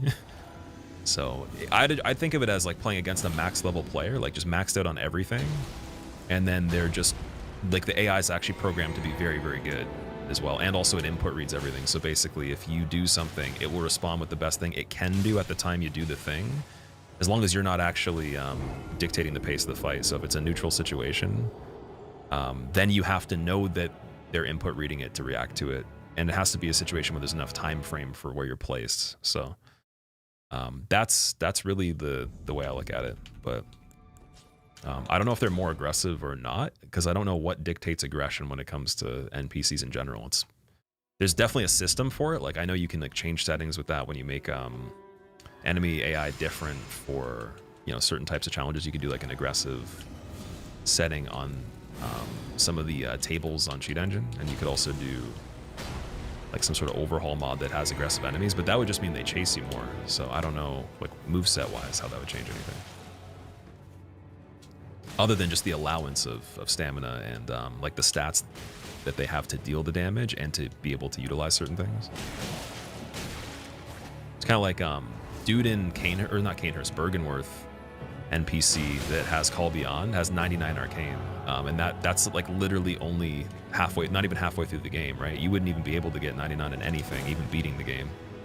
Typically, you'd have to farm. So like, there is things in a lot of the games that are spec'd like out of the range that you could achieve yourself, for sure, unless you did some really weird stuff.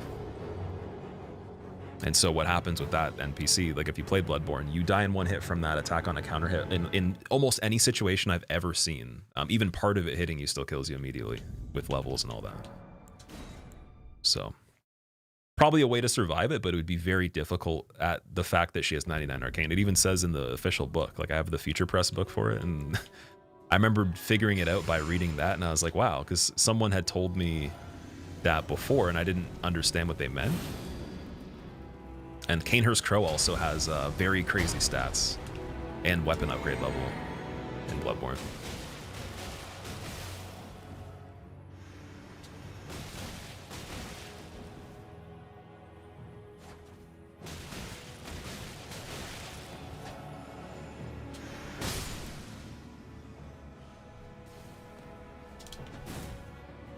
Can't turn the camera.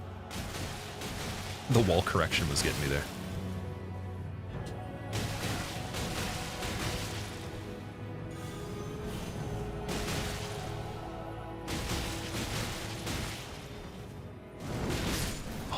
close. I started to strafe around the other side because I knew Leda was coming that way. Would have had to have backed up straight to space that.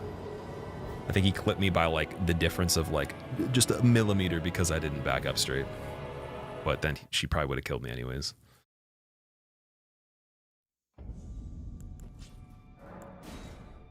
Could have been a PvP fight. Would have been cool. Yeah, like if it had like other people summoned into it, that'd be amazing. They'd probably still have to have a replacement though if you weren't online, so it might culminate in the same thing either way. But if the option for online gave you actual players, that'd be amazing. I've been waiting for them to do that again.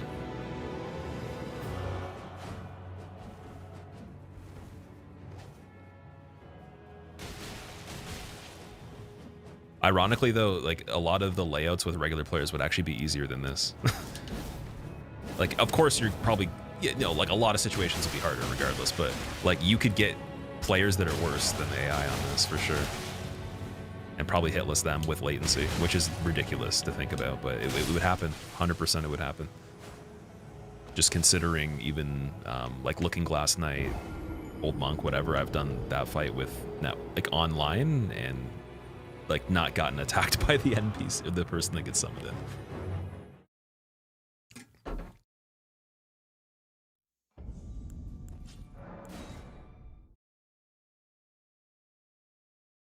Oh yeah, so Jaden, I have Radon and I also have Matir. Matir I don't think is going to take super long because I do know the fight pretty well, and I will use in Valve Indomitable for it. So I think that's just an Ash of War for character like the shield or whatever. It's not even an attack, so that should be fine.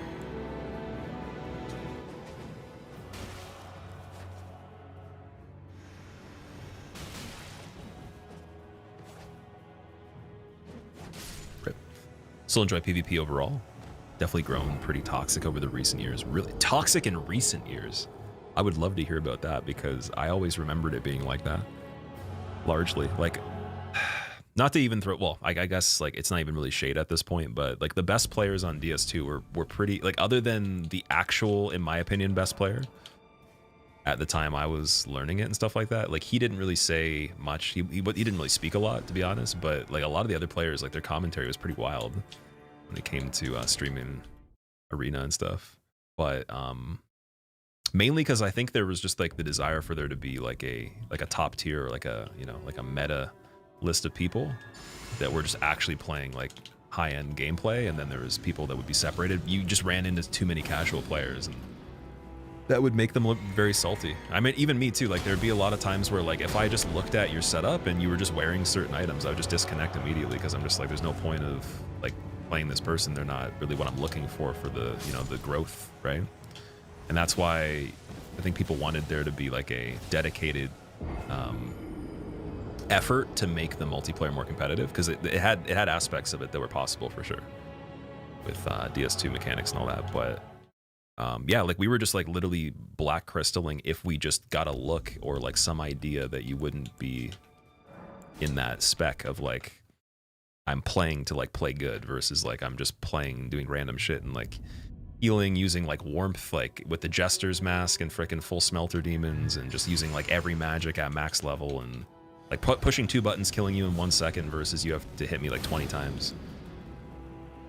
So that's opinions change about any bosses on this playthrough. Yes, so Bale I actually like a lot more. And also I like the Shadow Tree avatar more. I like Putrescent. I like everything more, and I'm not salty about Gaius anymore. Gaius was actually kind of fun. I'm having a hard time deciding who I even, like how I'd even rank these guys. I made a tier list script last night for the DLC, like just a bit of it, and I tried to do the ranking and I couldn't figure out exactly how I'd rank most of them. So it's gonna take some time to think that over.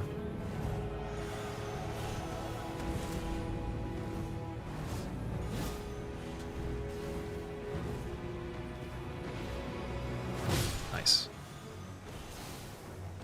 Looking at day now, no NPC sprints 24/7 other than him. He never jogs. He does jog. He does, actually, but not often. Like technically, once we get him by himself, Like he'll be doing the walking animation towards me. Usually like in a way that's weird. Like I said, it's kind of spooky. He just like spams it to the point where it actually gets you in more of a dangerous situation than if he just attacked you as soon as he was able to, right? Because I have no idea when he's gonna try to attack. Like he's just defying his best option at the time, which becomes a better option because it's like the mind game at that point, right? That's why I'm saying even like a human player, you could read them better because their mind game would actually have flow to it. You'd be like, okay, so I did this, so I basically forced them now to think this way, and now that they're conditioned, now they're gonna keep doing this until they're conditioned otherwise. So you get to like phases with people in the mind games, but like this is just purely like whatever, anything can happen. There is no like rhyme or reason why he would just walk into me for that long anyways. That's way scarier. That's why I think genuinely if they were real players, I probably would have already beaten this. But again, we're not going to say that in the scope of, you know, if they're like really set up well and I'm level 1. So, but I could see this like, as a regular fight being handled very well, even with actual people being the enemies. Didn't see Gaius, gotta check it out. There is the on the live stream playlist for it, and he is in the thumbnail, so you should be able to see it. Boy. Fighting 3 half-lights almost seems better. I guarantee you fighting 3 half-lights would be easier than this. Fighting 4 half-lights might even be easier. Because with Half-Light, he has rules that he has to follow, right? And that's a huge difference. If you even have just one system that's going on, or even like a couple systems that happen sometimes, like that's already so much more to work with. But Half-Light, he's kind of weird. He's like he is an NPC, but also at the same time, it's just like a little bit different.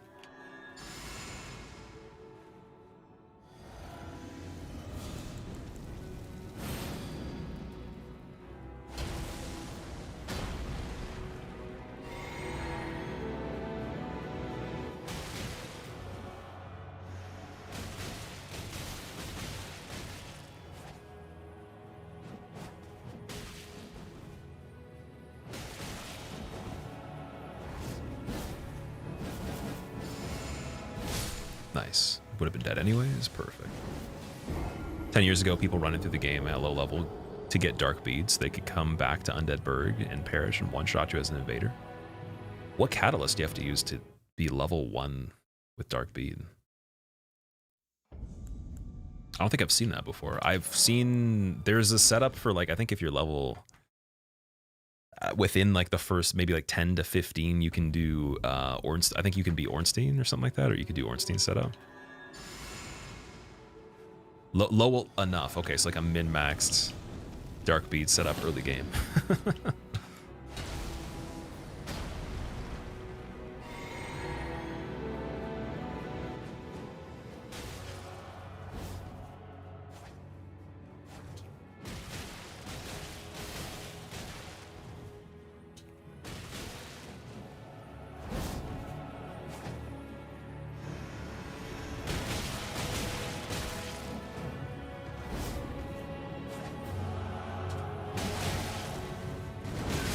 Perfect.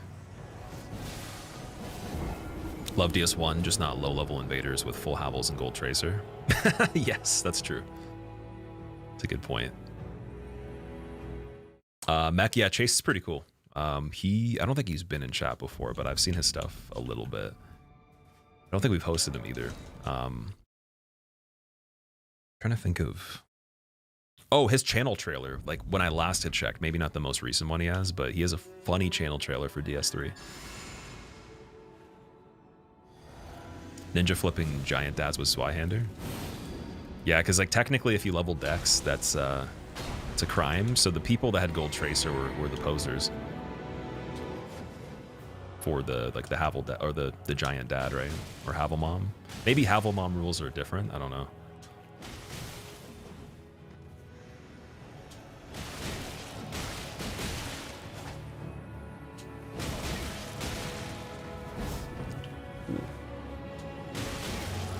Disc? Not yet. Oh, still made it. He held that long. Isn't there a way to make the fight just Dane and Leda? Yes, you have to summon Horn Scent for Mesmer, or invade Horn Scent with Leda as a summon to get rid of him. Guess what? Mesmer's already dead. No way to change it. Amazing. Is this the longest fight in SL1 so far? No, I think Bale was a little bit longer than this one. Oh no, the Lion. Lion was 9.5 hours, so technically we got a while to go until, well, maybe another hour and a half or so. Got a little bit to go.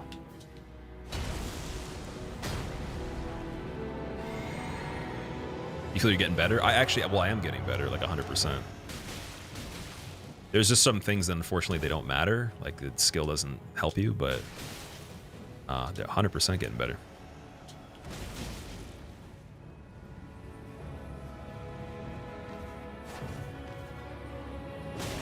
Not getting too much better at the third part, which is really important though, so we need to kick that up a notch the next chance we have, like immediately. That is a goal right now. Because if that improves enough to be consistent, like that's all we need. We don't have to, it doesn't matter how long it takes to get back to that. Once it happens again, then it's done, right? So it just has to happen once we've absorbed enough to reliably use that shield method. Oh boy.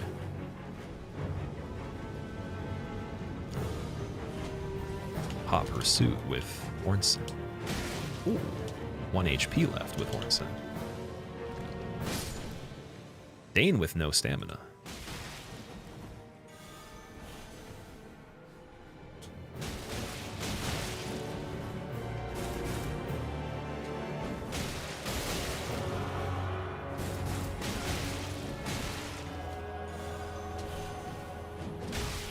Oh yeah, biggest mistake.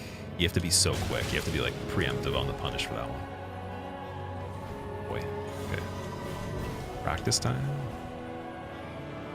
Camera. Okay, I gotta change the settings for the camera on the wall. That's definitely not good.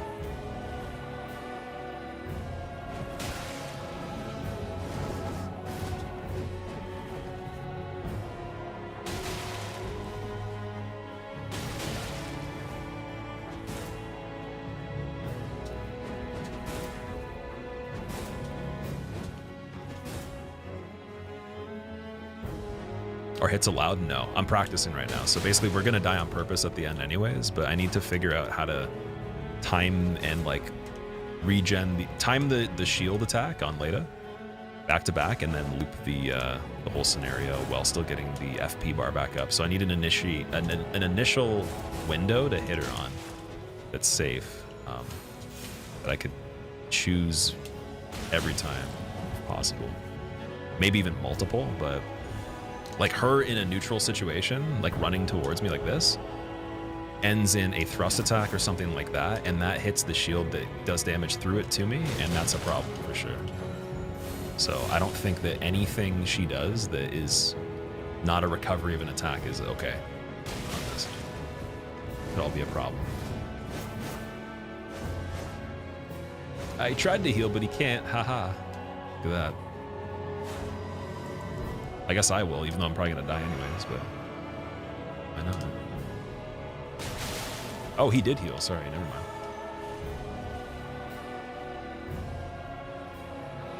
Okay, we have Serpent Hunter back. I want to see how this goes. Still light load, thanks.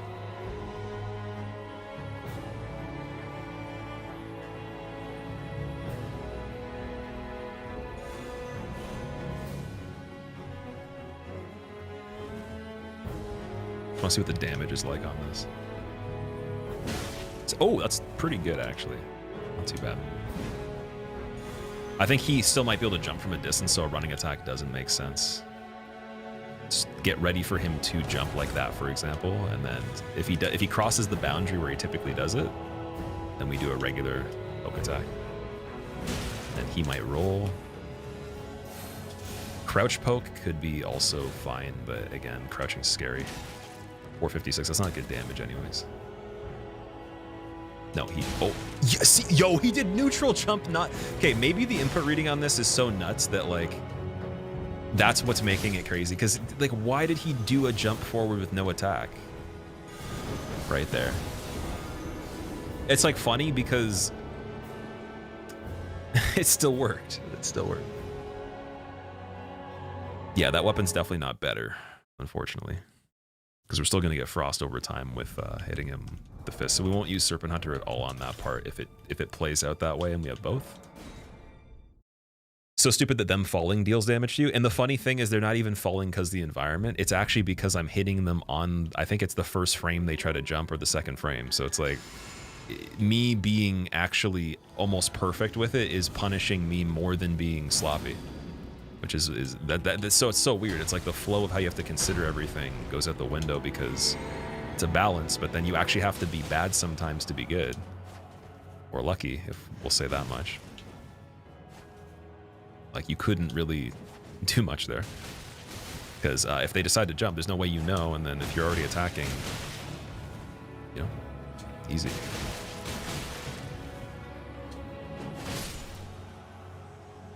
Inconsistent to deal damage. So that can't happen, as far as I understand, once we're in a situation where it's like, once it's just Leda. Like it also doesn't happen on Dane nearly as much either. It only happens in the beginning of the fight the most.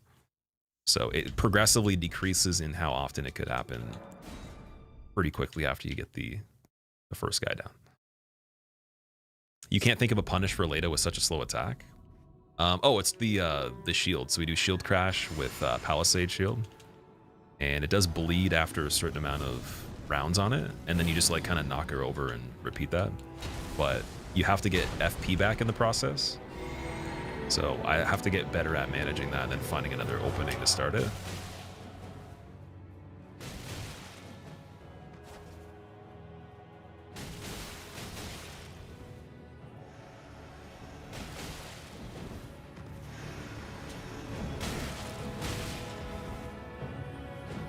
Some of his evasions like on the spot against the wall are incredible too.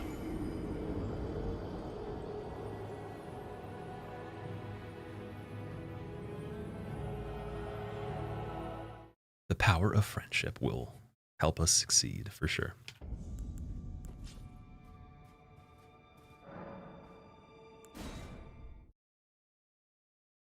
Oh yeah, so J-Roke, we don't actually have or Cherokee, it might be Cherokee.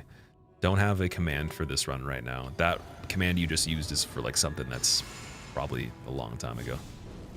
Basically just got to be level 1, so you pick Wretch, don't level the character, and then we take no damage on any boss fight when we succeed and move on from it. And that is the goal.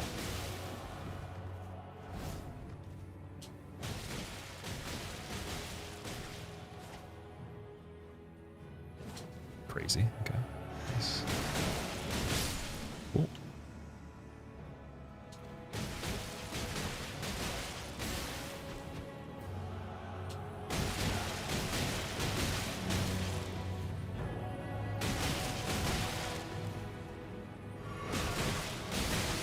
No stamina. Ooh. He was nice. Can't see, dude. Oh, the. Oh my god, the wall fucking made. Oh, when you think you can introduce more factors, like the auto adjust camera thing with him also making me cross back over, dude, there were so many things there that were not my actual inputs that screwed that up. That's crazy. Okay, let's change the camera thing now because I was talking about that. So wall recovery on. Let's see if that makes it better. How long has this run been going? 52 hours, 15 minutes, 15 seconds at the moment. Your stamina bar is massive for level 1. I have the Viridian Amber Talisman +2 that increases the total bar, and then when I use the Physic Flask, we got Green Spill, or Green Bursts, I think Green Bursts. So faster regeneration. Basically the Viridian Amber is increasing it quite a bit.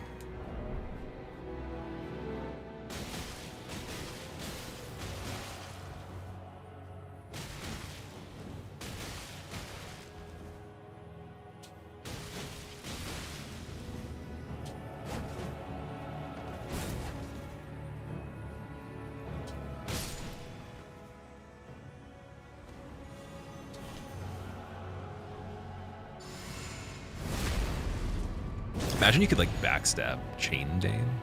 It'd be amazing. Dead? No? Oh, okay. funny. I can kind of see the mistake ahead of time. Like there's a window to see the mistake that's so far before you actually even die that the anticipation for this fight is on like such a tight wire. I don't think there's a comparison I have. This would not be consistent. Like whatever I'm doing right now, you'd never be able to do consistently, I don't think, because the consideration is quicker than you can think for certain things. It's basically feels kind of like rock, paper, scissors, and you have one more move than they do that can beat things sometimes. That's it.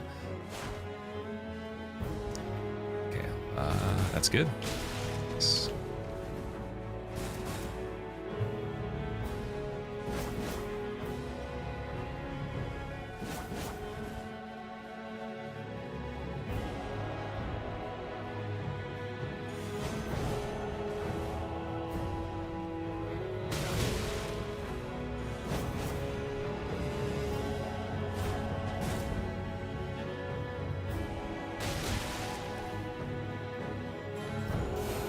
I kind of would take the 440 over the 6 something that we got with the other weapon. Whoa. Okay, Lada's not over there. There's his heal. Oh my god, I'm dead. Yep. That's all it takes. What was this room before all the sand?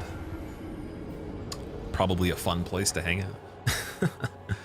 Beat all the bosses up to this point. Orange coffee. We have, for remembrance bosses in the DLC, just Matir and Radon after this one. So everything that's a remembrance and anything required to do it up to this point for the DLC.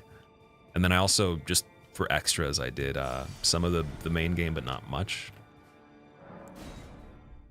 Cheese this fight with stealth. Yeah, he does, it's like the hefty pot for Scarlet Rot. So you do the throwing knife to make the guy face the wall, and then the pots across the arena.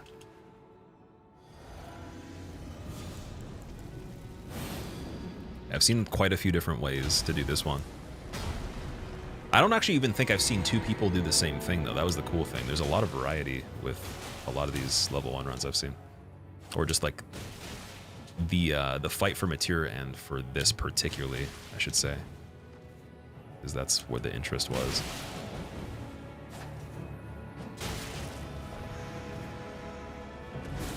Nice.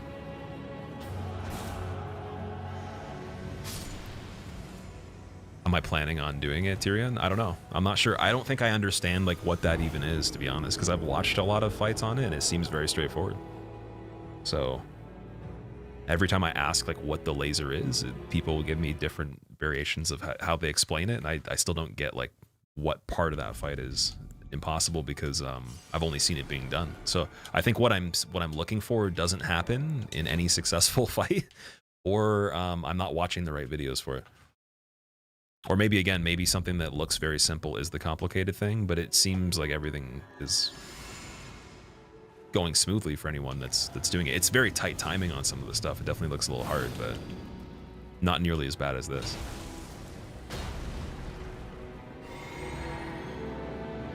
The massive rotating thing that covers most of the arena. Okay. Oh, okay, so yes, that did not happen on many of the videos. There's one that I saw that it did happen on, but I think that person was leveled. And I don't know what they did for that. Blood Flame Blade would be amazing on Starfist. Blood Flame Blade. Where would I get that? Also, would taking Frost off of it to be able to even cast that make sense? Because Frost being something that I activate 2 times per NPC typically.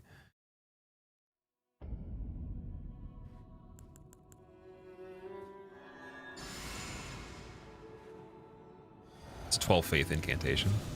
Yeah, we definitely could use it 100%. Just, I don't know if it's better DPS over time having Frost taken off. And then the recasting of it, well, you probably wouldn't have to recast it in this. But yeah. Laser hitbox is so screwed up. You'd say it's not worth it. It's good in that it causes blood loss over time. Okay. But I'd have to drop the Frost. Yeah, the Frost seems like it happens way more often. I rarely get the bleed as something that is like the thing that helps us. It's mainly the Frost.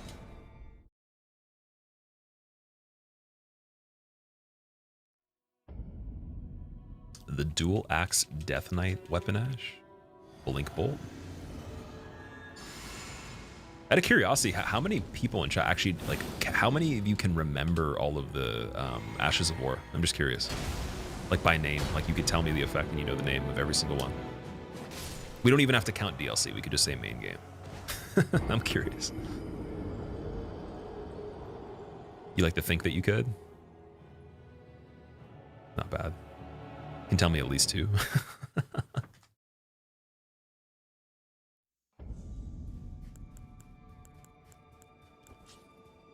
Couldn't tell you the names of the weapons used most of the time. That makes me feel a little bit better because I was gonna say I don't know if there'll ever be a day that I could remember every like thing by name or like the existence of everything in this. It'd be very hard because even like if you showed me a screenshot of like a very ambiguous area, like a corner of something in the other games, like with just a couple textures, I could probably tell you where it is exactly. But if you showed me a picture of this, there's no way. I don't even think in playing it thousands of hours more would even matter. There'd just be no way in certain cases. There's so much stuff.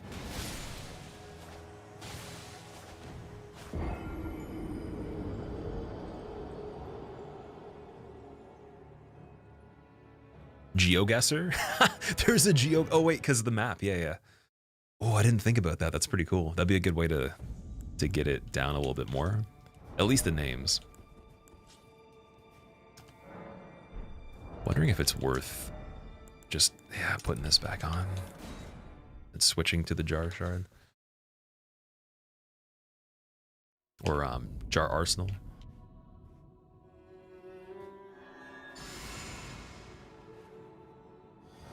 How many Ash of War are there? Craigblade? That one.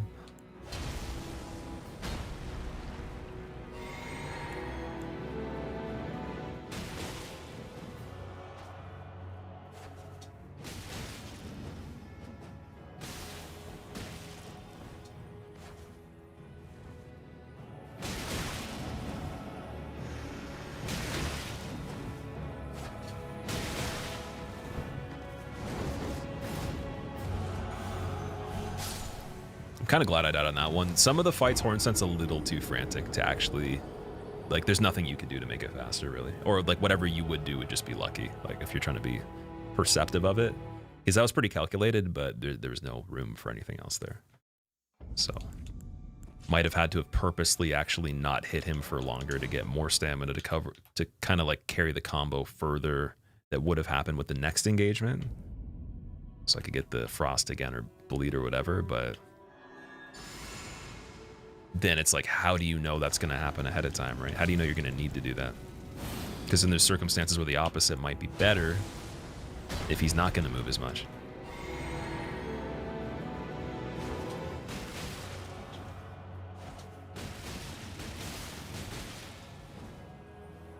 I don't know why I just chilled there. I think I was surprised I could hit him that many times. Like that, just the shock of that working, like made me just kind of be like, oh. Freezing grease? I think there is, yeah. I'm pretty sure.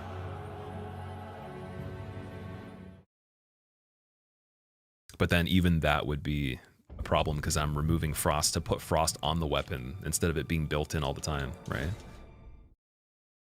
So unless like the actual activation of it is super powerful, it's like you keep the bleed, but then you're replacing the frost that's already going to be there all the time.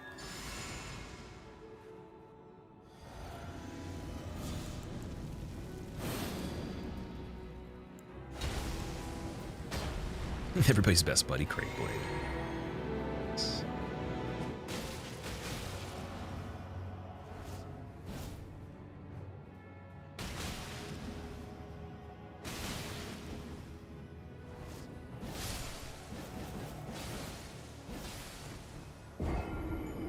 I think I'm starting to pick up on the RNG of this guy like a little bit in terms of just if it's going to be a fight that is an overlapping fight versus it's not going to be one, even before you even see Dane come in.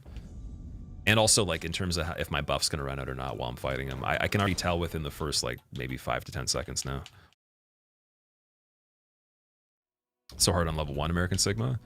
It's definitely like difficult in a way that's interesting though. It's kind of like a, again, it's more of a gamble difficult rather than it be skill. Because like if you let's say like some of the things weren't happening here and it was similar, but you could just do it with skill, we would have been done like within a couple hours, not even. So the only part that's annoying is like how like little the skill matters in certain scenarios. But then again, it does help. It's not like irrelevant, so it's kind of weird. It's a weird mixture of skill and luck here. Just want to see how far this skill can go.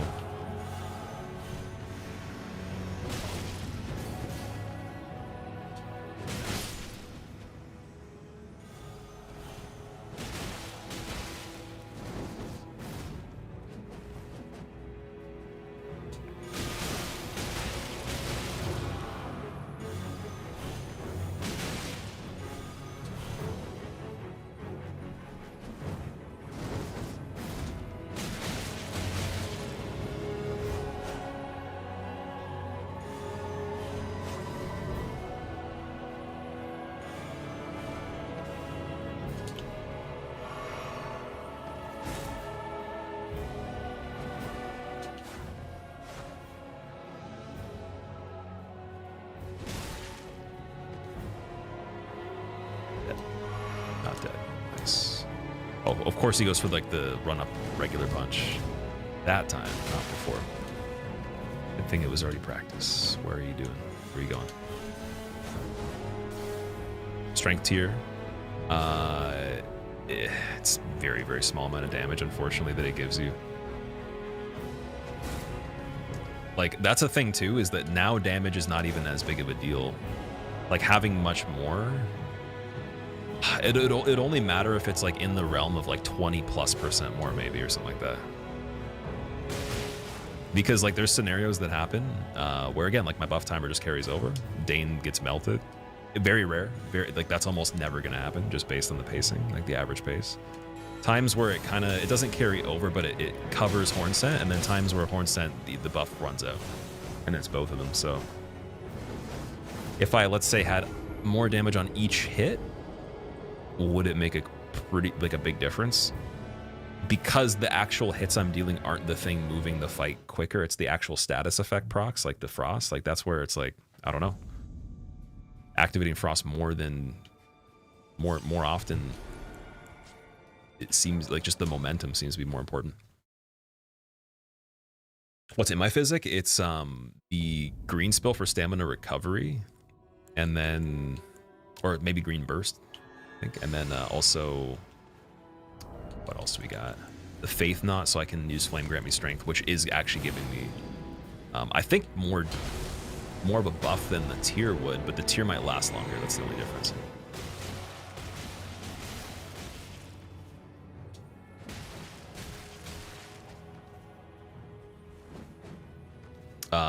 Sashi, I appreciate that. Thank you.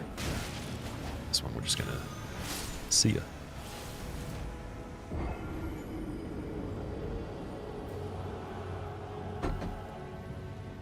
Smith script shield is pretty safe, but do you consider it melee? Well, the shield method, like if you're using an attack on a shield, then it's not that you're getting hit while you're using it, then it'd be fine. It'd just be a weapon. Yeah, I can't, even with the one that I'm using right now, like there's scenarios where if I start the animation a little bit too late, even though it's already getting into the damage, like Leda might hit me through it and then do even a little bit of damage.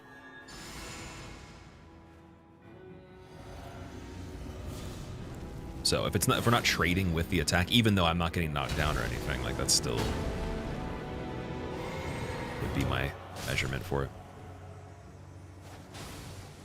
Horn Scent, oh, they'd have to use like a, what's it called? Like a grinder of some sort, or maybe like a table saw for him. 1-on-1, but not 2 to 3-on-1. Oh, okay. Giant's Hunt isn't consistent enough. Giant's Hunt's the one where you scoop the enemy, right? Yeah, so that would work for the end of the fight. That's something I'll still go and get even today before we're done if we can't get a good attempt with the shield, but it seemed like it was okay.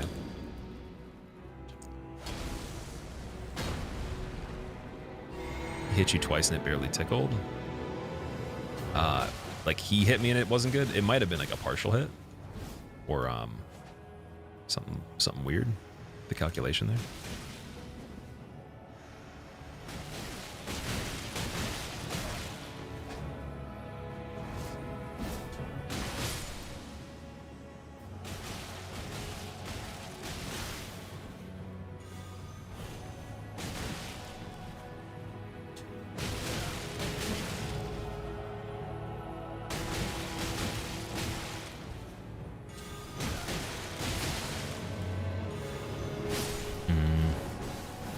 Should have stuck on that idea. That was the one right there. That was good. You lose your mind getting killed by that worm face with hobo rag so many times. Space. It depends, I guess, on like what you expected. Like if you went into this, like if someone told you to do this and you had no idea, yeah, 100% for sure. But if you already knew like what was going to happen, then would you feel the same way? Especially if you still wanted to do it, knowing that that's the case. Because I feel like a lot of the comments about that are from like the standpoint of someone being forced into doing something, or they don't understand what they're doing first, right?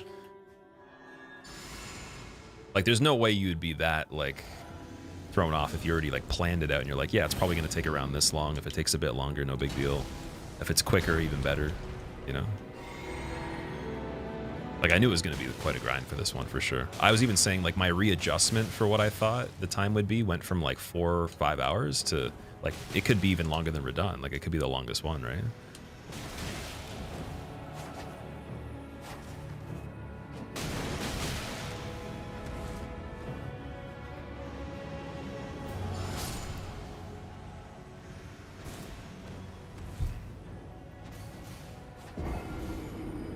Takes the special sauce, yeah. Like nothing about the fight bothers me enough like to get more what's it called, like couldn't really get mad at it, I guess, like for like the way it's like I'm not going to complain about the design of it at this point. It's already pretty obvious, but I think that if it was something where I don't know, maybe there wasn't a method that was clear, that would be pretty hard. Watch Moon do this with all enemies, but also summons on level 1. Took him 900 attempts with summons. Interesting. On level 1. To be fair, Moon's not like a hardcore player of this stuff, though, as far as I know. So I wouldn't expect him to like be incredible with how quick he could do it. Like he's more into other stuff.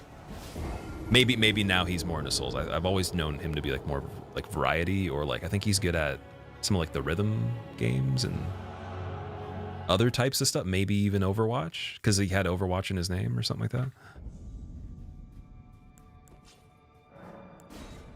He's not, but it was the hardest fight in the game, and it was mostly funny.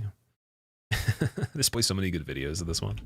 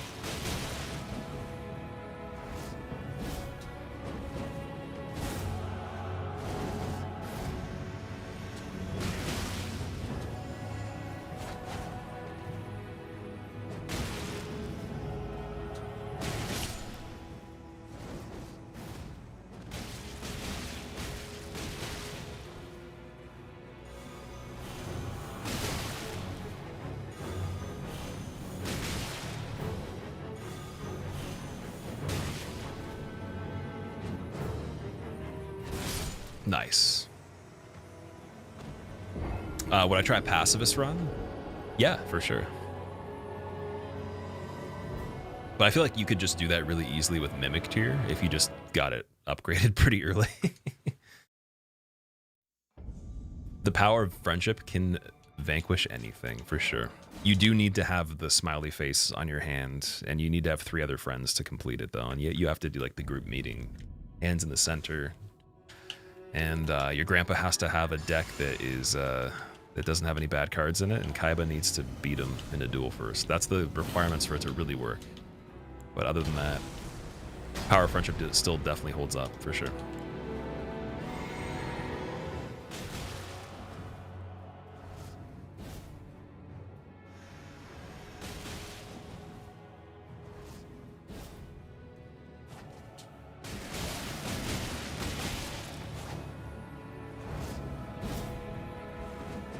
The pivot there, okay. I was expecting like a jump out of nowhere. We're getting a lot of inaccessible RNG for the beginning now. We were getting like a lot in a row where it was fine, but now it's like, Hornsent, what are you doing? I might as well just start hitting Dane. Like we might as well just get all of them. Why am I even waiting? Let him just get his heal in right away.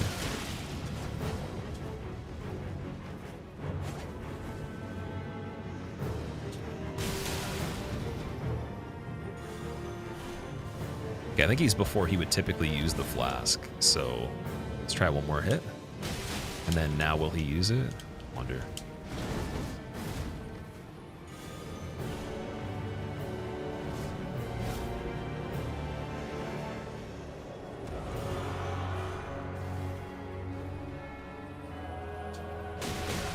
Just wanting him to maybe just use it now. Now, okay, one other question I have that probably doesn't even mean anything at this point is, does the AI of either of these guys change when they're respectively in the arena? Because Leda does idle and lets you hit Dane sometimes, but that could be a characteristic of her by herself. I have no idea. I haven't like actually cross-referenced it. I don't see a difference so far, but Dane definitely didn't heal yet, so it's kind of nice. Probably should just hit him again, make him heal. He's gonna anyways.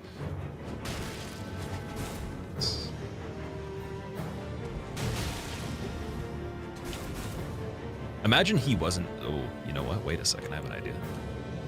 Boom. Nope. Why would I throw that? Not a good idea. Don't throw the thing that stops him from healing because he'll just jump or evade it.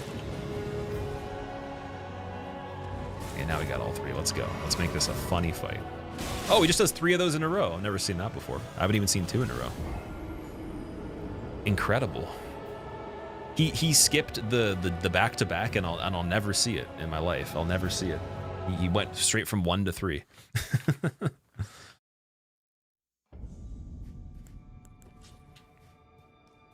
She has stances. She does different things depending on if one hand or two hand. That's all you know. Right. I kind of meant just in terms of her movement, or her priority in terms of tracking you or doing any kind of like thing, with idle being an actual like choice. If like idle happens more often, like when there's 2 of the NPCs in the same vicinity more than when they're by themselves, because these guys don't idle really. Like they're very, very rarely will idle once you get going. Why did you fight 5 and I fight 3 walk? You can actually fight 2, so it depends on how you do the quest lines. Black belt, yeah. I'm definitely gonna have to brush up on my karate after this one. Ooh. Oh man. Behaves differently when you summon? Oh yeah, for sure. That makes sense.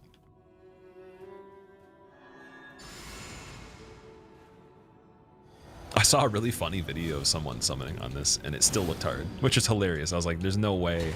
This guy's using, he had like some sort of hammer that had an automatic like weapon art where he just held a button and it just spun around forever.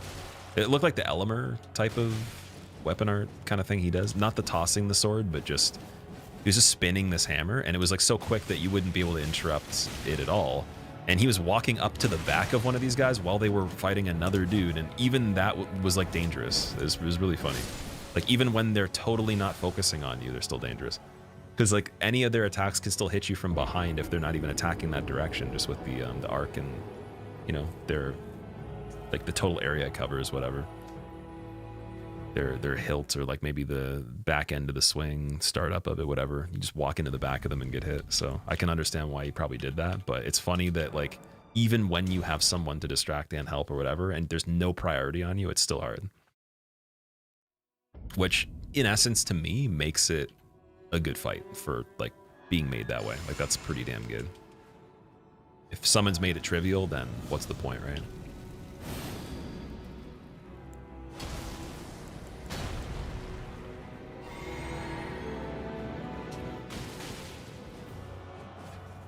Ooh.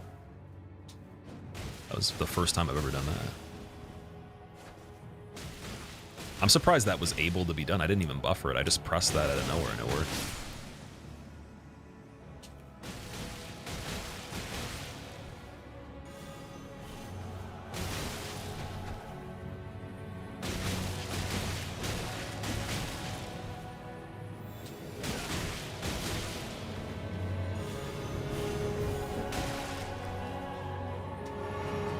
It's okay. I'll take it, Dane. I'll take it. Fine. Let's go.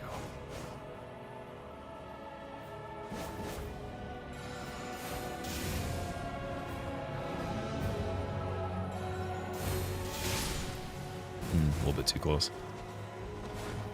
Your character has multicolored lights now. Multicolored lights?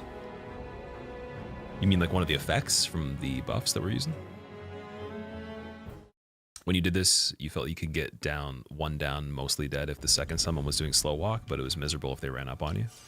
Yeah, I'm trying to figure out how to do it, even if they run up on me and they're already attacking off screen, like how to like anticipate that. But that scenario now doesn't seem like it's worth it because you lose so much progress on Dane. Like you need to have him forcibly heal as late as coming in and still chip him down even more than that to make running around with both of them justifiable for how long it takes and how likely you are to survive anyways.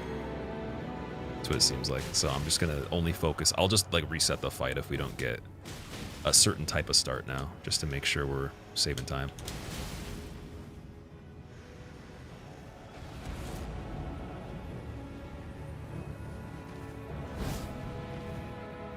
You did the jump on the spot. Yeah, the input reading must be going on or something. Like, there's no way. Like, why would you just jump like from 5 feet away on the spot after rolling back like that? That doesn't make any sense. I've never seen that in any of these games.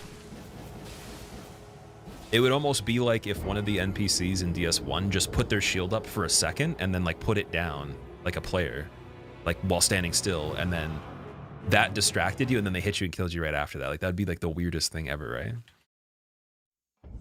Or if like they just like pivoted like this, or did the actual pivot and then like use that as a method to kill you. Oh my god. Reminds you of Christmas lights, the green and the red. Yeah, it's a nice thing that they allowed them to not replace each other. You can have both at the same time. I want to see like a full-on rainbow on the character, like just like, or Super Mario star power. That'd be crazy. We're almost there. Oh, that's the wrong flask. Oh, shit.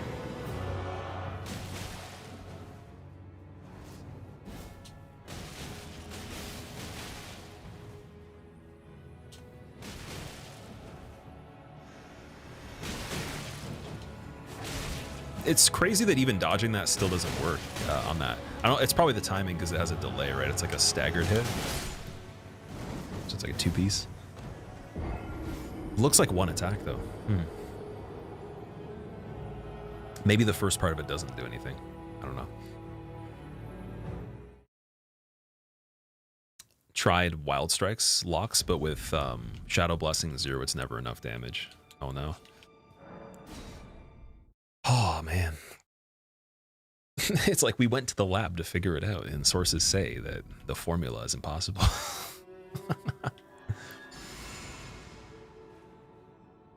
I guess the one aspect of this that is enjoyable is like it definitely, like, the amount of mental power putting into it, not playing it, but actually having to crunch the numbers and think of how you can actually do it in this situation is pretty fun.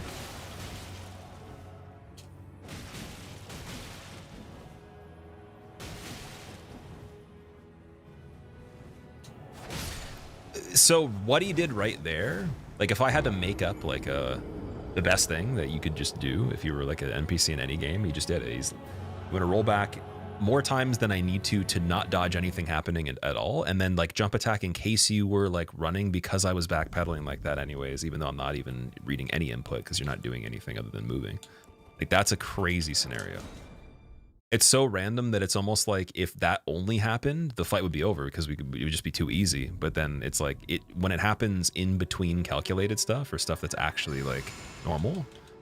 Oh man, it's like it's literally like seeing like a mythical creature, dude. I can't explain how surprised I am that the AI is actually doing that. Because I've always assumed it actually makes sense in the situations. And I can't tell, right? I don't even know anymore if that is it making sense or it's just so random it's actually harder. And it wasn't intentional at all. Either or, still pretty crazy. Perfect.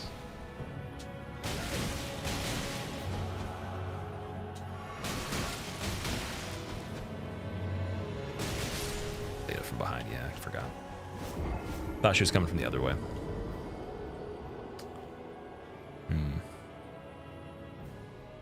Okay, I'm gonna try one more thing that's not probably gonna be better for stamina, but we'll change the recovery of it,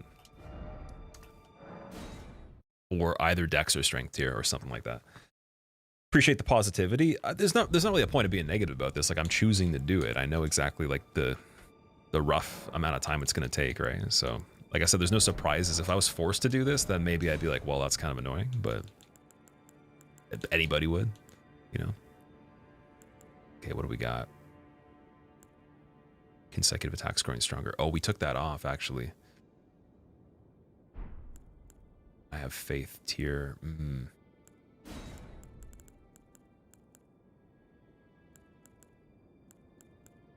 I'll try strength knot first, and we'll just see. We'll just see if there's a difference.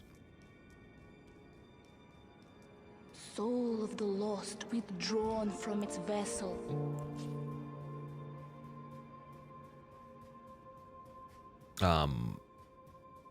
Excelis. Or Axlis? I don't know if it's Axlis. You gotta let me know how to say that. Thank you so much for the Prime sub. I appreciate it. Welcome. You haven't seen anyone find out AI manipulation for this? Definitely a bit negative with this fight because you wanted to fight Radon, but not these guys. Yeah, that's... it's like a weird toss-up because it's like, well, not fighting Radon as soon is kind of nice because, like, you know, I don't have to like worry about being depressed about that fight, but then it's like there's still this. It's an interesting back-to-back. It's like the most ridiculous reason for being difficult, and then the best reason for difficulty back-to-back.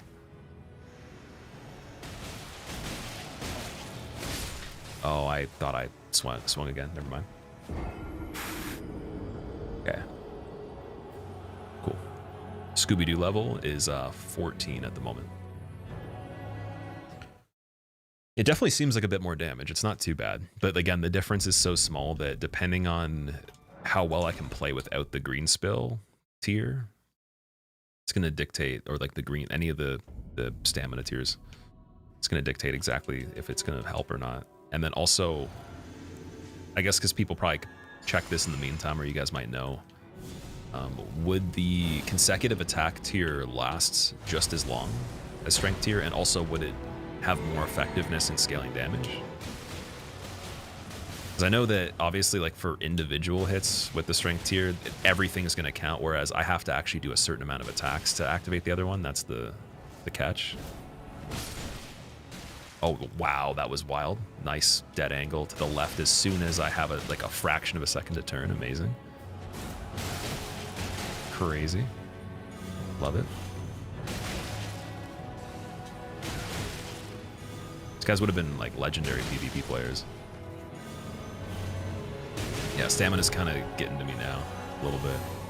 Oh, but she's in the fight. Yep, cool. Axelis. Okay, Axelis, my bad. You're awesome. Been watching on YouTube for years. I appreciate that. Thank you so much. What is your favorite thing that I've done? I'm curious. I feel like the answers are always very different.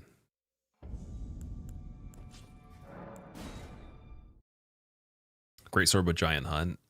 So apparently it doesn't work. According to Blue Rue, Blue was saying that like it's not enough.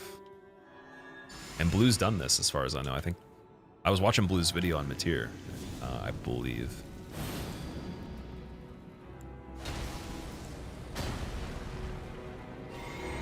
So yeah, based on that, I trust that maybe it's not as good as this. Because the method I'm using is not a problem. It's mainly just it's hard. It's really hard to play the fight. Like it's not supposed to be straightforward, unfortunately, unless you're using the summons or something else. I guess anything we've discussed in general is like, of course, it wouldn't be straightforward because they don't have an intended way of you doing this other than using the summons. What doesn't work, Blue? You were saying that the giant hunt on the first part of this wouldn't work. Oh, sorry, it was Sigma that said that. My bad. My bad. You couldn't get the giant hunt strat to work either. Oh, sorry, no, never mind. You didn't say it. You also said that. Couldn't get it to work either once multiple spawn. You can't use it if there's more than one. Right, so the problem I have right now is not actually one-on-one, largely. At least yet. Like, I might in the future. If the shield method doesn't work. It did. It worked perfectly fine. I just didn't actually execute it properly. So I need to actually do it well and then see if there's a problem beyond that.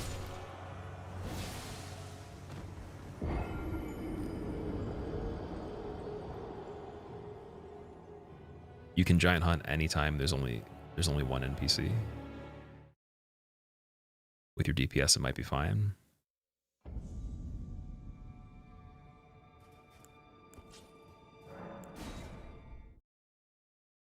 DS3 damageless plus DLC is your favorite. Nice. That's actually a good run. That's a really good one. I like it. I feel like when someone says that their favorite is like a hitless run from way before that, they probably haven't even seen like the updated version of even that game hitless because they didn't see the trilogy, and then they didn't see like the improved category, which would be damageless. So that's actually a good choice. Even though, again, it's probably still pretty cringy and like much worse than what would happen now. But yeah, it's pretty cool. Strat you ended up using was Shield Crash, Blood Infused, Fingerprint Shield. Used it from the beginning and scooped them up towards the back of the arena to give yourself more time without the next NPC. Okay. I see. And then for that shield, the Fingerprint one, is that in the base game or is that in the DLC? Chase Hornsent with Cold Greatsword and Giant Hunt. And that was level 1 as well. And it was also that you didn't get hit by anything. Or there was no risk of like having to, I guess. Beyond just being good.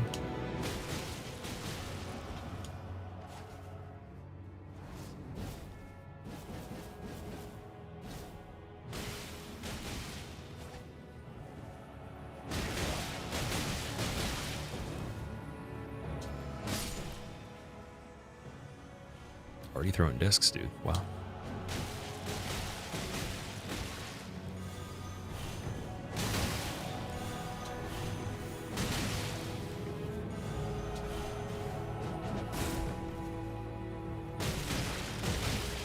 No stamina left. I already knew I was dead. That's a high disc Dane. Very, very large amount of discs. All right, guys, I'm gonna take another break. I'll be back in... How much water do I have left? Be back in like a minute, 2 minutes. In the meantime, once again, if you haven't checked out the other channels, check them out. And the other social media platforms for when I go live and other updates. I will be right back. Oh, also, thank you for sitting through this. This is quite an adventure. Be right back.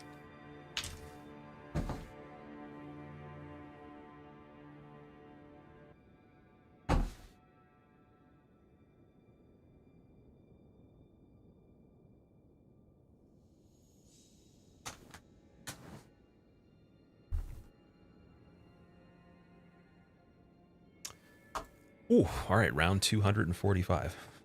Probably actually more than that, but sadly more than that, most likely.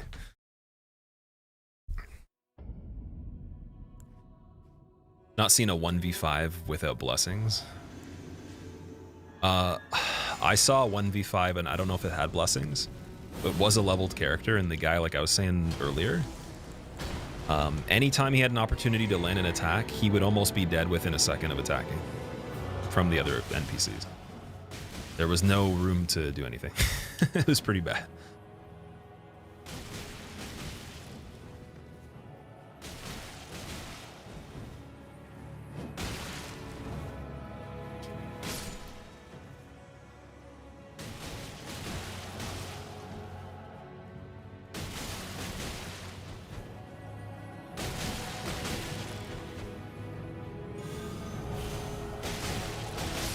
Oh, the second punch back into it.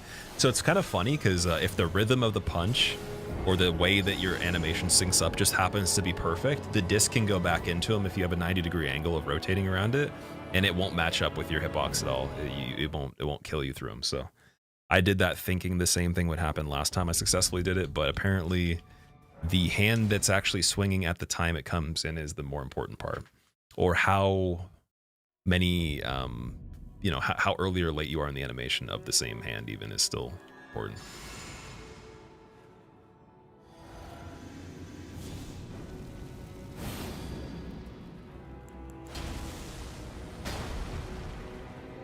Man, have a good sleep. Thank you for hanging out, dude.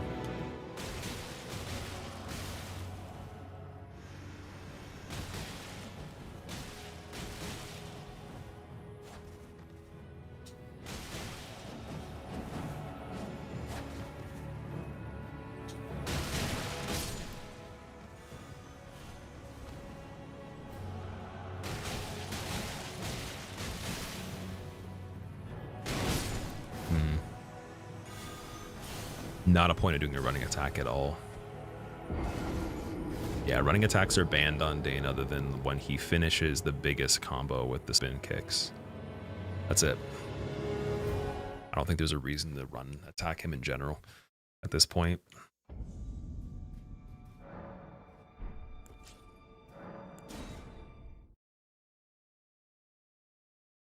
If you didn't have the 0 hit restriction, it would be easy with shield crash. Fair enough. Yeah, I could see that. If, like, for example, let's say I use shield crash phase 3. Well, I'm going to use it not phase 3, but on Leda. Like, do you think that, like, is trading, when you recommended that, is trading with her a problem typically? Like, even if you do it really well? Because I remember you recommended that, and I wasn't sure if you knew that it was supposed to be damageless as well. I've seen plenty of engagements with her where it doesn't, like, she doesn't hit you through it even today when we were playing, but yeah, I'm wondering if when you said that, you weren't, like, accounting for, like, as a recommendation that it was supposed to be for damageless as well. Dryleaf Dane's just that guy, indeed. So yeah, strength tier has been okay. Not having the stamina thing, it kind of sucks, I'll be honest, but it's not too bad. Like, it's definitely manageable. But I want to try the consecutive attack one again.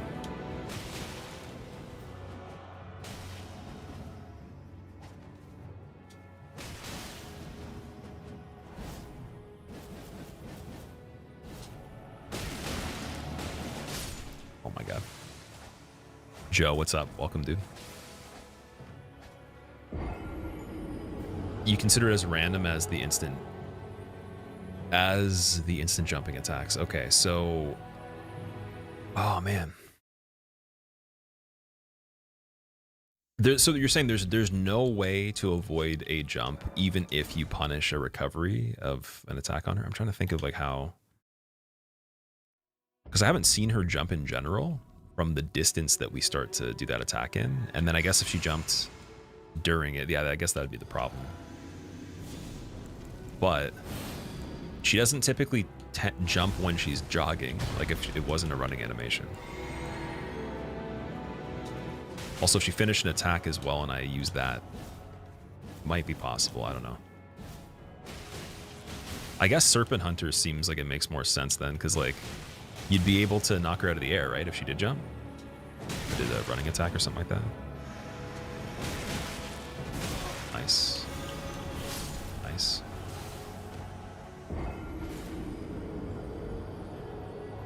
Okay, so it's like the initial startup of it is the problem with Crash. I see, I see. I probably, again, I want to put on Filigree Talisman, most likely just to use less of the FP, so... The Exaltation I could change for that, I think. Pretty quickly, if I'm running around.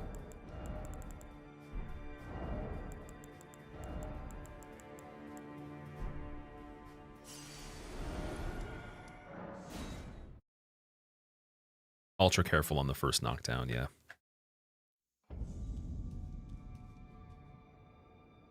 Is there a way to keep the FP, like, stretch it far enough for the whole fight to kill her? I'm wondering. Faith not. Okay, wait, we want the Thorny Crack tier.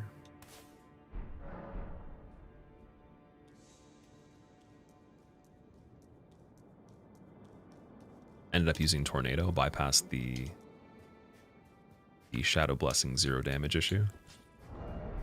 Black Tornado. Is that a like a magic thing?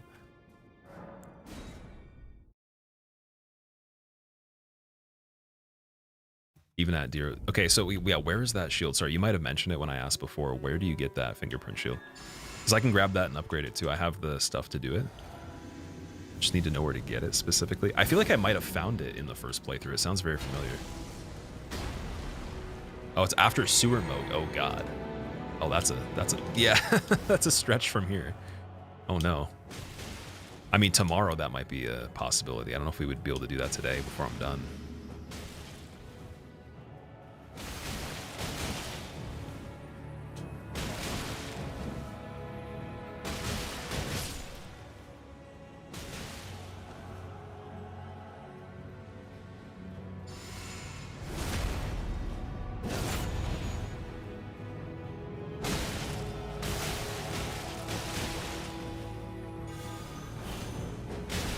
How does that kick even do anything? Crazy. She comes jumping in from like literally like the heavens. Oh my god. That was really funny. I'm like, I don't hear anything. Oh, from the top rope, yep.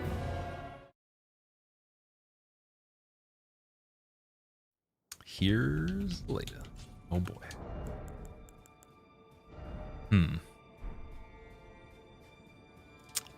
Oh man, getting the Viridian Amber +3 talisman could also help a lot too. I could do that, and then I still get a little bit more stamina.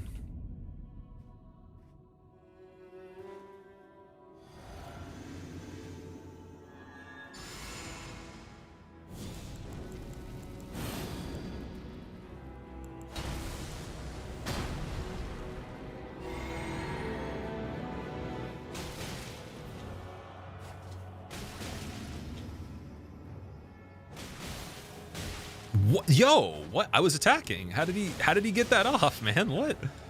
Yeah, that's a little wild. I've never seen him do a regular attack that maybe again my timing on it was off by the slightest amount, but it's hard to tell at this point. That was pretty crazy. Just gonna use Craigblade on Dane again. Oh god. Yeah, eat some Craigblade, Dane. I'm just gonna freaking spam you down, motherfucker. Thank you. Just wanted to get that out of my system. I didn't actually want to win. It's fine. Mitchell, what's up, dude?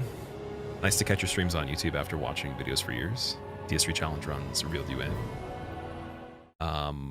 Dude, honestly, I've been having a ton of fun. I took a big break from doing a lot of this stuff. Actually, multiple breaks over the course of some time, and then there was like actually quite a bit of time I didn't even play a single game. So doing this has been like more fun than I think it could have been if I had been doing it the whole time. And I'm glad you're here for it. Thank you for making it.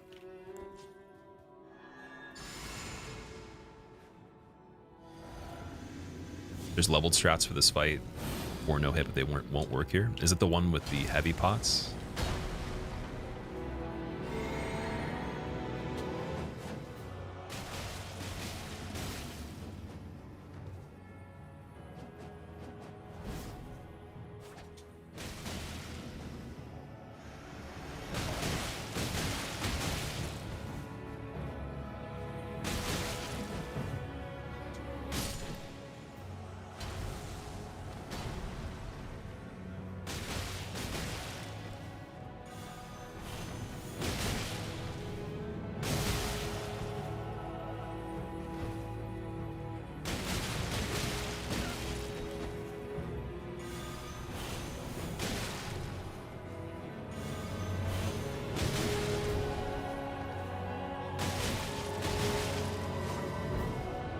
Okay, he healed the full, whatever.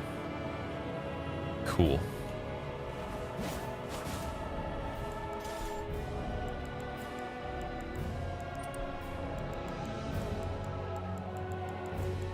Where's Blue Dancer Charm? Whoa! I can't see. I got stuck in the corner. I was looking for Blue Dancer Charm with the Serpent Hunter. Oh boy, that's so funny. No.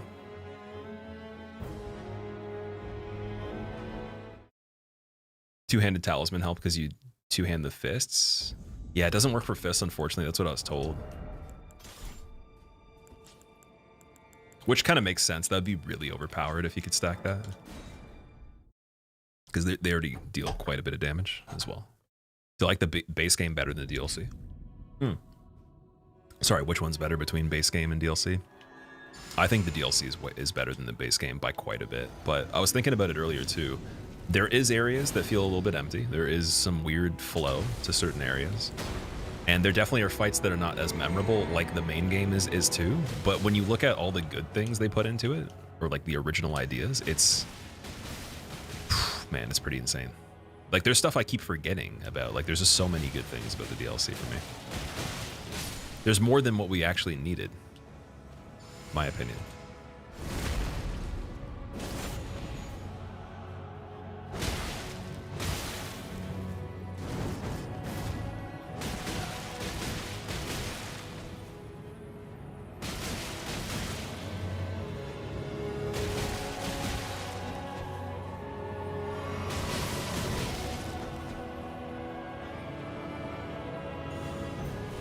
Late is being kind of nice on this one. It's decent RNG. The jar arsenal's on. We're good.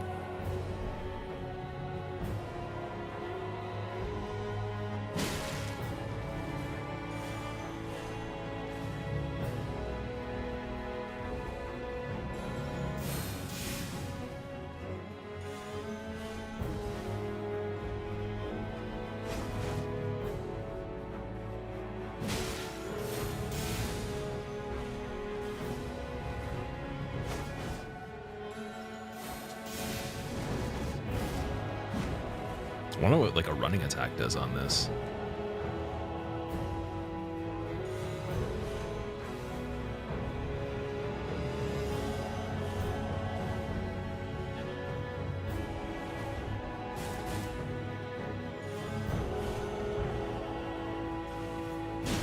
Oh, rollback attack's good. Okay. Might be able to do that to punish quite a few things. Who knows?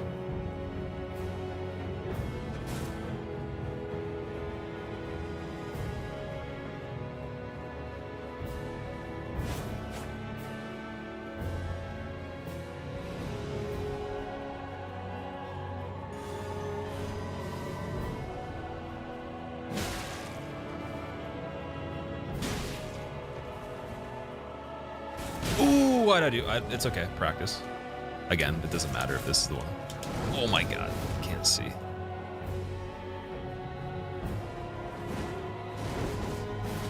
Wow.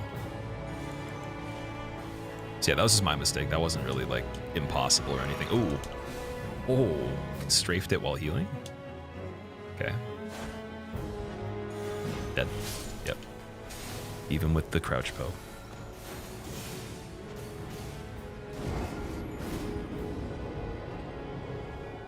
Regular Great Katana can be cold infused, and the Crouch R1s are pokes that stagger. Oh, okay, cool. Crouch R1's hard to do, though. It's like a hard thing to pull off in this fight, because it makes you so slow. Like, rolling back and then poking would be good. It's a good one. Yeah, I mean, that's definitely more damage than having to use the Starfist for that type of fight, but again, I'd rather have him almost dead or just dead by then. Like very, very little health left. Like getting closer to doing that though. Like we've done it many times, just not super consistently. In Bingo, you see a lot of people using Great Katana for NPCs. Yeah, that's what we were talking about actually. I have the dragon one as well. I haven't found the normal one, but I do have the dragon one. Could give it a try if we get to that point. I think this is still pretty good though, because again, a lot of the attempts won't have him and Leda alive at the same time. It's kind of not even the point of what I'm trying to go for, but this is good actually.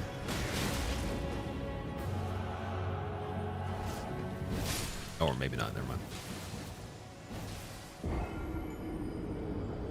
So hesitation is defeat, yeah. Like, well, in this, hesitation's not even really like easy to assess because it's like, was thinking of something that actually can help you hesitation? Because there's things like if you think about them or you do them a certain way, like that thing doesn't encompass another thing that's also a mistake, but it's like the right answer for something, but the wrong answer for another thing, or several things, right? It's like, well, I need to do that right answer thing for if the situation's this way, and it was this way, so I did it, but then the next thing's impossible. So you get to these limits, like basically attacking them and they start to jump, fall over. That's a limit. Can't really control that too much. But again, look, it hasn't happened for a while. Isn't that interesting? Yeah, there's certain things like that that just don't happen for a while, and it's fine. So it's not super obnoxious. It would be really bad if that happened every time. Then I'd be probably doing something different here.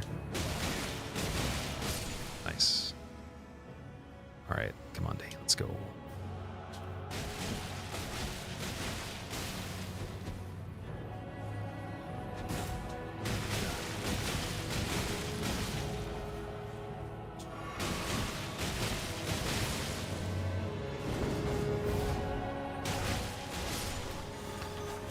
I had a feeling again his health wouldn't be enough if you're going to run in a circle from that point, but yeah.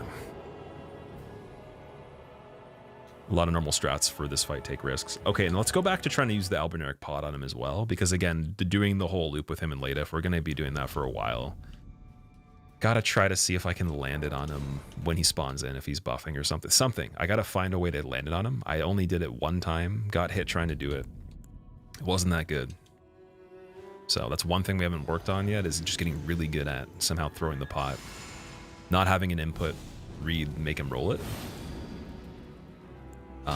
And then maybe having like a window that he attacks with a recovery that's long enough to get it in there and just sacrificing some damage for the time being. Like the end of that big combo with the spin kick, if I can space the end of it, is good for that. Oh, I didn't have stamina. What am I doing? Ugh. I want to see where the Viridian Amber +3 is really quick as well.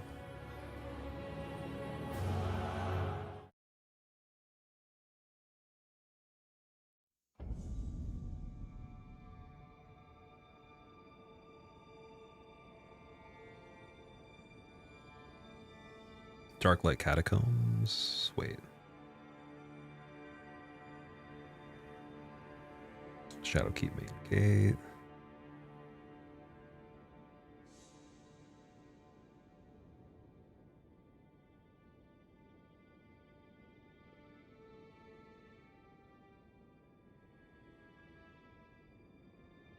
Oh, so it's like in the area that is on the way to Midra?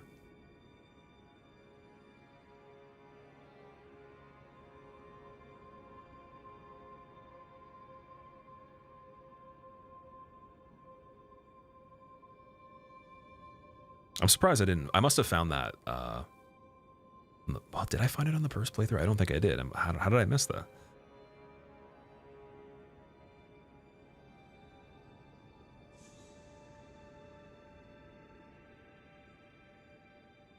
I literally went through this way. Wait, okay, wait. Where was it? Let's see.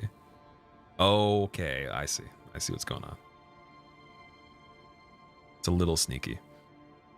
Oh, no, it's very sneaky. Okay. Yeah, I could definitely grab that right now. Let's go there and do that. Take a break for a second.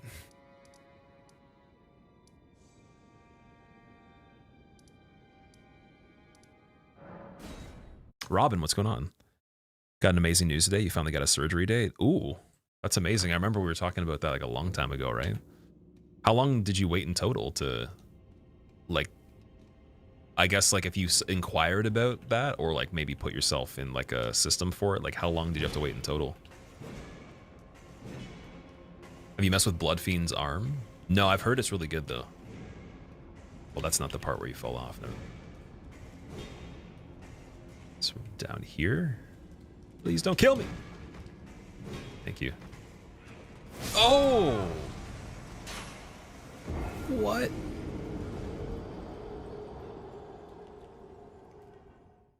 Wait a second. Give me a moment. Give me a moment to get this straight. Did that dude have everyone dead already? Why was there no enemies there?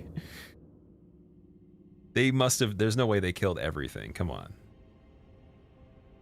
Let's see. Oh no, they did. Yeah, they had to. Okay, that makes sense. It's like right around the corner from that guy, I think. Wait. Double checking. Yeah, so that doorway, no, I think that's different. This catacomb, yeah, with the cannon dudes. Can I unban you on Twitch, Kuok? You could just make another account if you wanted to be unbanned. I actually don't know the reason you were banned. I probably didn't even ban you. It's probably like a moderator or something. Why don't you just make another account though? What's the... Or, oh wait, okay, that's the same spot.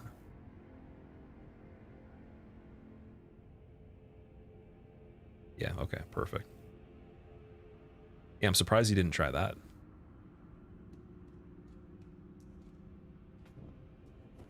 Six years. Oh, wow, that's crazy. Well, I'm super happy for you. That's amazing. And I hope that it goes very smoothly and very safe and that you're happy with everything. Ooh. Ha ha ha! He thought. Oh, wait. This is gonna... Yep. I was gonna say he's gonna be another one, but from behind. Oh, okay. Crazy.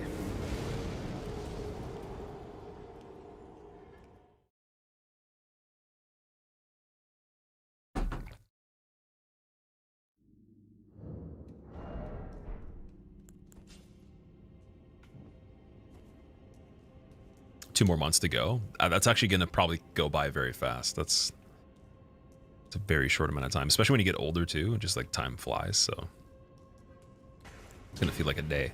I'm gonna wake up tomorrow and be like, wait, it's next month?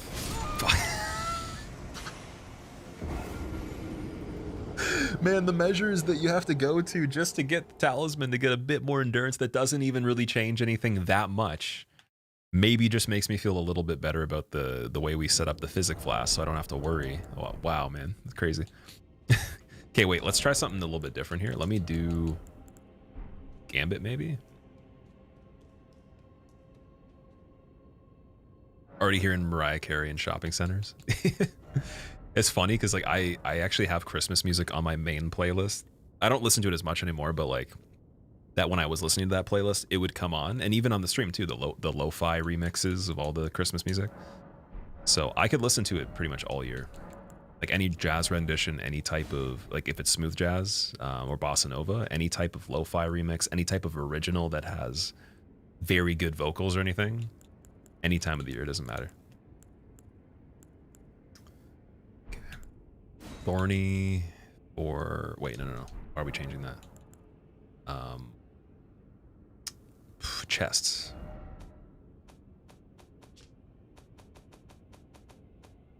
This one.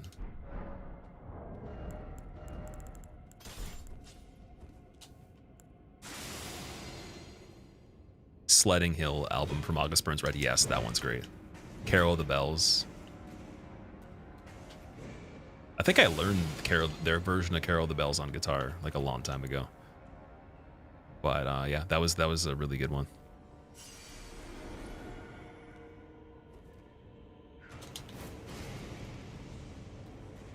Oh.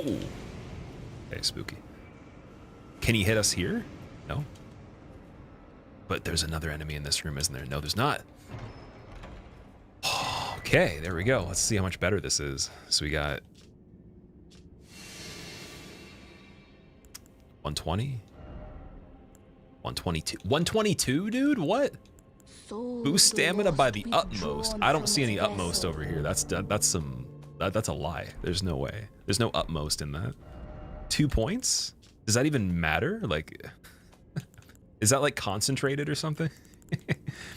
Did I just buy like a like the juice concentrate? Do I have to like mix it with water to get more stamina? Oh my god. False advertising, yeah. Oh wait, by the way, Not sure why it didn't show up on the actual Twitch feed, but Streamlabs apparently. Logi, you gifted Robin a sub. I appreciate that. Robin, you better say thank you to Logi, or I don't know. There's been cases where people wake up with tails, and then people that have tails lose them in their sleep. I don't even know what else to expect. Maybe like 3 ears, two noses, 3 eyeballs, 5 maybe. I don't know. Okay, sorry. Let's go back here.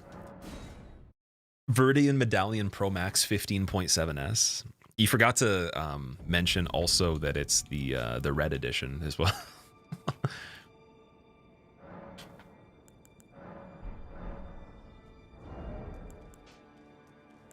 All right, so we don't bleed much in this fight. I'm gonna permanently change Lord of Blood's Exaltation to the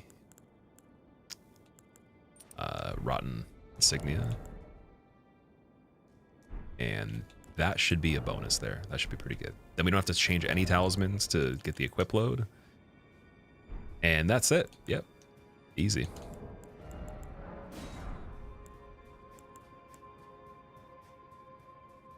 Might have to spam 2 of the Alberneric pots to actually get them to land on Dane as well. Like, him not even being able to use the heal means that if he tries to do it and it doesn't work, like if he still goes for the animation, I have a free opening, which I didn't even think about till right this second. I was thinking for some reason if I use it, he's just not going to try to heal, but him trying to heal and not succeeding is huge, because he might keep trying to do it. And that means we got a lot of free openings.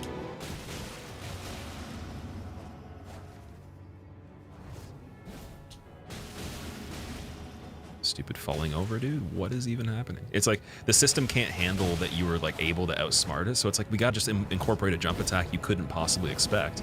But then they didn't think I was still gonna be there, and then it still screws me over. Okay, here we go. What do we want? This one? No, he dodged that. What is the best part to do this on?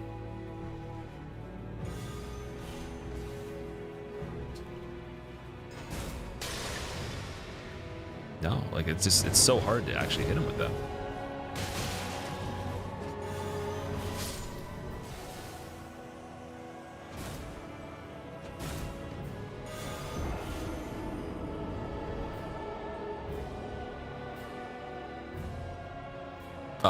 If you're doing consecutive attacks, run both. Oh, you're saying, oh yeah, because they're both.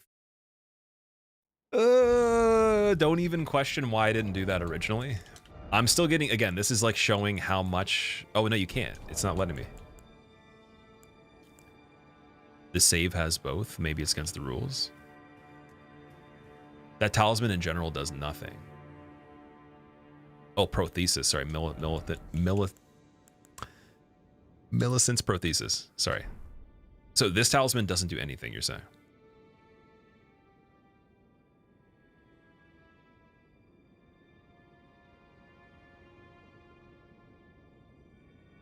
Does nothing in your opinion, they stack. But is this really contributing any damage for me right now? Is there a better choice, like Blue Dancer maybe? Well, I guess let's try it, let's see. Because again, that means that if it's not a successive attack over time, it's gonna still be each attack that scales, which means they stack. Oh, okay. Ugh. Back to this one. I think it's pretty good with how fast you are attacking. Okay. So I'm wondering if the percent of it is like worth choosing over Blue Dancer. So we haven't used that for a while.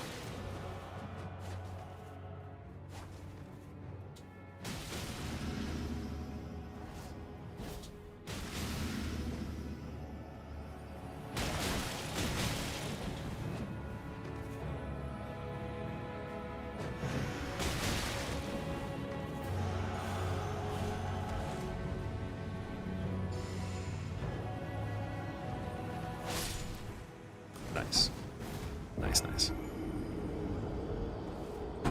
If you're a consecutive attack build, it's more damage to run all the interactions together. Okay, so that like basically when it kicks in, it just makes it worthwhile even using one of them because they're kind of combining the power versus one of them not being as effective at all, kind of thing. It's not versatile, and it definitely takes up a lot of slots. So you have half of the talismans really just for the attacks, or for the consecutive attacks. Ooh, okay.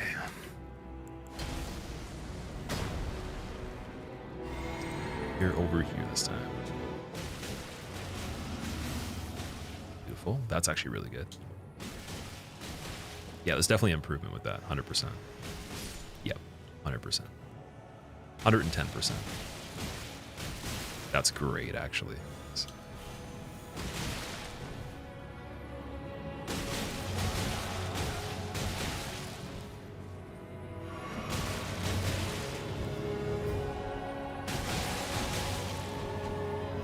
Got lucky with Leda here. Oh, he's buffing. That's fine. That's fine. Just gonna leave him. And then we're gonna go back to this and run away. I don't have the jar arsenal. Damn it. Medium load now. Okay, jar arsenal. Where are you? There you are. Perfect.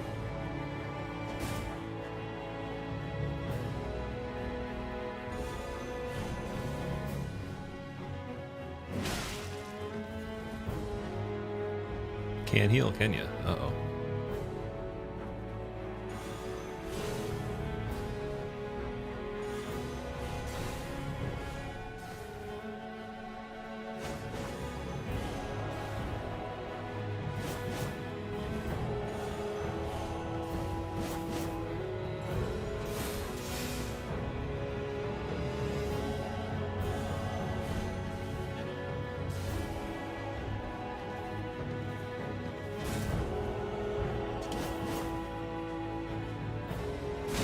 The second. It's so good, dude. Because like I was even thinking, I'm like, what are the chances that like now that he's not done a jump in a while, that he does it the exact second I think of doing this attack, and it was like perfect. And it's probably not the exact second. He might have done it like a few frames first or whatever. But it's like it's such a small amount of time you couldn't possibly notice. So. Amazing.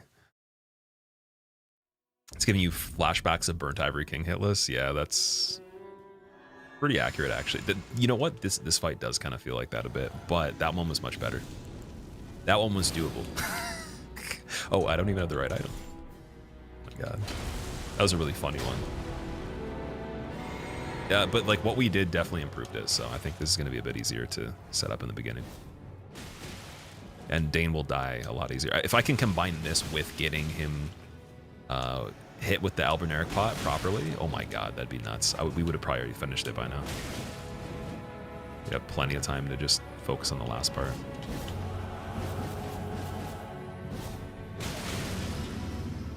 Hopefully this ends up being something people could try, but I don't know like if it's worth doing it the way I'm doing it for anyone's mental. Oh boy.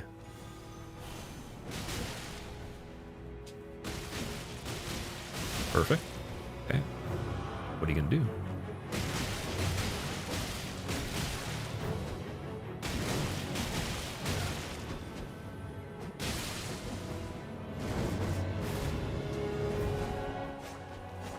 Heal? Yep, that's fine. Not full health. Whatever.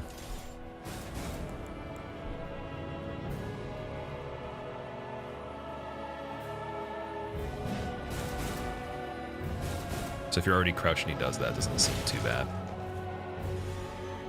Just depends on how close she is.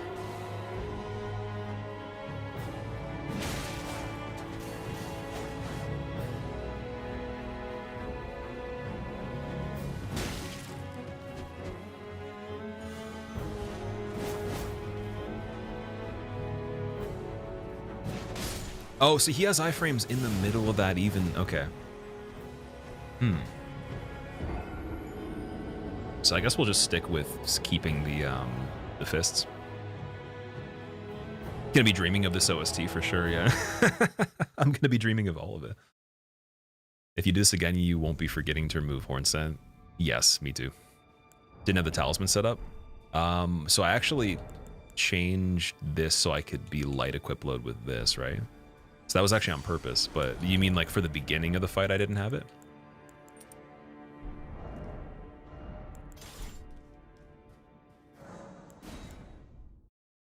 At least the OST is good. The soundtrack for everything in the DLC is so good. Especially Bale's soundtrack is like spooky with how good it is. I have a feeling that might be my favorite song, but I need to double check and listen to the other ones. Your fist didn't have the attack one? Oh, okay, so in the beginning of the fight, I see. Yeah, I let it carry over from the last one by accident. Oh my god.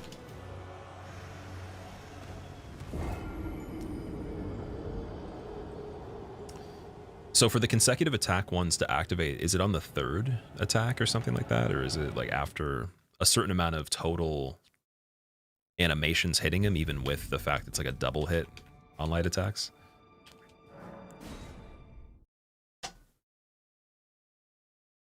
Shadow Tree Avatar was good, but Midra's OST is the bomb. Midra is a really good one too.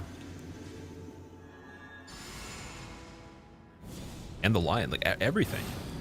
Mesmer's theme's pretty good. Like, again, I'm gonna have to like dive back into it and like really analyze it.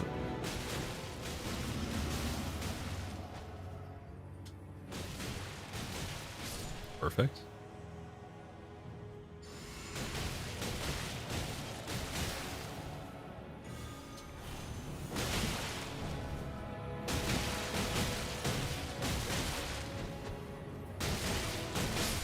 Oh, where is she? Guys.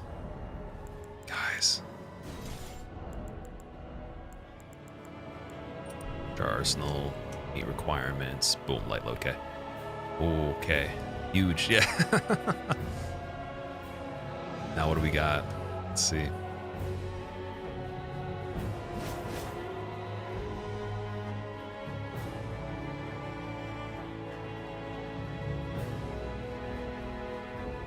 And I think if I have to go for an opening, like what makes sense? Like I'm not gonna punish a recovery of a running attack. There's no way. That looks good. No, it's not. Okay. It's unfortunate. So it's just that. Oh, that's literally the only thing. Figuring that out.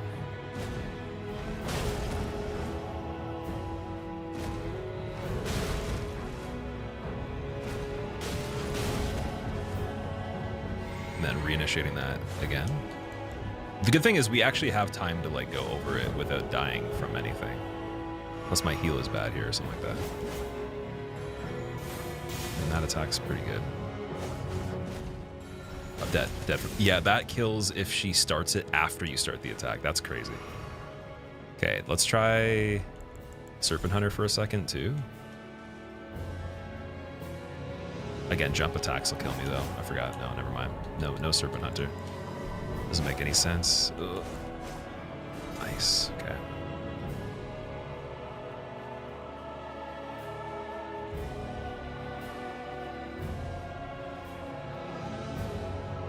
I don't want to have to dodge any attack either. The jump attack with the double seems okay. What if it's like running from this, jogging from this far? That worked, but that was sketchy.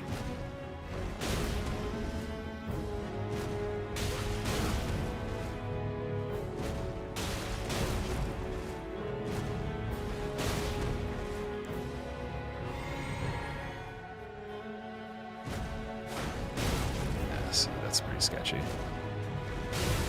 It's just finding that first opening. Once you're in the groove with it, like her getting up is fine to punish. It's probably going to be 3 interactions in total. Something like that where I have to start it off. Okay. So we got to be very careful. I don't want to bleed her here. So yeah, full health. Perfect. And then anything where she has the one hand can't do it because this.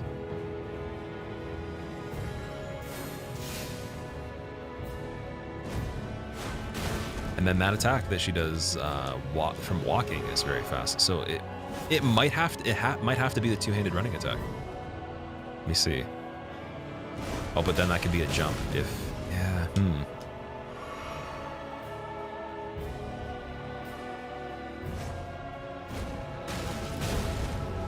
Okay, let me just try to find initial openings here. She can jump after that too. That was safe somehow. I don't know why, but okay.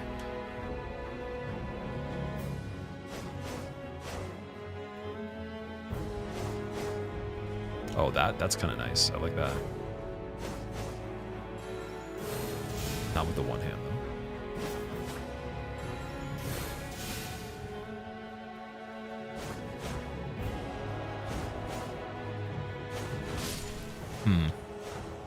That's tricky. Try fist, maybe it works. Maybe she just dies like the others to fist. No, she doesn't. I've tried fists already. She doesn't take any, she doesn't get staggered by the fists, unfortunately, unless you do like really heavy attacks. There's good pacing. We could definitely get to that point many more times now with all these other changes, but I'm just trying to think of what can you do on that to initiate this attack that's safe, though? Like,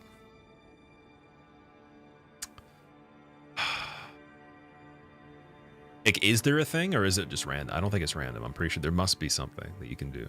But like the calculation on it's hard because it's not like you're attacking and then it happens. Like you have to wait and then you have to be in the stage where you're doing damage. But even that doesn't matter if she jumps while you're doing it, as far as I know. Giant's Hunt might be more reliable. Okay. But then for Giant's Hunt too, how do you even initiate that? Does that just reach from like a crazy distance?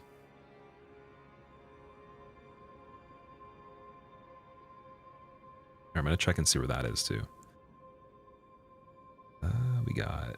Oh yeah, Liurnia Knights Cavalry. We're talking about that. Between Bellum Church and East Rhea. Okay, I know what that is. Better reach and less startup. Okay. Crazy distance on it. That makes a lot more sense. I was thinking that like either way you'd be in the same circumstance, but just does more damage maybe. But yeah, we'll try that. That's good though. Like we could actually still do it with just melee though. That's pretty crazy.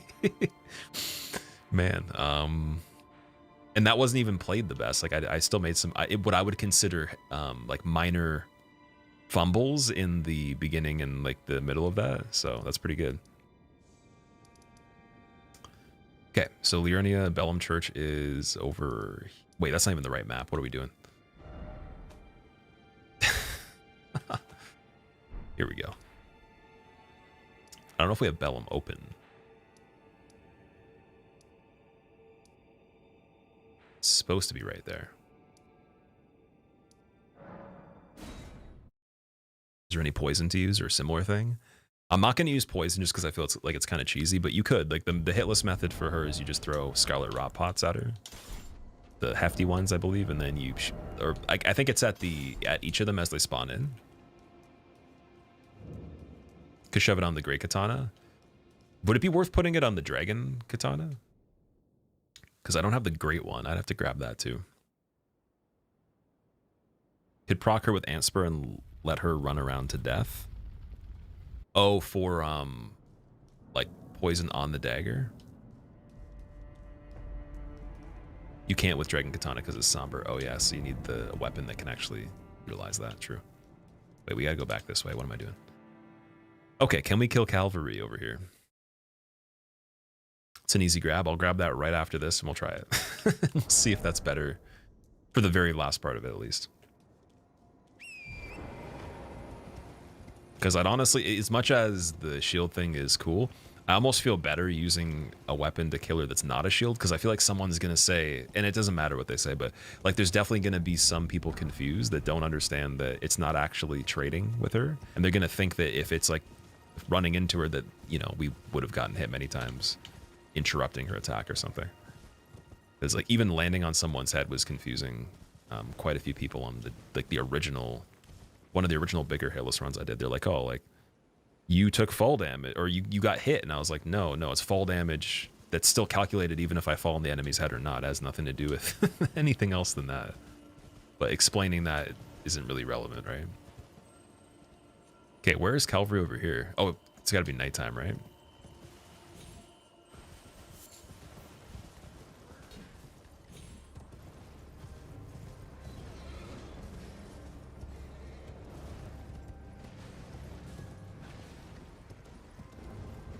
Spinning weapon stun lock later? Maybe. But I have a feeling it wouldn't, just because why would they make something that's that good? I have a feeling that she would escape it eventually. Like these Even just hitting, like for example, if I hit, oh my god.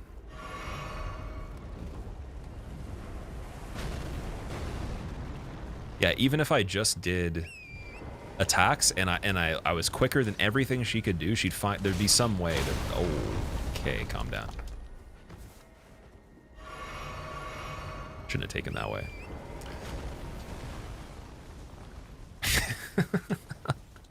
I feel like this character is getting like really, really just beaten down, dude. How is he even alive at this point?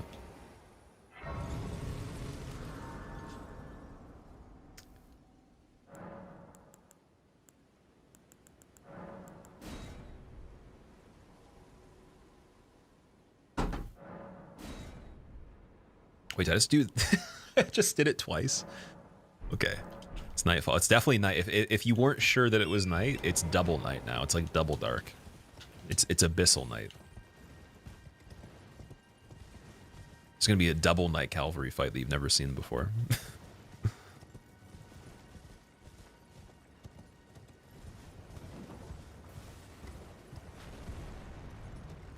Now the only other question: where is the cavalry on this one? Is he by the door? Oh, there's a rune arc. I can safely assure myself that I'll have at least one left. Extra after using all the other ones on Radahn. Leda can smell cheese. She's definitely lactose intolerant for sure.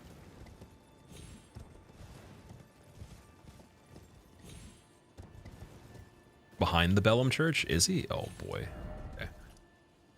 Yeah, it's been like since the first playthrough that I've even seen that one. I don't even know if I killed that one on the first playthrough.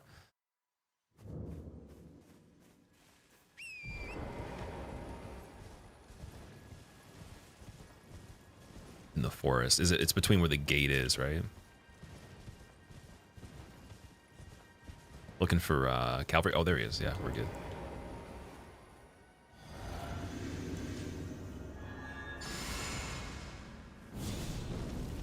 Probably should have put on the stone barb and spike cracked on this so I could just stagger the hell out of him, but whatever. Let's try it anyways.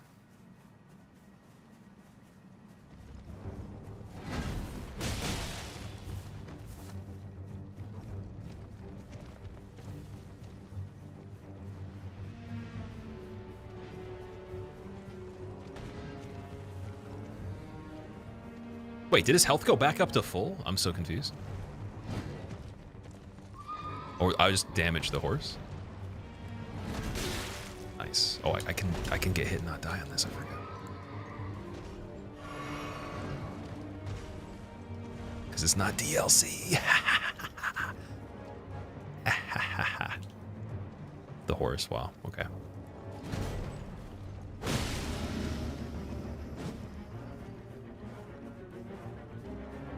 I feel like fighting him is the equivalent of like a 50s movie or something like that. It's like very campy. With this music. Just running in circles in the bushes.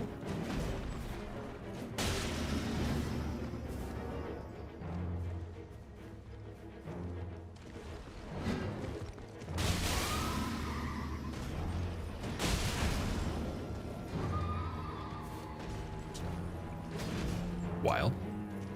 Don't get greedy.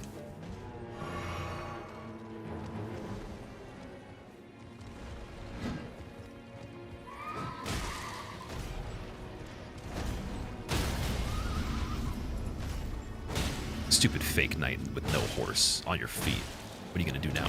Fuck.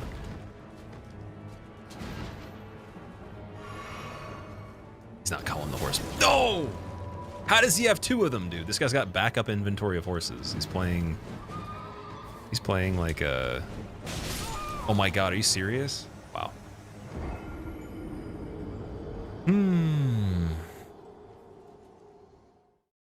Can't break the rules if you make the rules, yeah. That man has two horses, maybe even more. He's got a portal to like the emporium of all the horses, like where they all exist. The infinite stable.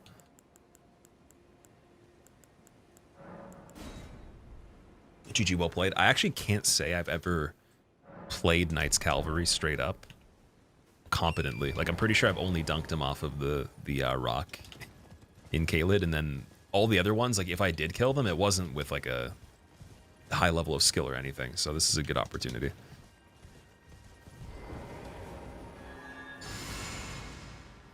Pulling a horse out of his back pocket like a Mars bar. Yeah. I'm surprised that he didn't customize it to be a different color this time. If he can just pull them out of the ground, like you might as well just make it like a special edition, right?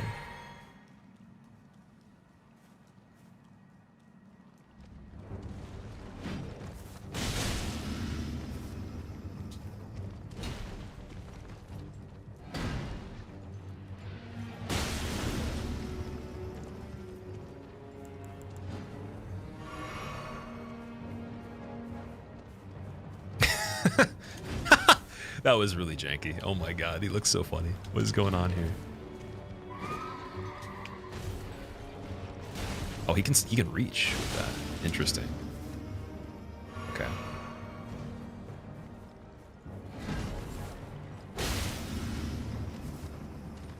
Horse about to go bye-bye.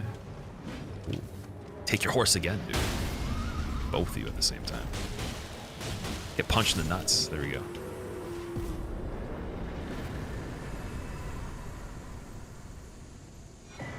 Yep, there we go. We got Giant Hunt and Knight Rider Glaive. Okay, great katana time. Where is that? Let's see.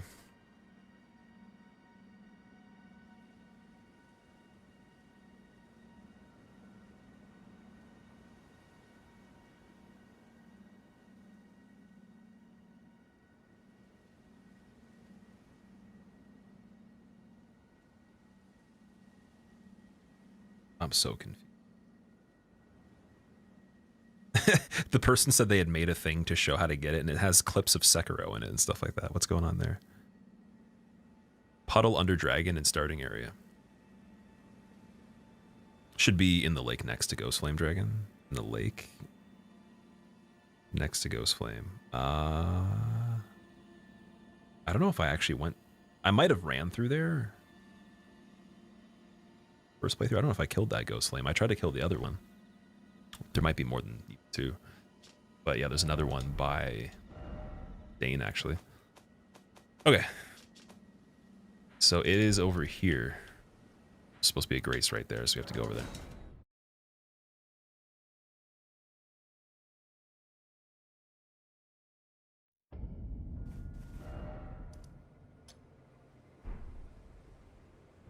Wait, did I just put a marker on and then... I just realized there's so many other ones. Like, where am I looking?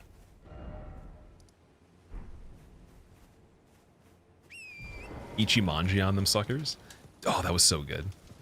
Imagine, well, Sekiro apparently does have PvP. Like, there's a mod for PvP. I don't know if anybody here played it, but yeah, that would have been a really cool game. If you could do more customization and you could do PvP eventually.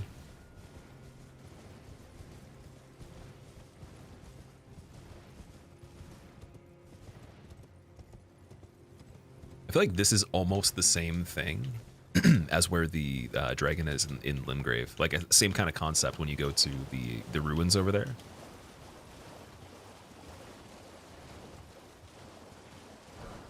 It's right there. Wow, okay.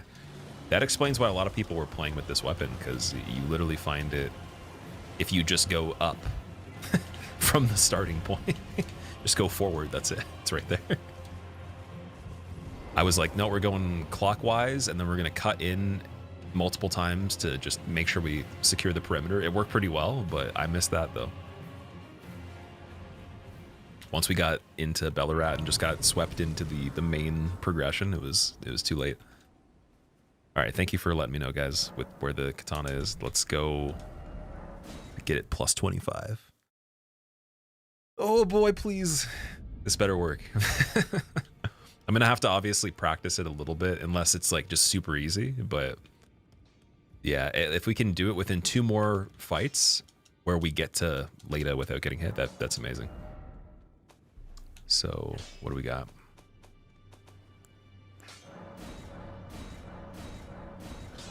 Sir, you don't have enough money to get the Great Katana plus 25.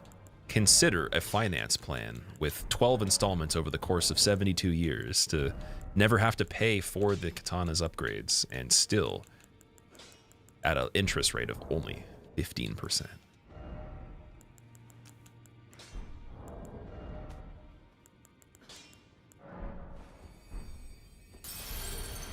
Practice the timing on the first guy? Okay. Is it the same thing, essentially?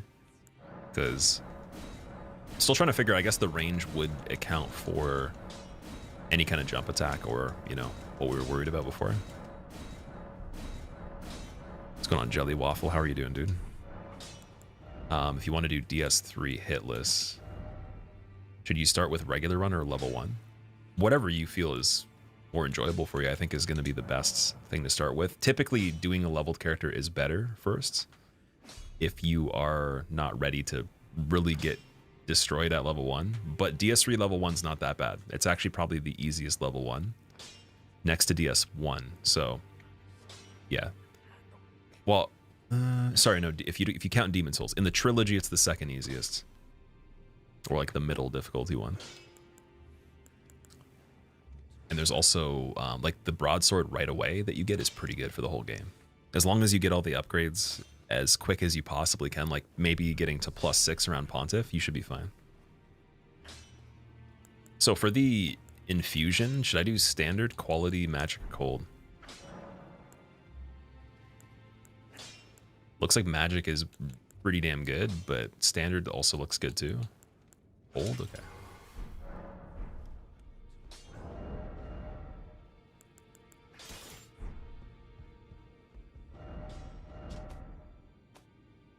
Man, this DLC sucks. They literally took Ancient Dragon Man's katana and they reskinned it into a regular katana. Pfft, it's the same weapon, dude. Like a different color. Come on. What's going on here? I think they lost their ability to make games, man.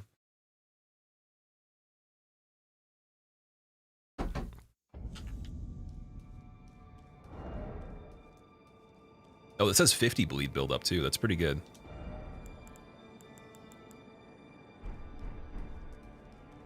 So what is the equip load I need? Oh, it's actually... no, it's probably not light enough. Wait, is it? What? Dude, it's light enough to have the whole fight? Okay. Whoa, what? Weighs 9 pounds? How? What are we doing? I'm confused. So I don't have to worry about switching to Jar Shard. Cool, okay. Here, we'll use it for the first guy to test it and see.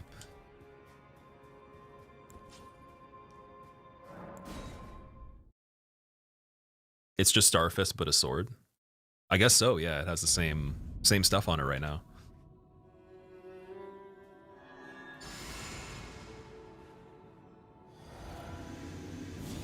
It's kind of amazing. So is this going to be, like, once I use this, I'm never going to be able to stop. It's going to be the only weapon for the rest of time. That's pretty good damage on that, actually.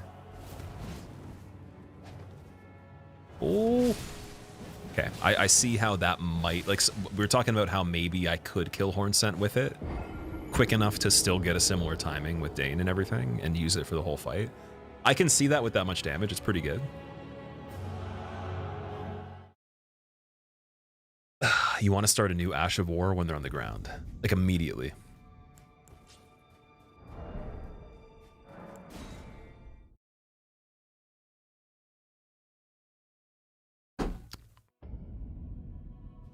Not so fast that they're in iframes, but when they're still on the ground and they haven't started the animation to get up, would that be a good reference? Like they're literally about to do the animation to pick themselves up, and it's like right before that is the right time.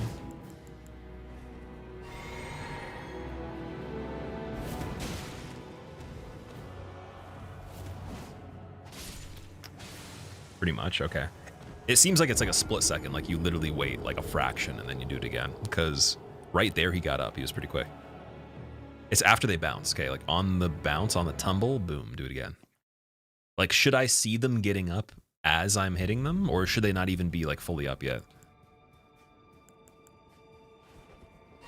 Just for reference, so later I don't completely botch the final part of it. Not even getting up, okay.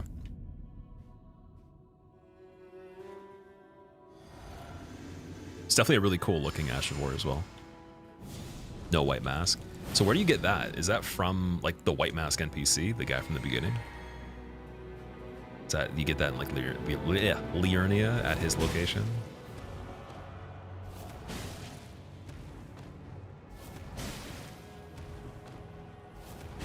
Wow, that was pretty damn Let good. strength be granted so the world Hey, Dan, might what's be up? mended.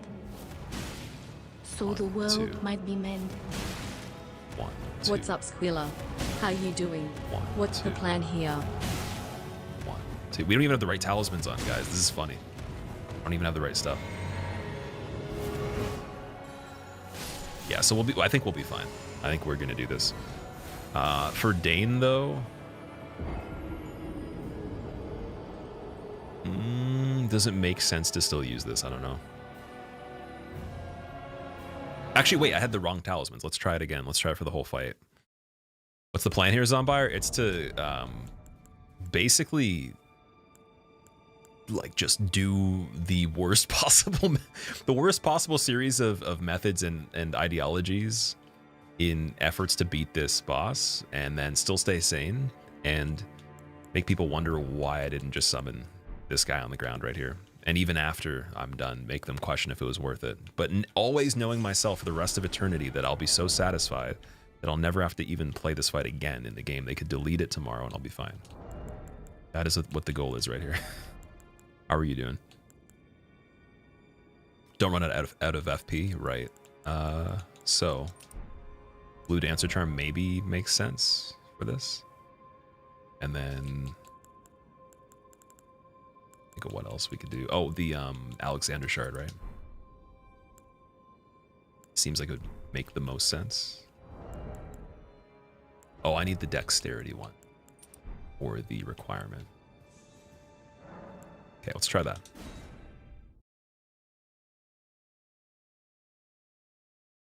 Oh yeah, the carrion, the filigreed, yeah. Let's try that.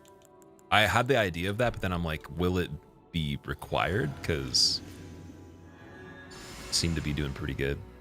But then I guess if you have to use the blue and using the blue is the problem, makes sense. Wee.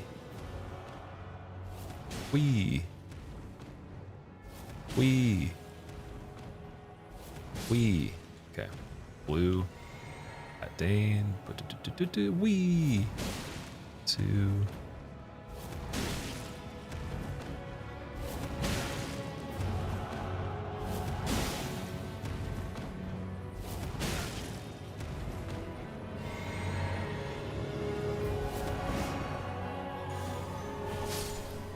Yeah, we can get him like that too.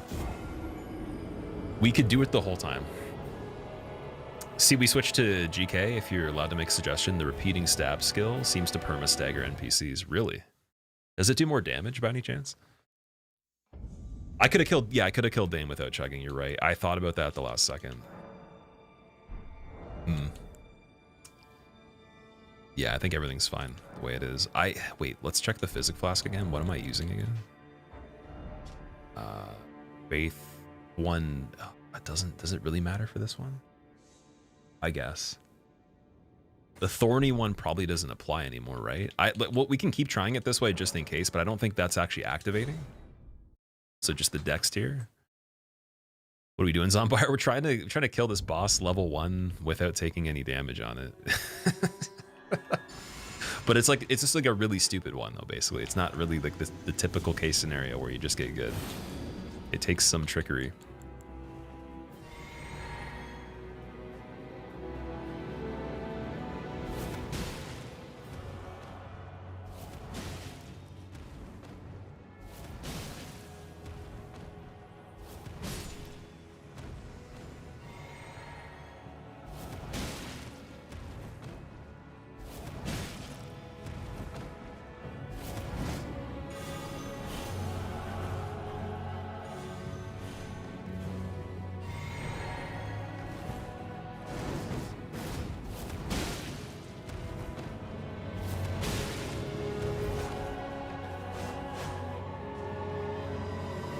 I'll let him heal, why not?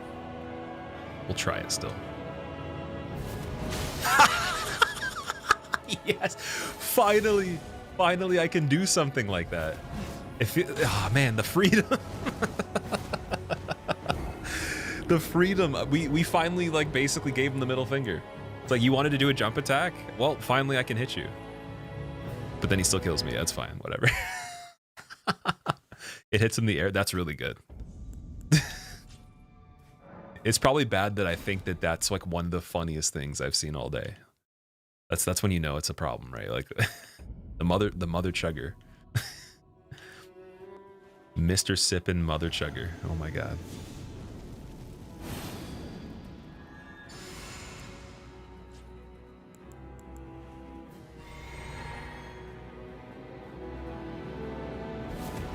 Oh shit. Okay, rip. Oh man. That would be really annoying if on Leda we actually at the very end have that happen. It's possible, but yeah. Seen some great successes with wild strikes. Tara, like were you saying that earlier? Someone said something about the wild strikes earlier. I'm not really sure what that is though. Wait, is that the thing where you spin the weapon or do the like the rotation with it?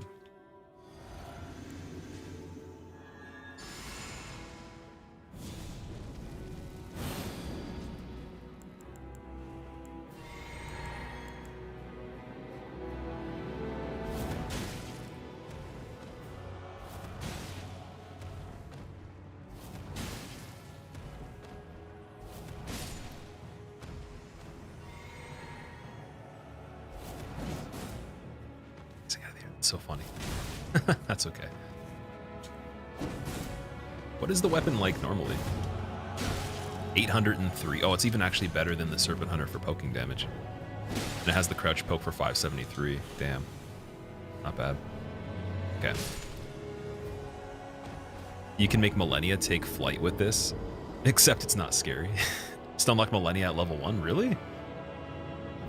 Wow. Giant's Hunt and the Ordovis Ash of War literally 100% stun lock. She couldn't do anything the whole fight. Okay. So Millennia on level 1 is going to require this weapon from now on if we're doing the DLC as well. Like routing it would mean that you just go get that at the very beginning and then like dip into the DLC, grab it, and then go do Millennia. She was super stressful on level 1, but also like even just the regular leveled character hitless with all remembrances. Oh my god.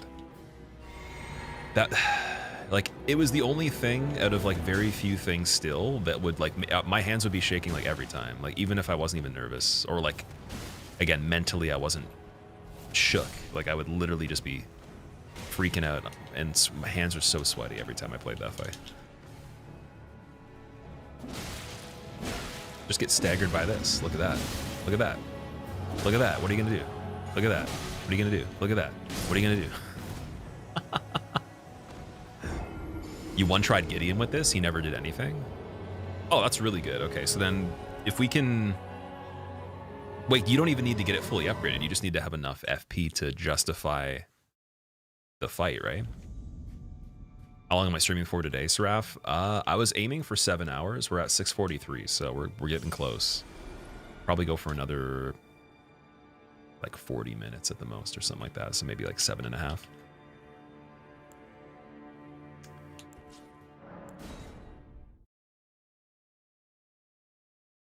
Unfortunately, the goal was to try to use the method with the shield crash and then see if that would be quick enough to carry us through this in the first hour, but yeah, definitely no chance on that.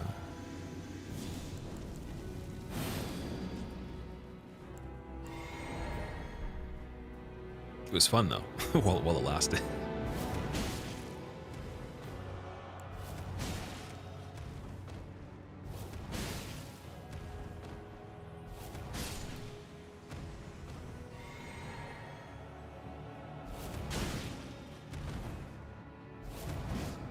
A little bit too early on that one. Oh, that was nice.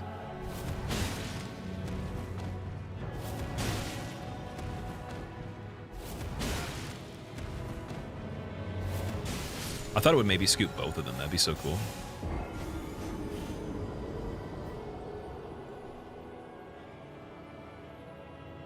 Be careful launching them next to a wall. They can fall on you and deal damage. Of course. Of course they can. That's amazing. Oh my god. They're all coming out of the break room to beat you up. Yeah, pretty much. This is what it would feel like to be like the CEO of a company that lost your life's work to the board members that you didn't even like in the first place, that you knew you shouldn't have voted on or like had as part of the company.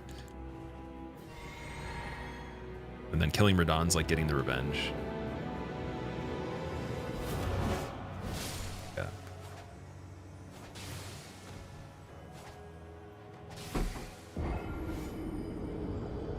Can sometimes lift multiples, but they got to be clumped up.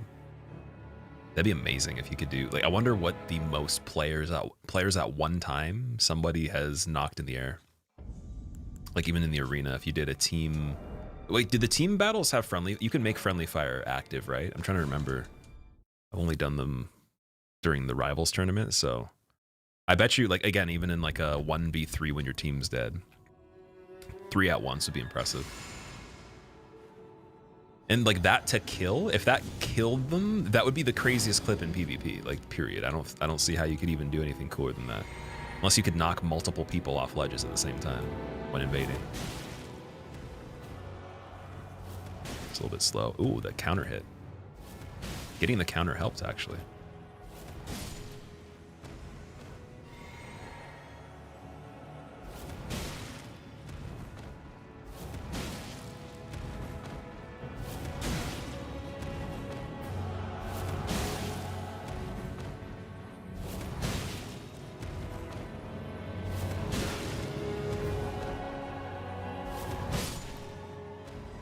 Cool. He's done. She's got the thing in her hand, so I'm not going to go for that yet. Two-hand.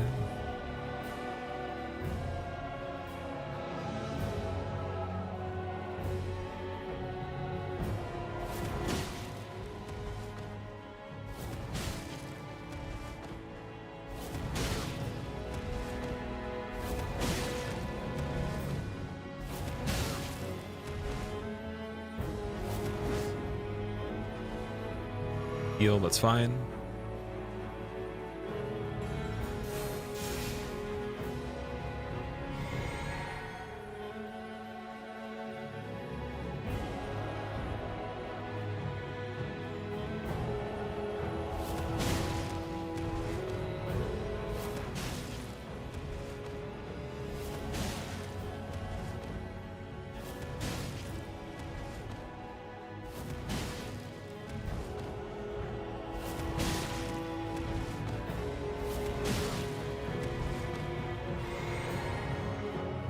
Ooh, scary.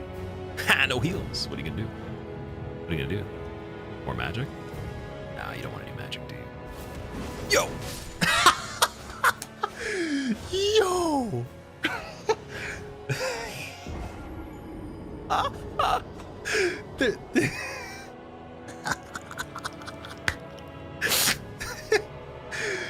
Dude, that was... I'm gonna cry. That's so funny. Oh my god. I don't even have an explanation for that one. That's just something. Like if I had to try to create like what I would imagine as the way you would lose during that, I wouldn't even think of that one. That was creative. Oh man, that looks so funny. You're glad it's fun? Oh, it's definitely fun. Like I'm not taking it so seriously that I'm gonna like make myself go actually insane, but it's been fun though. Definitely have to keep it that way.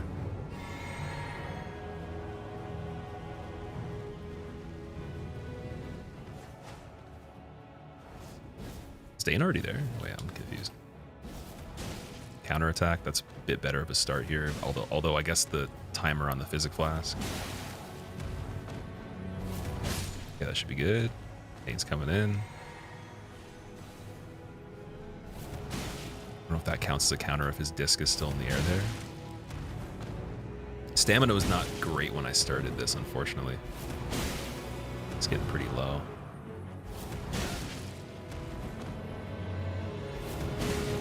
Rotating around him and then like trying to get him to turn for a second seemed to help.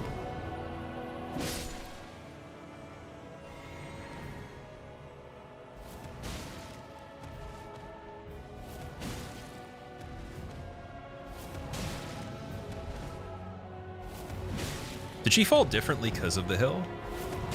Can't tell. Oh, yes, out of the air. Beautiful. No, dead. Not dead. Beautiful. Heal, that's fine. Nope. Oh, what? What kind of jump was that? That was far. Oh my god, okay. You wish your weapons corrected themselves that well after a whiff? Yeah, that was literally like if you had like Thor's hammer. That's the only thing I could really say. It's like the hammer itself literally like did the attack. It wasn't him. The weapon has remote heat-seeking capabilities, and she's just holding it, and like the body's animating to make it look like she's attacking. But it's literally just a floating entity that just finds you and kills you. The acrobatics, yeah, there's some really funny things that happened during this. I'm glad we took it this far and did all these iterations of things. I'm not gonna be regretful about it, but it's been funny.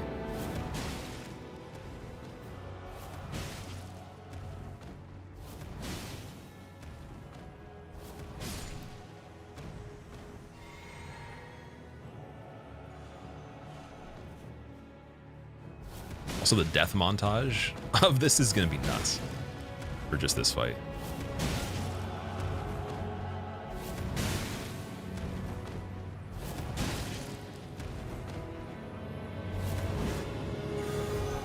Ah, sucks.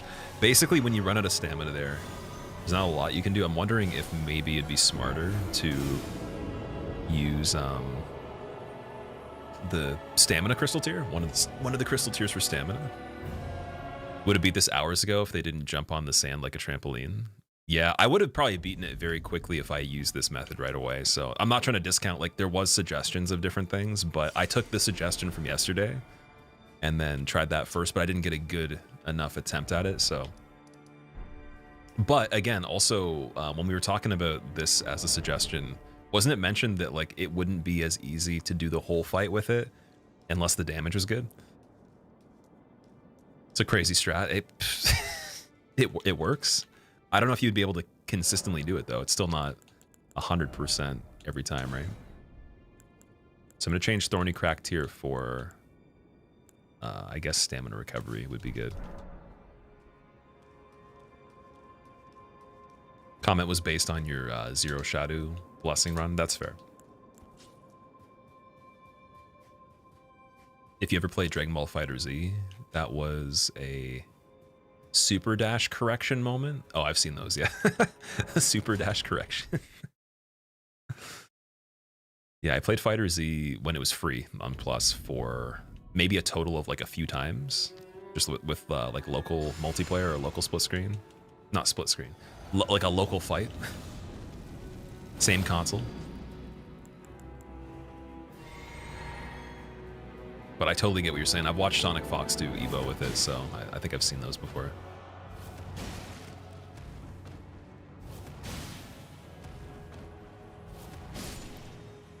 Yo! Okay.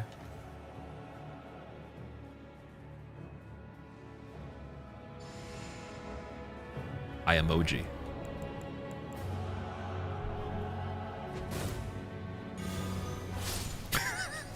He couldn't hit me with the first attack.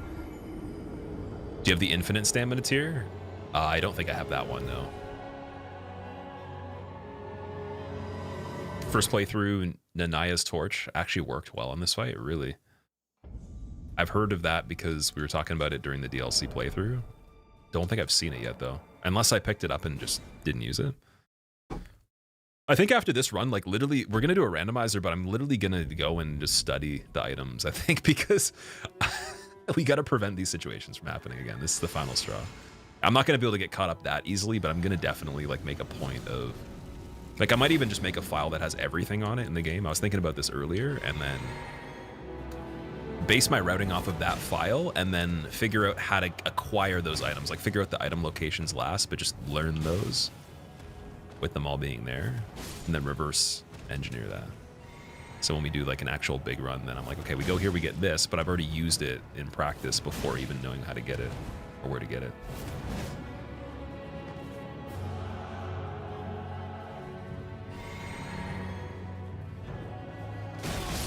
Nice. Infinite mana and stamina tier, drink when Leda spawns. It's a good point, yeah. Long enough that you can chain her to death without chugging the blue. Yeah, that's true. Oh wait, maybe we have the mana one, don't we? Let me see. How do I check? Here we go.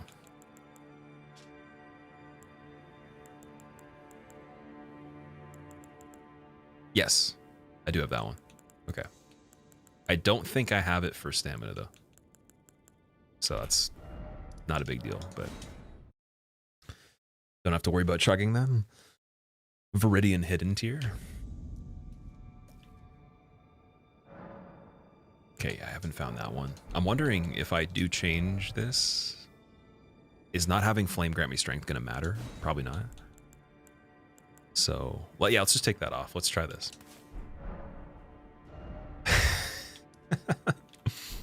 Wait, but then there's also the medallion. Oh yeah, we wouldn't even need the filigreed crest if the whole fight could be stretched through that time frame. Oh wait, but no, I want to. I'm going to chug the physic flask before her, so. Okay, then basically, I feel like I would need something for stamina then. we would need filigreed for Dane, yeah.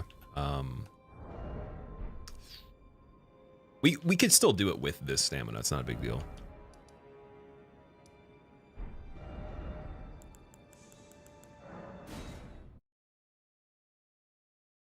Get it all with a rune arc. You can't rune arc this fight from what I've seen. I literally popped one and had it, and then it cancels it when you go in the fight because you have to invade, right?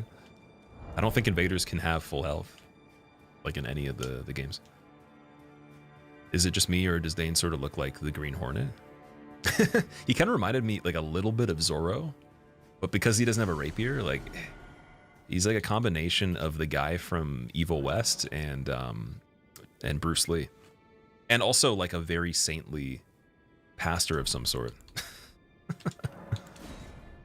I feel like if you went into church and you saw him like in like the gospel church, like doing like his little speech or whatever, and then right after just spin kicking some people, it would be pretty on point.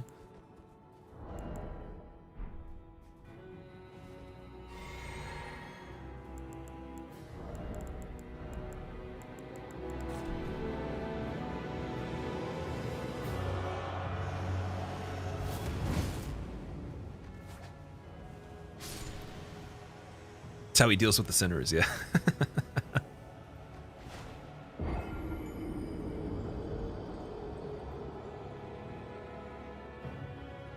I saw one Furnace Golem space. Imagine doing Fist only on the Furnace Golem level 1. How many hours is it taking on the successful attempt? Obviously assuming you didn't even get hit by it at all the whole time, but like how many hours is one attempt on just that enemy? I'm guessing it would take like 3 or 4 hours to kill it. Unless you can scale fist damage on level 1.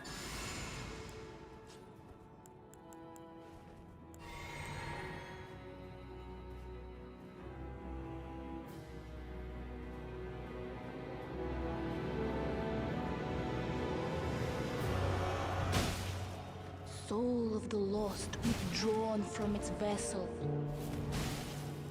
That extra little hit might have been enough. Oh, I could probably do an R2 here. Finish it, nice. And then we have enough time. I'm gonna let him get that completely. I don't know if that changes anything with his defense. I don't think it does. Maybe. Maybe it did.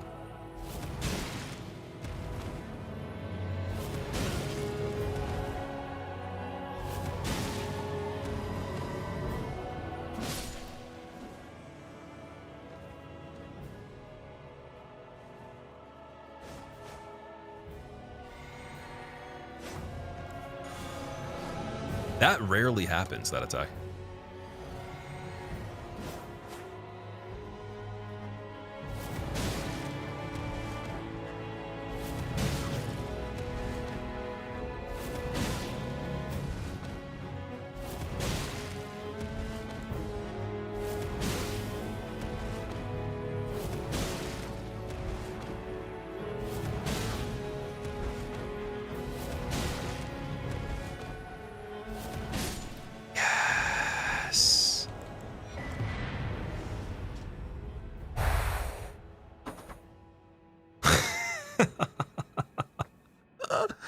Oh my god, that was so fucking stupid.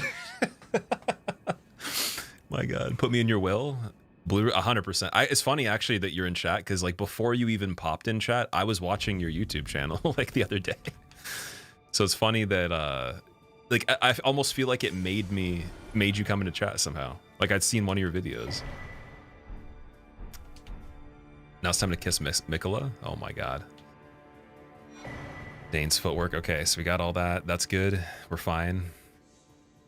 Legal 0 damage.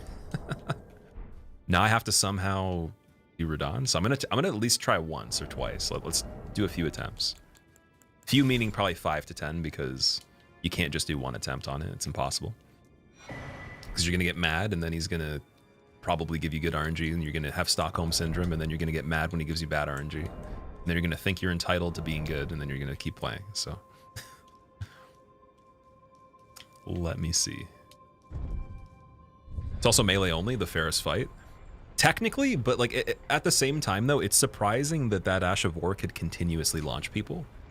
And also at the same time on level 1 do that much damage. Like it's not insane damage, but it's good enough. And I think if it's good enough for that, then I'm wondering, like even other than Millennia too, and Gideon, how many other things could you use it for? And also, would there be a better weapon to use it for too? Got to do the 3 mandatory 1 more games. Yes, every single time I attempt it means there's an extra attempt attached to it. So the total number is doubled because there's always the just 1 more. All right. So for Radahn, I don't even know what the plan is in terms of weapons. I don't know. I'm gonna try fists on him. We'll just see, maybe. And I think Ash of War is not gonna matter, so the Jar Shard is not really relevant.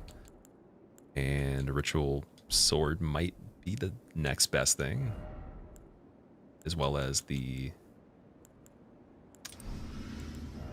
just Blue Dancer. I gotta change the Physic Flask back, and then I guess for that we will go with something that does either stamina regen and meeting requirements of Faith for, yeah, probably, yeah, the Faith one just to meet requirements for Flame Grammy Strength for sure. And what else? Consecutive attacks maybe. Oh, but unless I stagger him though, it's probably not gonna matter. Yeah, I'm gonna do, you beat Leda, how long did it take? It took so long, dude. It took like literally nine hours in total, I think. It was a little bit shorter than the Lion. Because if you count it all the time I had to go out of the map to do the other stuff, it's probably like a little bit less than 9 hours. The Lion took 9.5, so that is the second longest. I've heard from some people that this dude's gonna take probably something like that as well, just based on their playthroughs, so we'll see. I expected Radahn to be, I think I put the wrong tier in the flask. I expected him to be like a good 5 to 10 hours on level 1, so we'll see. I'm gonna replay the cutscene for the nostalgia. Oh no, there's no dialogue. Both your deeds will ever be praised in song. Now, the vow will be honored, and my lord's brother's soul will return. Ha ha ha ha. Ha ha, I am actually evil. So that he may be my consort. Ha ha, they'll never guess what I'm typing on my social media account that's a throwaway that doesn't have my real name, talking shit about Radahn even though he's my homie at the same time. Ha ha. Oh look, it's a naked dude looking at me from the distance in a pile of bodies. Oh wow, we are having cloudy with a chance of earthquake type weather today. I might as well take my swords outside just in case it's dangerous. Oh look, I'm so massive and strong because my brother that's actually a god resurrected me but also used someone else's body, which is totally not a violation of my privacy. Let's go. Radahn took you 8 hours but used Bubble Flask to take the 1 hit. That's fair. Do I remember this?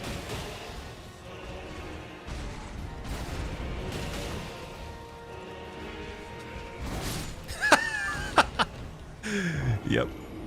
That's about right. Yep.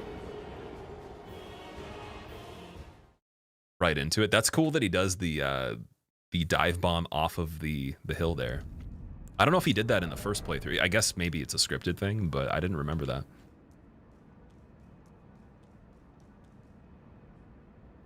You did it, Lackout? Yeah, but I used the Giant's Hunt weapon art with, or Ash of War with the Great Katana, so it did make it a little bit different of a fight for the whole thing. Like, unfortunately, I couldn't use the fist for it.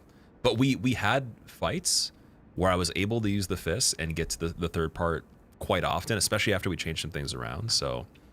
Like, we could have done it that way. It just would have been really hard with the shield. I think the last part of the fight still probably would have needed something different, regardless. Also, Zombar, dude, I didn't thank you for the resub properly, I don't think. Thank you for the 105 months, man. That's insane. That is officially, I think, the longest resub ever announced in the channel. So, congratulations. I'm not sure if it's the longest one, but it is the longest announced one.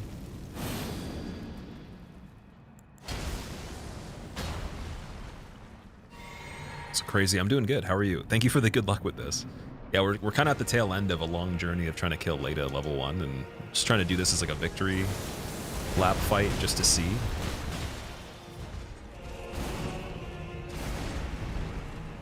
Couldn't remember if he attacked after that.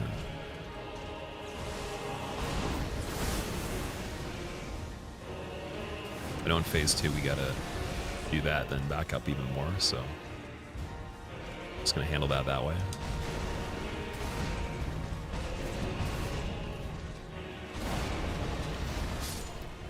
I shouldn't roll that. You can angle the roll before and then walk into it, then attack them. Watch Radon going down in half the time. Maybe even quicker, who knows? Jump it. You could, but the thing is you don't even have to do anything. You can just walk into a spot that's safe, right? Unless you mean like jumping the attack he does that's melee, like right before. But yeah, you don't have to dodge the explosion. You can stand in the middle of it and then attack him at the same time. On the last one, jump it? Okay. I'm trying to think of what that attack even is. Jumps are kind of hard. Jumps are hard for me regardless. Like, I'm definitely not great at doing that. Even when it's usually easier.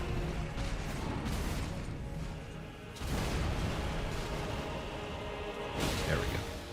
Probably hit him twice there.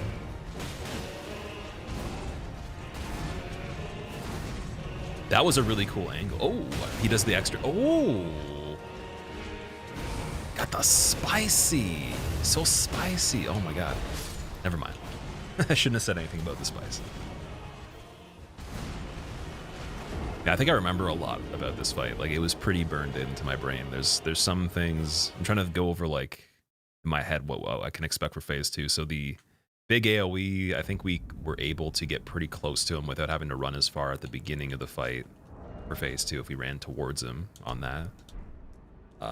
That overhead attack out of the meteor that changes was best dealt with by making space, rolling in on the final attack, which I think is the 6th one he does or something like that.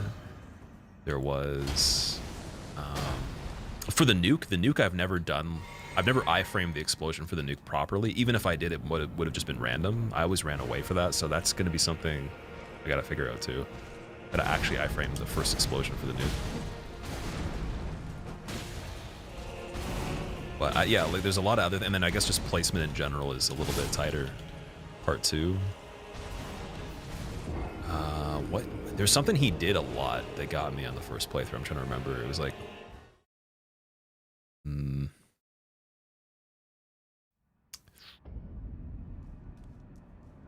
can't remember what it was. It was some like basic situation.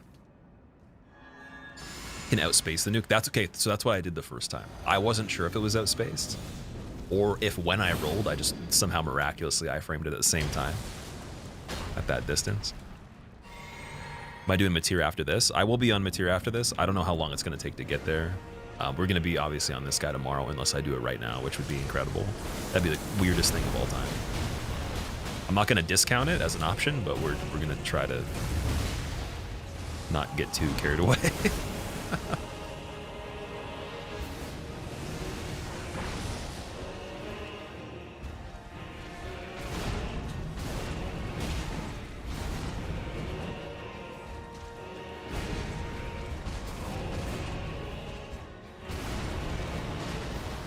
I don't know why I rolled there. That's weird.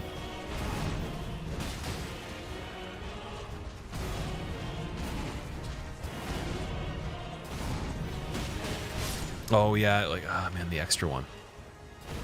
Yes, okay, that extra one was what got me in phase 1 a lot for a while. Was it thing on part 2? Okay, so one of the things too, when he does the cross attack, the crossblade attack, but it's not actually a follow-up from the combo, it's the first attack. That one got me quite a bit. Oh, the one where he like warps away too, just being in bad placement. I was always standing in front of it for a while.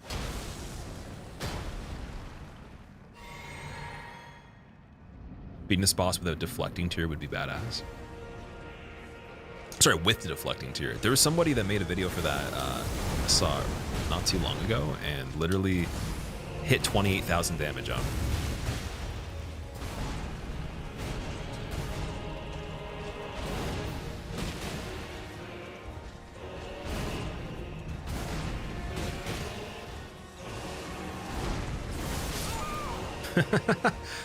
I rolled the part that I don't think you need to roll there. That's funny. Just killed Curse Rod of Greatwood and the Pus Sacs didn't pop, so he didn't have phase transition. Is that supposed to happen, Purple? I think that if you do I don't know if it's a low enough amount of damage, like it's not enough damage for him to get the phase transition, you have to hit the hand. But yes, I have had that happen. Some of them also don't, like the parts on him that look the same as the ones that pop, some of them don't actually even have a hitbox on them. Like they're just the same as the wood part of his body, so it might be damage related. It could also be a glitch, but from what I remember when that happened to me, it was just a damage thing.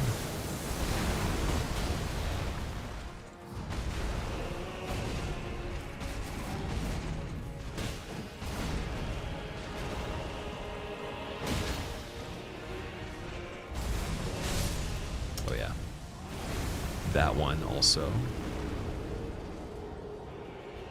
What else is there? Like, so we could probably stagger him pretty quickly in part 1 with the Stone Barb and Spike Cracked. I'm just not sure if it's worth it though, because part 2 I'm probably not going to hit charge R2s. Like, in fact, I might even go with a different weapon for each phase, or just switch this weapon entirely to something better, like the Anspur Rapier or the what's it called? Can't remember the name. Even even the Dragon Katana might be better. Just chipping him away very quickly. Or not quickly, very slowly.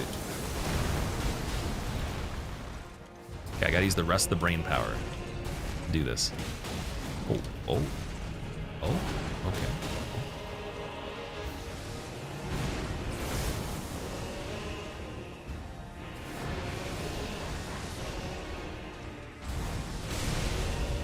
It's okay. That's not okay. Cold Great Katana is probably still a great pick. Craig Blade or Impaling Thrust. Fair enough. Second phase damageless is going to be so bad. So, from what I remember, I died pretty quickly even on the original character. So I was trying to think of it as like how much difference is there really? I don't know. There probably still is a difference regardless. Like I know I'm gonna have to figure that out, but I remember it being very hard to survive it in general. Like there wasn't a lot of things that would hit me just a little bit, but then again, because if I did try to heal, I'd die out of that. I tried to get to the point where I didn't even need to heal. Like I just didn't take damage on certain things. More so because of that. But then I did get better at healing, so I guess that wasn't always the case. Oh my god. So still so used to it being instantaneous. Yeah, the pre-patch Radon, I got to go back and play. What I want to do is like a comparison between pre-patch, current, and then inner, the mod for Radon, inner Radon, and show a fight for all three without damage. That'd be cool. I think the inner one might take a long time though. The inner one might be a project for like months that just kind of gets like done here and there. Because I watched it, like there's some things even in watching it where I was like, I can't even like remember what I saw like in the video 2 seconds ago because there's so much more stuff going on It's hard to keep track of even like watching someone do it, let alone play it. So that was like a sign of some problems, in my opinion. Because usually I could keep track of like everything watching something pretty easily.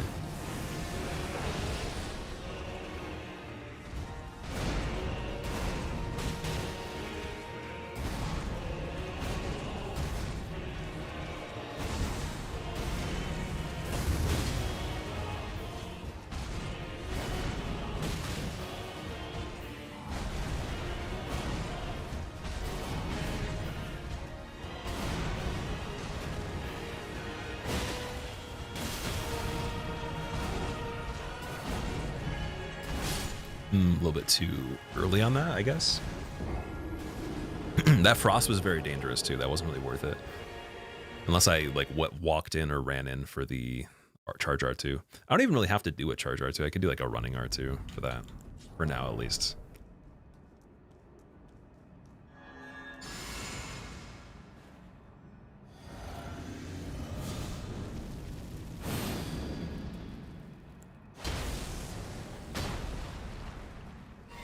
Sacred Great Katana, because in phase 1 he's weak to holy. He's not weak to holy in phase 2. You want to skip phase 1 essentially. Okay. Sacred Great Katana would be a better infusion. Definitely gonna remember that for tomorrow. I think I used holy on him in phase 1 for my first playthrough too, because my character had incantations with strength melee.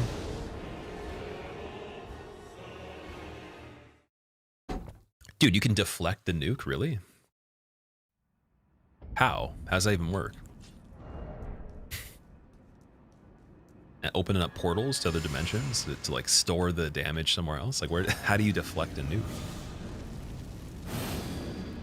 I feel like that would look really silly. Like the whole screen is like exploding. How? Like what is the point in which you're deflecting? Does it like really just work for every attack that exists at that point?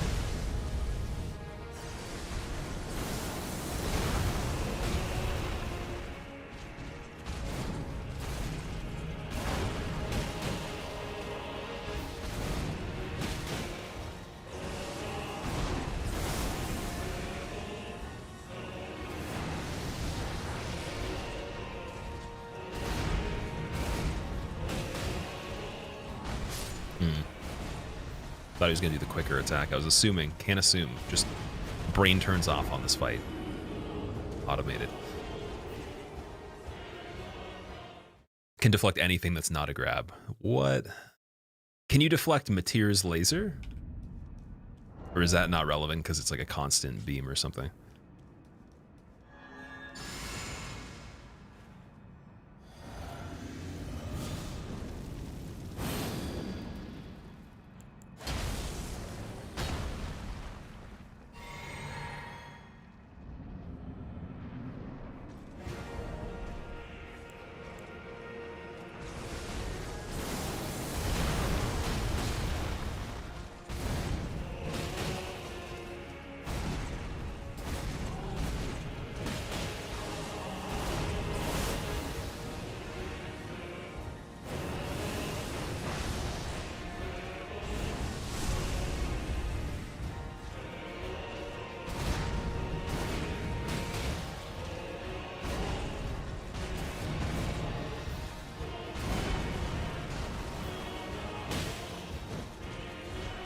The second R2 didn't hit.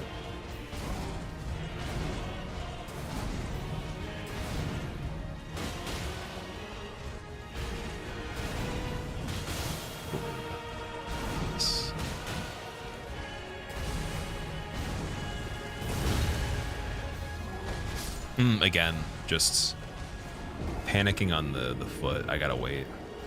Because you still have more time than you think, even for like the attacks where he pivots and attacks simultaneously. For the quickest thing he can possibly do, there's still more time than I'm thinking there is.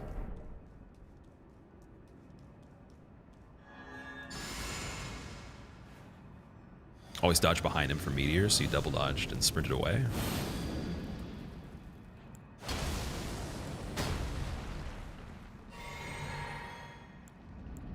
You just walk out of the way of the sword. Stop doing it even pre-nerf.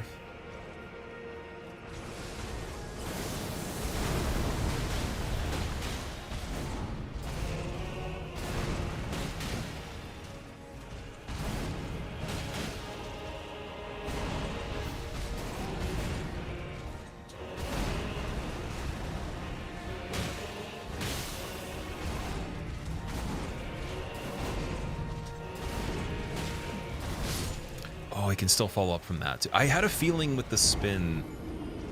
Oh no, the spin is the one. I keep thinking it's a different attack. Okay, okay, never mind. That makes sense. His meteor attack pre-patch had a hitbox when he brings the swords down. Oh, okay, okay. I see. Interesting.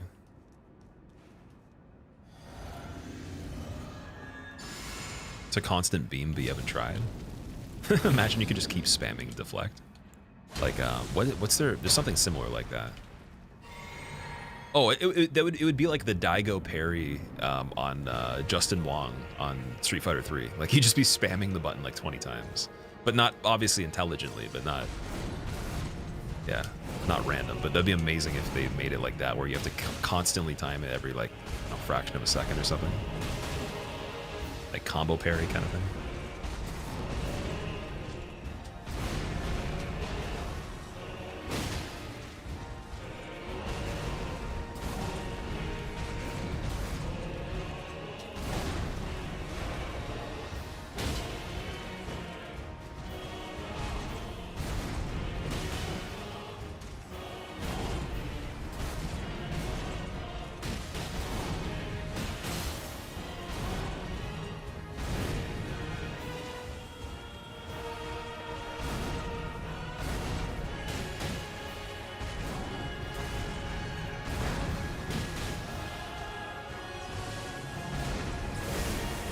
I probably shouldn't have dodged on that. That was funny. That was so close. It looks scary.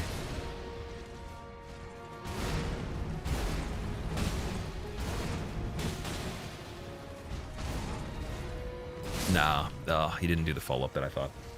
Shouldn't have thought. Shouldn't have thought, dude. He's a lot slower now in subtle ways. A lot of what they changed, like most of the actual frame data that changed, and like just what created the most opportunity to help it be easier, more than the attacks that were quicker being changed, is the recoveries of a lot of things he does, right? Like when there's someone that broke it down that showed the comparison, like in how many frames of a difference it is, and most of the stuff that was relevant was the recoveries. Because like I feel like even if he was harder mechanically, like you killing him like pretty decently quick, or having an opportunity that wouldn't be one normally, or as easily, is way bigger, because then every time he does that thing, it counts, rather than just whenever he does that particular attack. And I think there was a few attacks changed, right? But if you really got good at dealing with that, I don't know. Again, maybe I'm just speaking without having enough knowledge on it, because I don't know how hard it actually would be to position yourself when that attack was instant. But it seems like the recoveries being longer is the best part about it. That's what they changed. It's only by like the smallest amount though. It's hard to see, like, even, but it does count.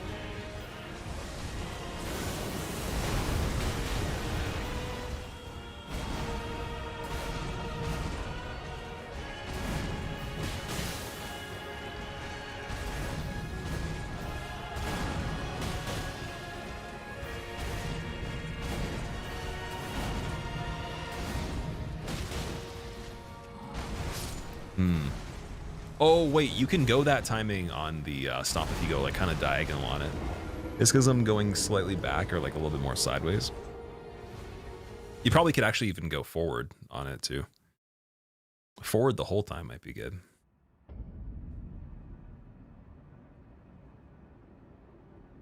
It's possible. All right, I'm gonna try 3 more times in total. That's it. Oh, we're not going to make the rule of having to get to phase 2 or anything like that. Just 3 more times in total. Even though I think I could. Probably could get there now. Wonder if I have enough time to go in the fight and chug. Well, apparently you do. Okay.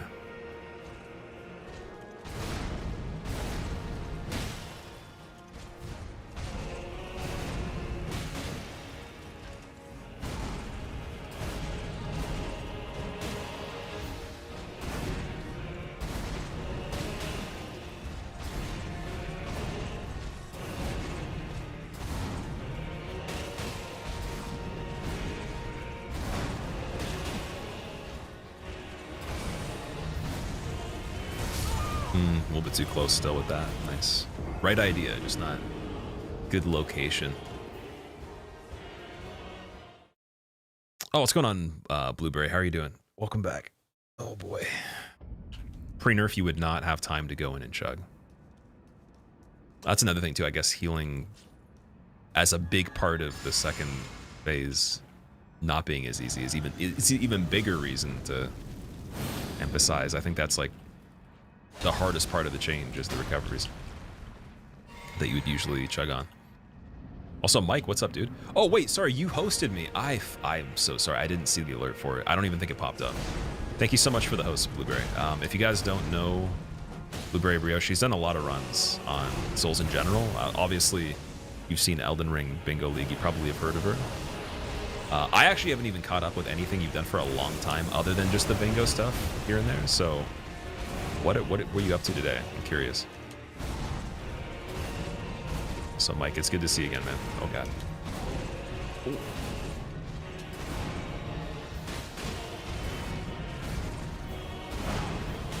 Yeah, for anyone that's coming in from the raid, we're just trying to do level 1 with blessings, but no damage on the boss fights. This guy's the second last one for all the remembrances in the DLC that we got left. And I just got here. I don't think I'm going to make a crazy amount of progress before I stop, but at least Leda done. Oh my god, that was ridiculous with no summons. I'm sorry. Sorry you had to even like be put through that if you watched it.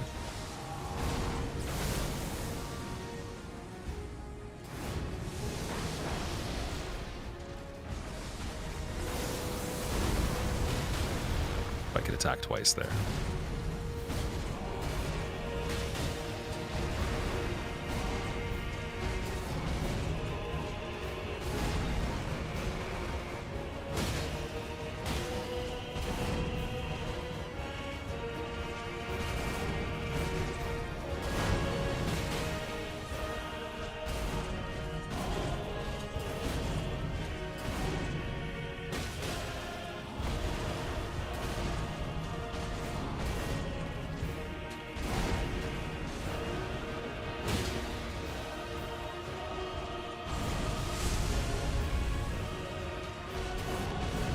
Oh, I tried to roll that. That's weird. I wonder if it's because it was farther away or in my direction.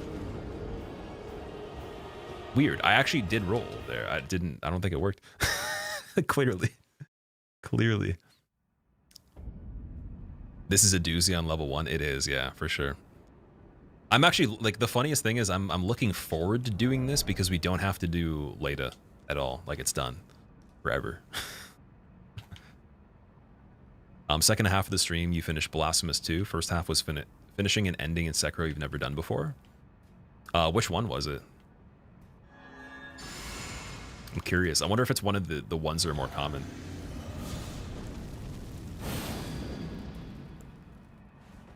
Ever hear the tragedy of Needle Noit? Traumatic experience. Yeah, that was something I probably won't even mention again. Like if someone even brings it up, I'll just pretend that I didn't even hear about it. Wasn't even there. No idea.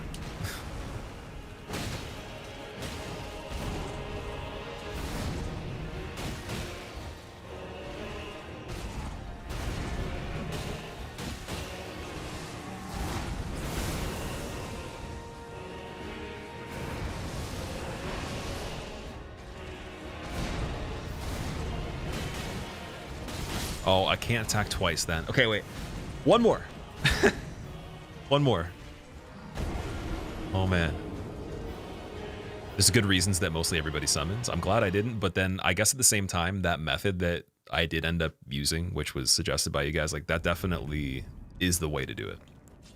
If you're not going to summon. It wasn't too bad. I can see some people maybe having trouble with it because you have to time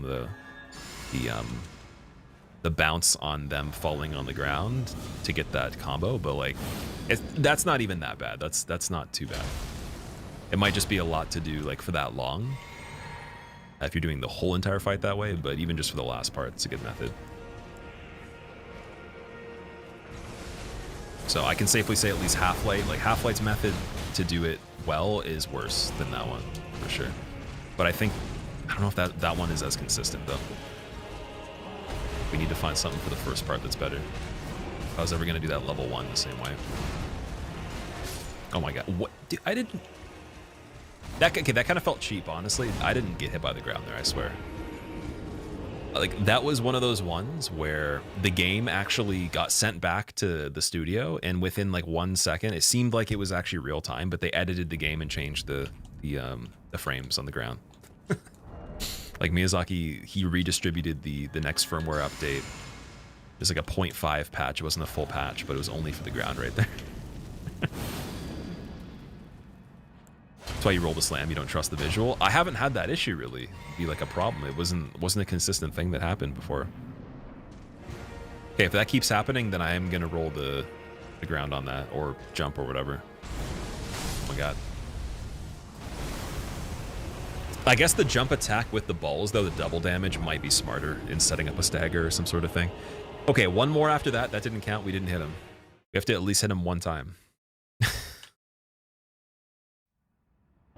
Think of him as a big plushie instead of an intimidating war god. The funniest thing is the whole time I was playing the fight, I thought of him as like a puppet, basically. And it still didn't even help. I feel like basically he's being carried, like not even literally, but like just in theory. Like I don't know if a lot of the combat stuff that's happening that's killing me is even him. I think it's mostly Mikola, and Mikola could probably kill me by himself if he wanted to. So it just seems like a very overdone example, you know. He could have easily just killed me himself. Why didn't he show up by himself?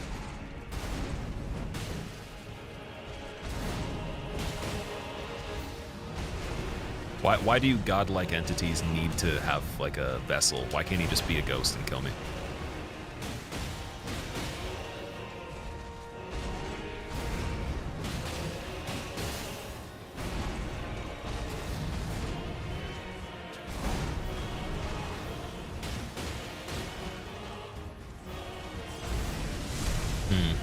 It's okay. Oh yeah, you die from that. That's another attack too, I forgot. Oh man, extra hour hype? Definitely not an extra hour. No, I do have to go. Unfortunately, we did 7.5 hours today, guys. I don't really stream that long these days, but I plan to do 7, and for the extra half an hour is definitely worth it, 100%. So we're gonna be back again tomorrow with this. Probably similar time, around like noon EST at the latest, and we're gonna see. I put in around the same time tomorrow if we can actually get this. That wasn't too bad to start off. I think I remember most of the things, but most importantly, thank you so much for watching that insane trial of just doing the same fight. That's not, I know it's not easy to watch that, especially if like there's not a lot of variation in it, but it wasn't too bad for me to do. I'm not complaining at all. It was worth it. And thank you for all the suggestions. Thank you for the just the encouragement or like the compliments on certain things. I'm gonna find someone I can host right now. And yeah, here are the socials if you want to check out the YouTube channel. If you're already watching on the YouTube channel and not on Twitch for the stream, there's the second YouTube channel in there for anything unedited, the music YouTube channel, TikTok, Twitter. And with that being said, let's see who is live right now. I guess we could consider this like a double raid because we just got raided too, right? All right, we got Lobos is live. Ooh, there's quite a few. There's a lot of people here.